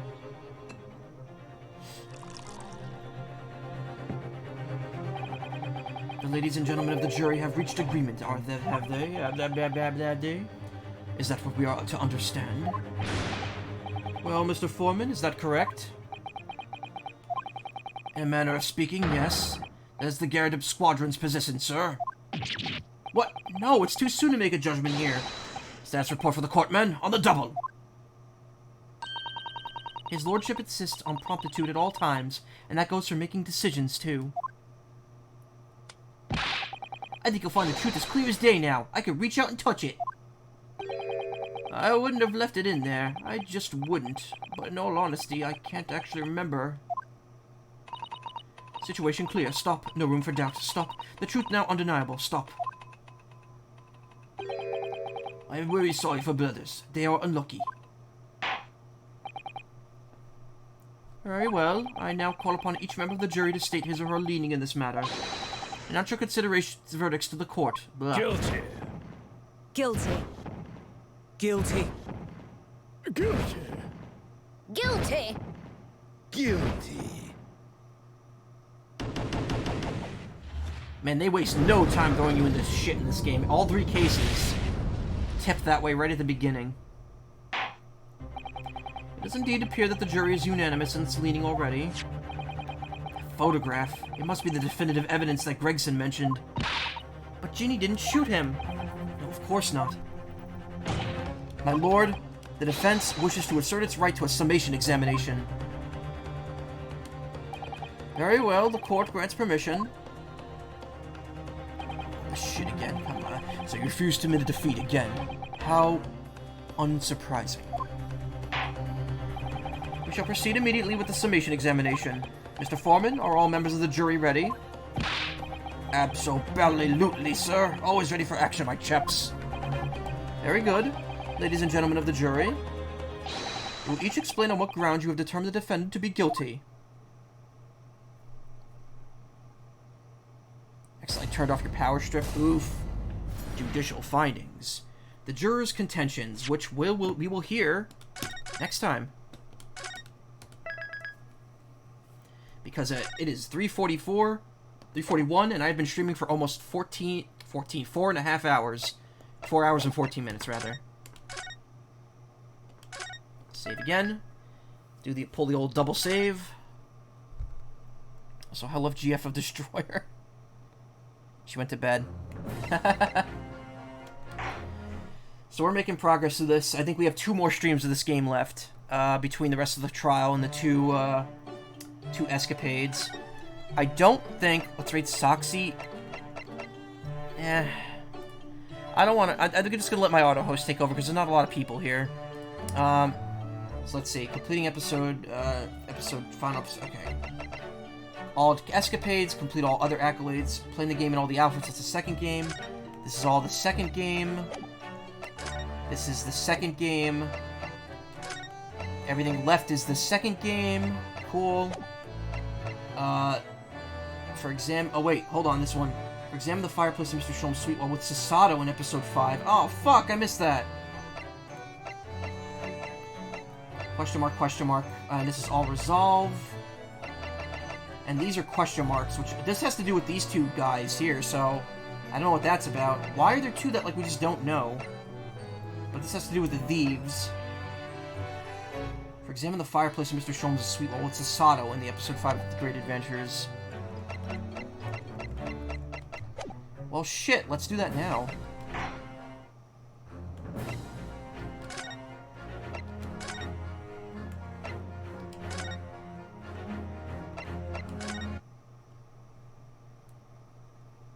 Yeah, there's 2 hidden achievements.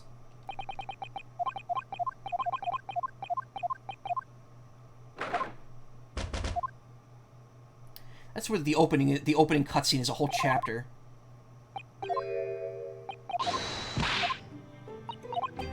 Rewinding our shit real quick.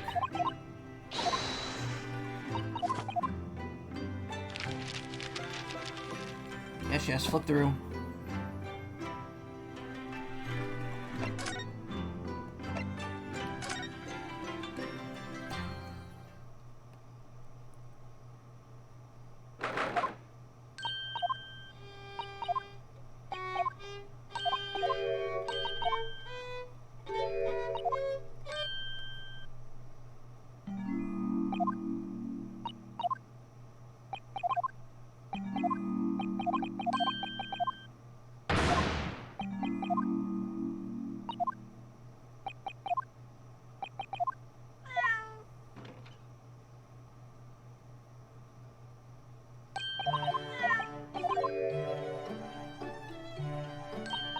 Stop talking, everyone. Examine. Examine time now, please. Kitty. The fire's burning comfortably in the grate again today. It's a very different feeling to a Japanese hibachi somehow. Oh, look at that photographic print of a lady displayed on the mantelpiece. Could it be? Yes, it must be. It's the woman. Oh, how exciting. Is that supposed to mean something to me? The woman. Awarded. Alright, there we go. Got it. Let's get out of here. We'll save it in the slot 2.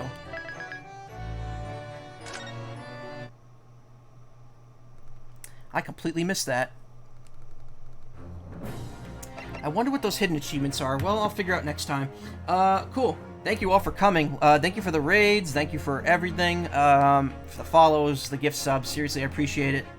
Thank you to everyone that came by. If you want to watch more streams, check out twitch.tv/team/wildabandon. Plenty of people streaming there right now. My auto host will take you to one of them once I go offline.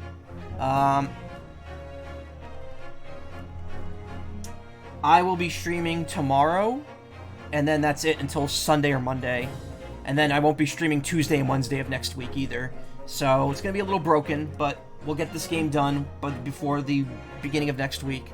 And then we'll probably go back to Fuga, and maybe I'll pull out No More Heroes 3 since that's coming out this week too. And we'll focus on those, and then we'll do World Ends With You after that, as well as stuff in December and September. Wow. Anyway, you'll have a great evening, and I will see you around. Good night.